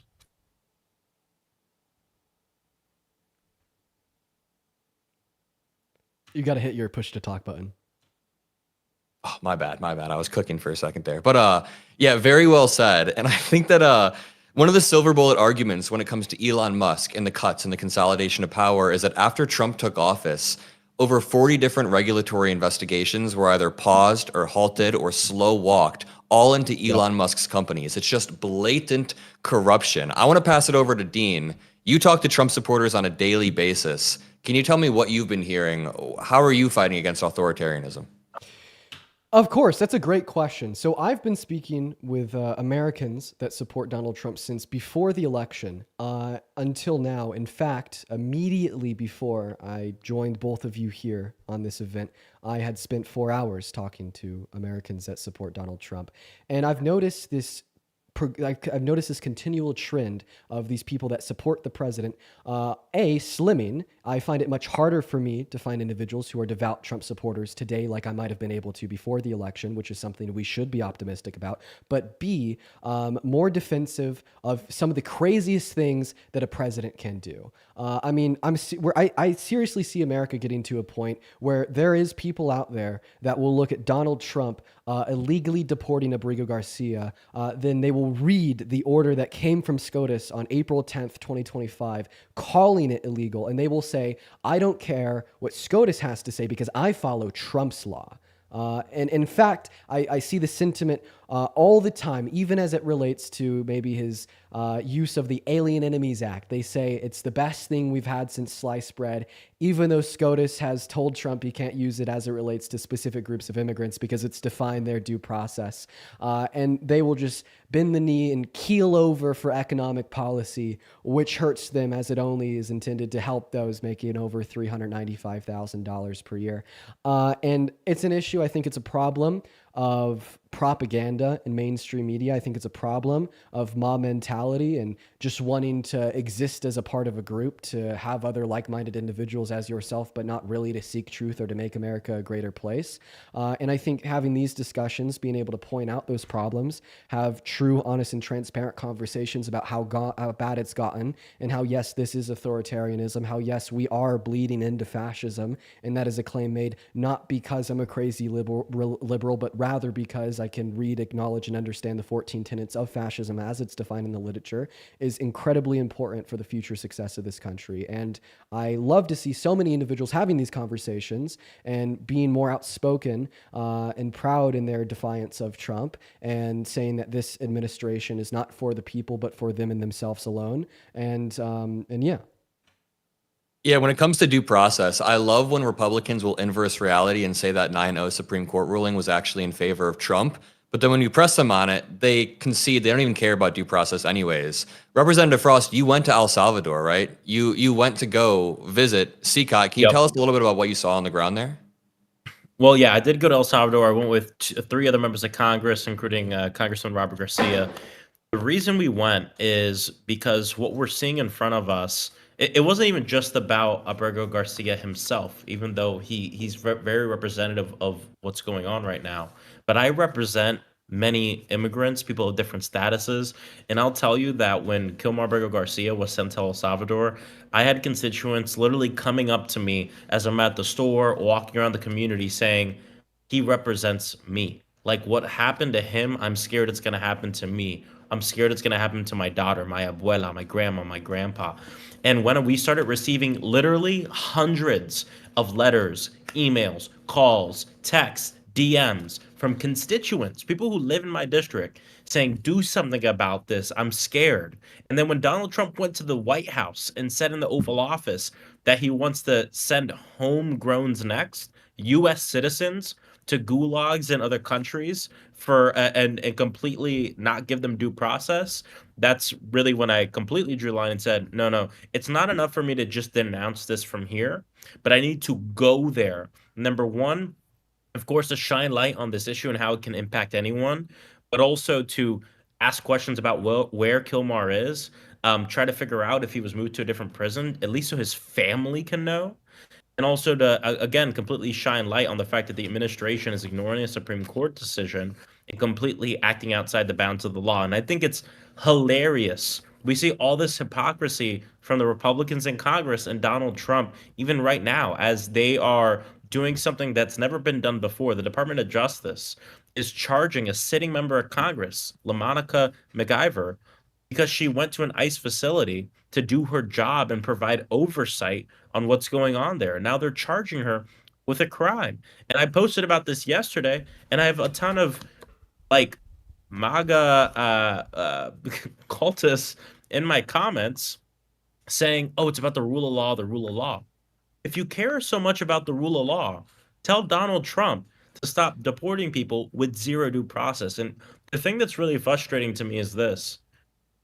The right talks a lot about American exceptionalism, but then they want to do nothing to protect what actually makes our country exceptional and different. And one of those things is the fact that our Constitution doesn't have a thing that says, by the way, everything you just read only applies to certain people. No. The First Amendment, the ability to have freedom of speech applies to everyone, college students, even if you're here on a visa, right? The right to due process is something afforded to every person in the United States. These rights being afforded to everybody here are part of what makes America the country it is and makes us exceptional. And so I went to El Salvador on behalf of our rights, and I'm really glad I went. I'm going to be honest, a lot of the trip was sad and depressing to hear about just the treatment of folks that we're sending over there. At least we were able to get some new information on the exact jail that Kilmar was moved to. But again, it's not just about him. It's about the lawlessness we're seeing from the Trump administration and this march toward an authoritarian government. I'd say we're already in an authoritarian government that is using the federal police, using the state to send people to other countries just because they disagree with their free speech, to charge sitting members of Congress for dissenting against the Trump administration. I don't care if you're consider yourself to be a conservative or progressive or moderate or anything. You have to stand up against authoritarianism, especially because right now it might be targeting the people you disagree with, but it's a slippery slope, and at any time it can target anybody. And so we all have to care about this and speak out against it. And that last point you made is the key one, because people always ask, why should I care about this? Once you create a new class of people with no due process, you can place anybody in that bucket. You can endlessly justify placing anyone in that bucket. And we've seen the Trump admin, as you've said, attacking, every single check, judges, courts, universities, law firms. Multiple law firms have bent the knee. And I guess I want to pass it over to Dean. I know that you're super well read on the first Trump administration. I've seen you debate about it endlessly. What surprised you over the past 115 days? Like, for example, on day one, when he pardoned all of the January 6ers, I remember genuinely being upset. So, Dean, what's really surprised and upset you so far? Well, the first question there, what has surprised me? I don't have a response to that because it hasn't surprised me. I think that myself, as well as every other person in America, had enough knowledge to know that something like this was bound to happen and that it will only get worse the moment Donald Trump tried to install himself for a second presidency on January 6, 2021. The moment he sent those fake slates of electors to the swing states, the moment he tried to install fake votes for himself in Congress to serve a second term against the voice and the vote of the people, and then the moment he admitted to it in proceedings in front of the Supreme Court and in Congress, but just simply said he should not face criminal immunity, was the moment I knew, as well as hopefully the moment where I wanted everybody else to know, that he has no care for the rule of law. He has no care for the Constitution. He has no care for constitutional rights. This idea of him being pro-law and order and anti-corruption and crime is nothing more than a mask or disguise to appeal to his base. And when he pardoned those January 6ers, I was hoping that would just make the words that are coming out of my mouth today clear to everybody, but unfortunately they didn't. It's only under a Trump presidency where undocumented migrants are persecuted to the extent of having their constitutional rights stripped from them forcefully and sent to terroristic prisons on the basis of an allegation because of an illegal entry into this country. But simultaneously, if you illegally beat up a cop Push to talk. Click push to talk. But simultaneously, if you illegally beat up a cop and drove a stun gun into their neck, such as DJ Rodriguez did on January 6th, you get called a patriot and then let out of jail by Donald Trump.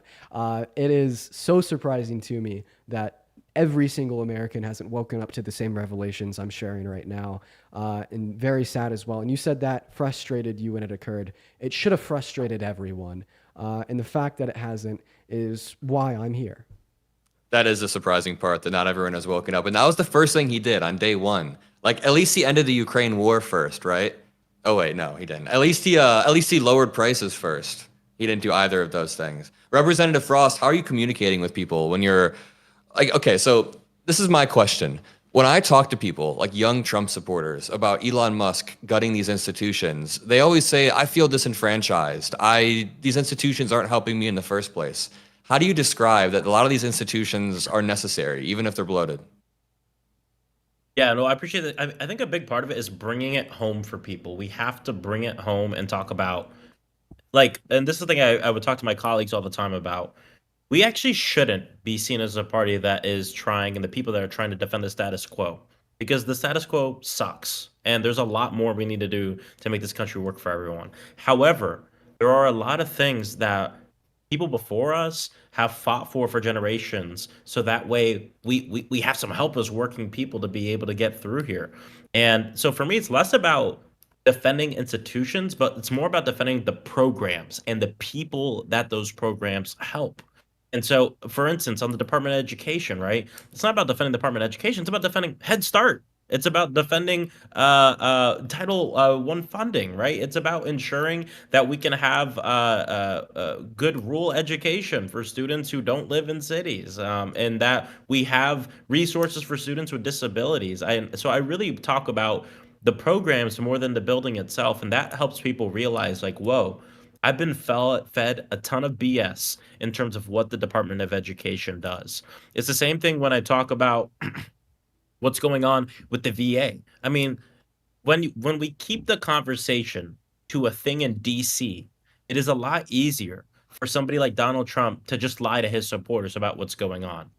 But when a veteran goes into their local VA and their favorite front desk person has recently been fired for absolutely no reason, and it's taking longer and longer and longer for them to get the care that they deserve, it's hard for someone like Donald Trump in an ivory tower in DC to be able to spin that. And by spin that, I mean to be able to essentially lie about that and make it fit his narrative. And that's really what I found in my travels, is more and more. And I think part of the reason why Dean has mentioned that it's harder and harder to find kind of these people who are like ride or die Trump is because I think people are starting to feel things at home, and it is hard to lie to someone about something they're seeing in front of their very own eyes. And so for me, it's bringing it home for people. We gotta stop talking about this in the abstract. There's nothing abstract about money being taken away from the mouths of children because single mothers won't be able to get nutritional assistance anymore. We're talking about like $7 a day to help like a family feed people, because we can all agree that the system right now as it is not set up for us. And Donald Trump lied when he said he was going to make it the golden age for America. He's making it the golden age for the billionaires and the dark ages for everybody else.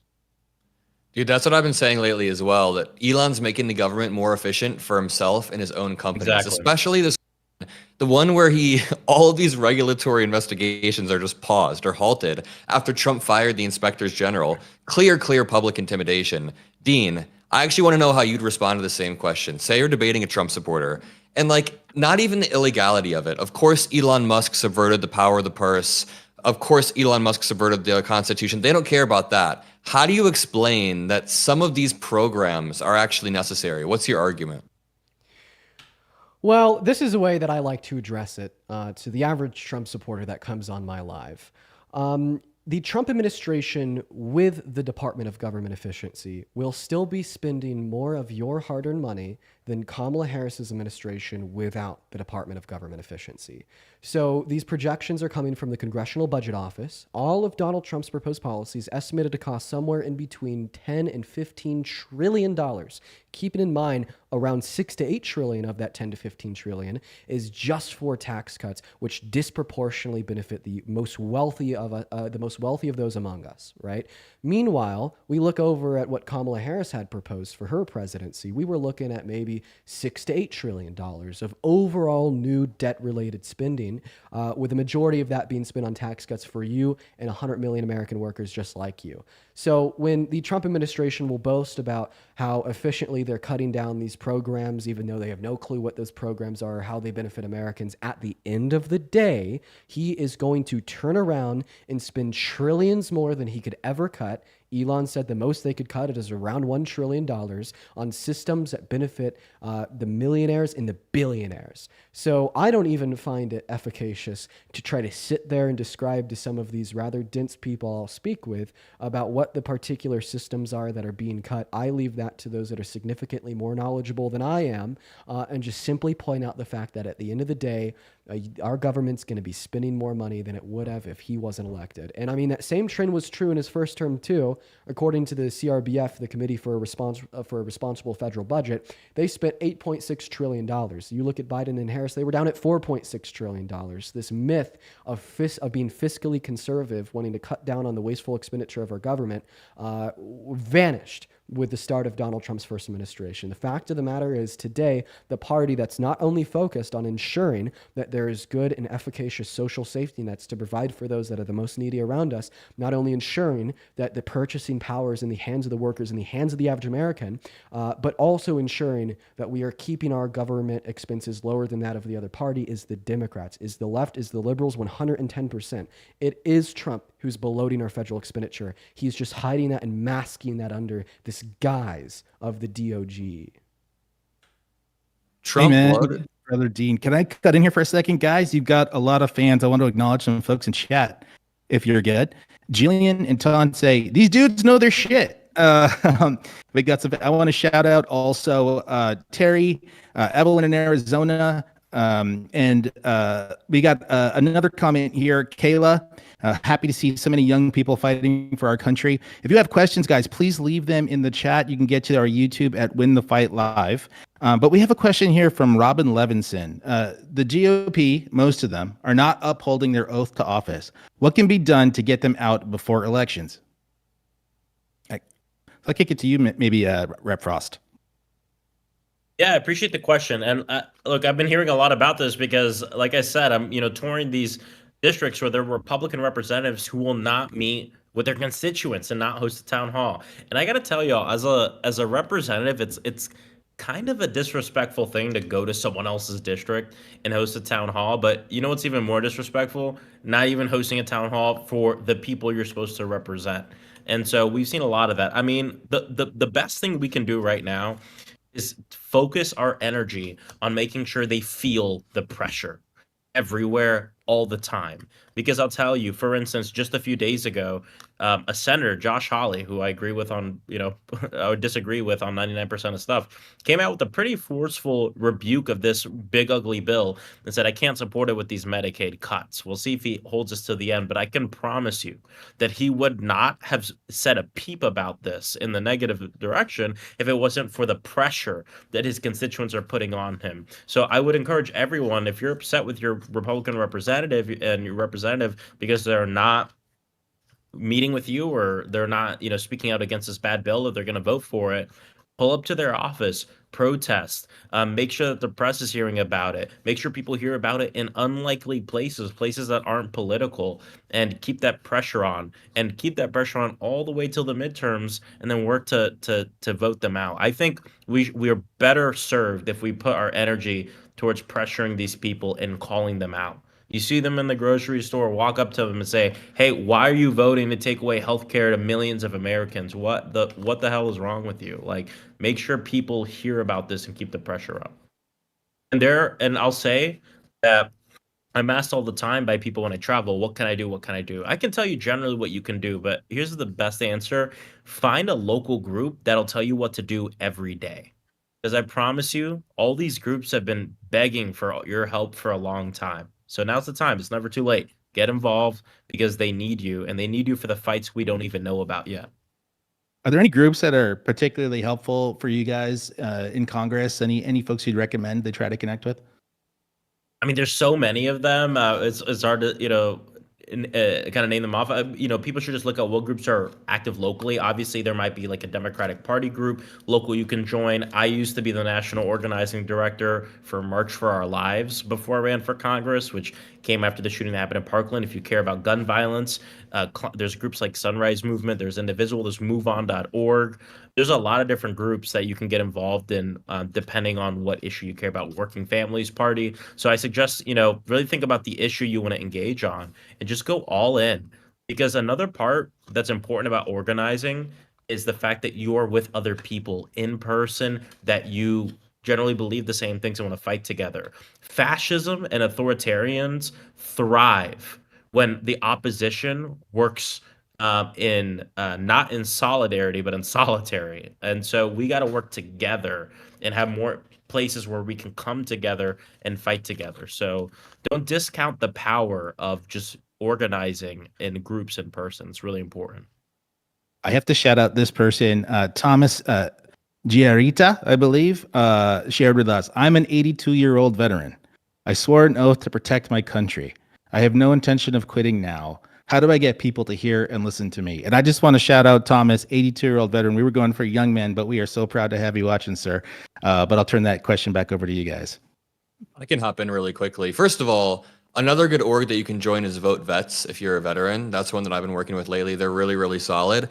But I mean, the original question and the second question kind of connect because it's how you can be activated even when it's not an election season, even when you can't vote. There are ways beyond voting in America to be activated, and that's the beauty. When you're not in election season, you can canvas, you can door knock, you can phone bank, you can volunteer at local organizations or local conventions. You can, post on social media, make videos. There are 100 different ways you can have your voice heard in America, and I think that's the beauty of it. I do have around 30 seconds of thoughts to add on here. I think that all veterans in America that have served for the American military exist in a very special spot of control over the perception of patriotism in America. Why? Well, because you fought for this country. And forever, the right has been able to take advantage of this word, patriotism, or what it means to be a patriot, and use it to spew this demented propaganda that if you truly love America, you will vote for the right. And that is, in some part at least, helped them win elections. However, patriotism on the right in America in the year 2025 is absolutely dead. Okay, there's nothing patriotic about supporting an authoritarian that wants to consolidate power to the federal branch of our government and ignores orders from the Supreme Court after calling for the termination of the Constitution in 2022. And I feel as if the veterans watching this stream, including the 82-year-old veteran who asked that question, what can you do, is speak up. Say, I'm a veteran. I was willing to lay my life down for this country. I took an oath to uphold the American Constitution. And in taking that oath, I 110% reject everything that Donald Trump stands for and behind. Because, Donald Trump is antithetical to any sense of patriotic values on which drove you to serve our military. Thank you, Dean. We have one more question for you all. This comes from Regicide. And their question is, how can I effectively communicate my progressive stance to other less progressive Democrats? That's an interesting one. I might be able to take this away. So I'm probably more progressive than everyone else on this panel. Likely. It's possible, okay? And I think it's important to have conversations with other individuals on the left about what the best direction for the left is. I think that, we spend a lot of time hyperfixating on the issues with the right, the issues with Trump, and I think that's obvious. It's a given. We live under an authoritative regime. We need to be spending a lot of time focusing on that. But, one way or mode that you can have a conversation with other individuals on the left that you may feel are not as progressive as you are, and maybe they have some things they're wrong about, some things they're right about, is to simply talk about the midterms. To talk about who you want to see be running for president in 2028. Bring up the fact you maybe want to see a populist candidate that falls outside of the institution. Talk about who the options are for your state or the representatives in your state, and why the candidates that may be a little bit further left are better fit than the candidates that aren't as further left, that aren't as progressive. And I think that those conversations are bound to occur when we're choosing our representatives, and I think they should occur. They're really healthy. They're good conversations, because right now we want to be able to replace this authoritarian regime, but we want to make sure what we're replacing it with is as best fit as possible to serve this country. So I think that is a really important conversation to have, and it can be framed really easily surrounding the representatives we would like to see come midterms or even the next presidential election in 2028. Awesome. Well, we're gonna wrap up shortly, but I wanted to give you all just one last chance. If there's anything you want to plug, or if people could be following you, I just want to go around and let you guys do a little bit of promotion of whatever you think that people should hear. We'll start with you, Adam. Yeah, I just want to say thanks for hosting this. I know there are a few panels after this, so make sure you stick around and enjoy it. I really enjoyed chatting with Dean and Representative Frost. I think that this is the way forward. I've been to a few panels and been to a few DC events where it's just like having a bunch of people in the same place working towards the same goal really energizes you and makes you feel like, I don't know, we're going to win again and we're going to come back stronger. Whenever there's a time of crisis is when you kind of reevaluate. Like during COVID, we did a little bit of a reset to see where we can go forward. That's what the party's doing right now. And I think the best communicators are rising to the top. And I'm glad that we all get to be a part of that. So that's all I have to say. Find me youtube.com/Adam Mockler. I'll hop in here real quick. Both Adam and Congressman, it was a pleasure to be able to be on this panel with both of you, very similar to what Adam said. It's awesome. It's so cool that there's people out there that are willing to use their voice to be loud and stand against the Trump administration. And more than just using your voice, you, Mr. Congressman, are using your physical exertion of labor at the Capitol, and I think that's quite admirable. But yeah, no, if you want to find me really anywhere, Dean Withers on all socials. And yeah, to the organizers of the event, thank you so much. And to Adam and Congressman, thank you so much for your time on this panel with me. Yeah, great to be on here with everybody. And, I would just encourage everyone, just figure out a way that you can get involved and fight against these fascists and these authoritarians. And to something that Dean said earlier that I think is important. This can't just be about fending off what's going on now. We have to keep in mind the world we want to build. Because I'll tell you, for people who don't know my story, I ran for Congress at 24 years old and was elected at 25. And I'm in my second term. The reason I kind of gave up my 20s to run to be a congressman is not just to defend the things we have, but because I actually believe in a world in America that lives up to its promise. And that's what I believe in. Ending gun violence, fighting the climate crisis, one job being enough, and making sure that working people are able to have really their basic necessities met so they can start their business, they can do what they want to do in life. And I think we can achieve that. I think we can do all this. But we need to continue to fight for it. And we got to stand up for the future we want, not just the future or not just the present that we're defending. And so I think we can do all this at the same time. And so just get involved, run for office. I got to plug an organization called Run for Something. If you're thinking about running for state and local office, we need you to do it because we need to build the bench. So that way, when a young person gets elected to Congress, it's not a big deal because young people get elected to Congress all the time. We need more people to do this. So get involved, y'all. Thank you for tuning in. If you want to keep up with me, I'm at Maxwell Frost, FL, on everything. All right. Thank you, everybody, for joining us. We really appreciate it. This is the first of its kind event that we've done, all volunteer, really trying to connect you guys, Adam and Dean, with these great audiences and voices with folks like Congressman Frost, who are fighting the good fight on the front lines. And thank you for being our initial panel and kicking this off. You guys are great. We're going to be here fighting alongside with you guys all the way through, and we hope to do this again. Thank you, guys. That was great. Thank you. That was great. Have a good one, you guys. All right. For everyone in the YouTube, there was our 30 minutes. I thought that was pretty cool. I thought that was great. What did you guys think?